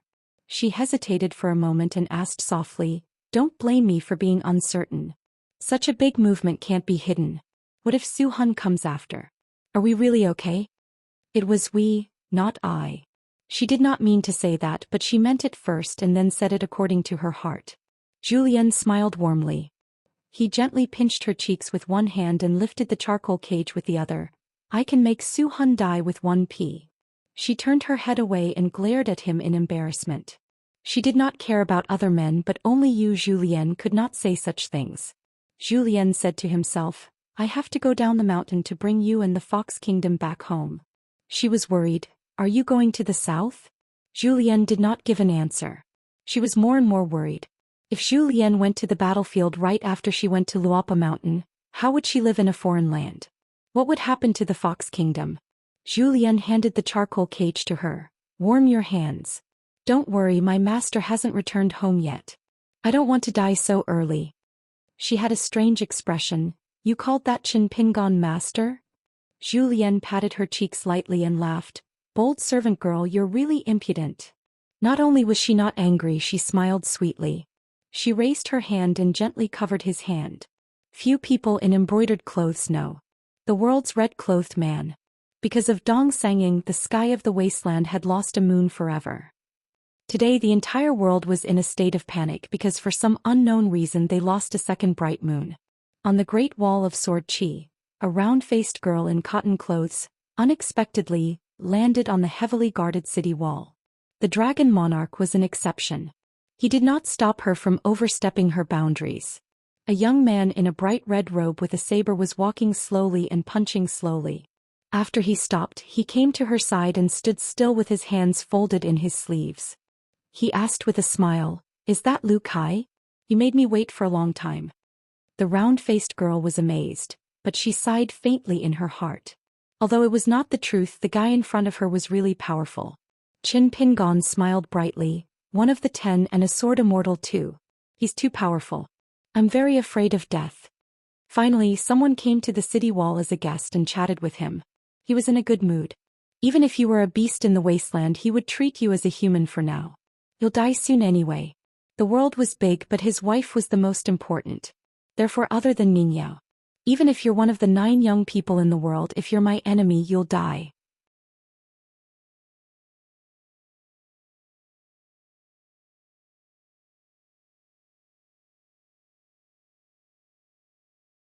The round-faced girl said, "I'm not Lu Kai. I did go to the Tongya continent to look for him, but I couldn't find him." Qin Pingon squinted his eyes and said with a sincere expression, "Since you've been to the vast world, why don't you pretend to be Lu Kai for a while? A joss stick's time will do." She could not help but laugh. "Are you sure you can kill me in a joss stick's time?" "Oh right, my name is Kuyu." Qin Pingon nodded and said, "I've always been good at judging people. Miss Kuyu is not Lu Kai, but you're still one of the 10. Not only did Qin Pingon not pull out that narrow saber to slash at Qin, he even took it off and threw it away. A short saber slipped out from each of his sleeves.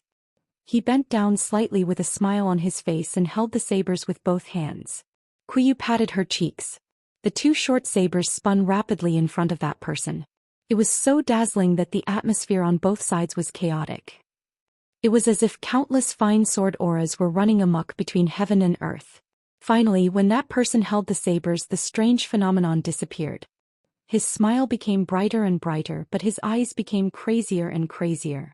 Then that man said something to Kuyu in the wasteland's elegant language, but she could not understand it at all. "I've thought about it. I'll go by the name Chao Imo when I travel the world." Kuyu, who did not plan to attack, patted her cheeks again and put down her hands. "Shall I try?" Qin Pingon laughed and said, "Try it." You're tuning in to the Zhou Xian's Legacy YouTube channel. Don't forget to subscribe and join us on this journey to catch the most captivating stories.